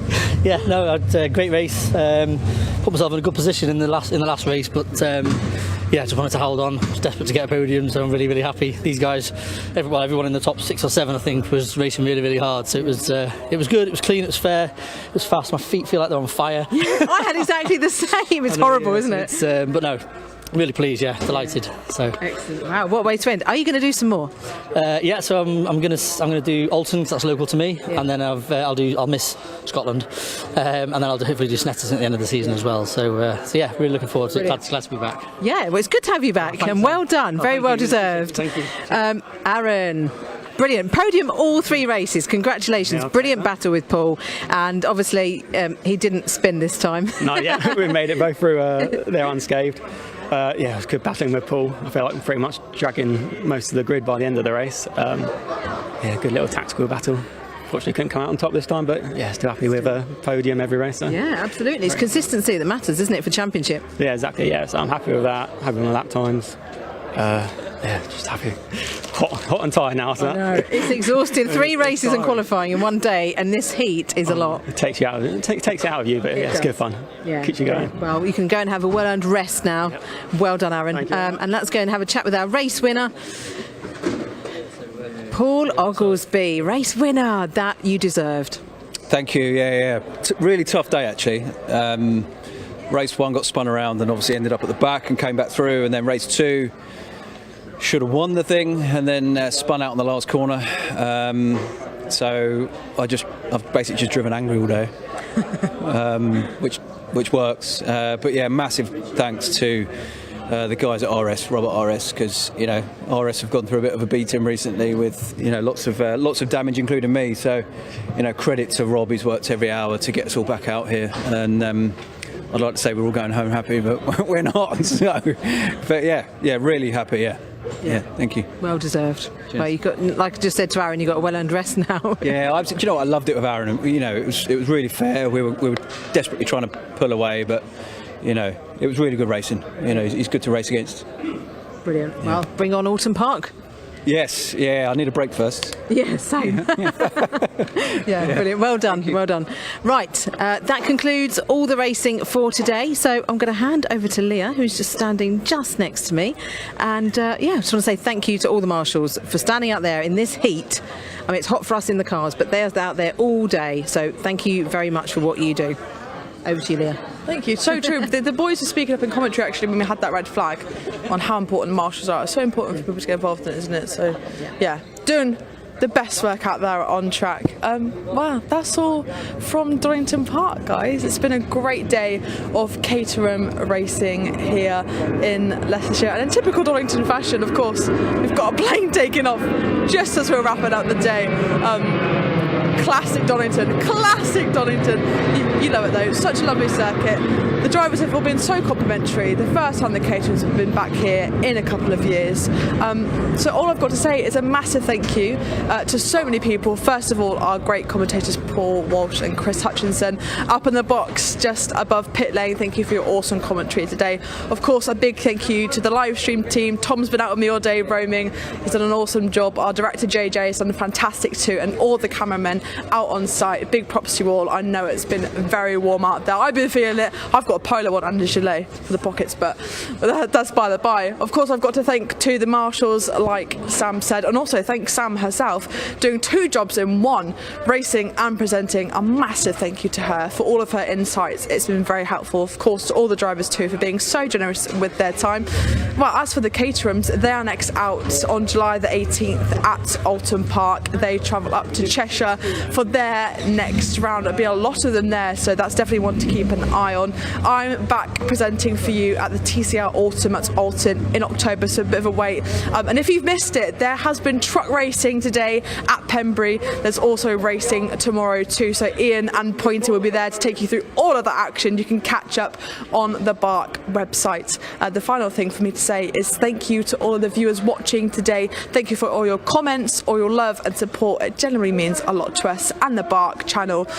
Keep up with the Caterhams over on their social media pages and of course the BARC websites too. And thank you for joining me today at Donington Park for a day of Caterham chaos but fun. Have a lovely evening, have a lovely summer. I'll see you soon. Thank you.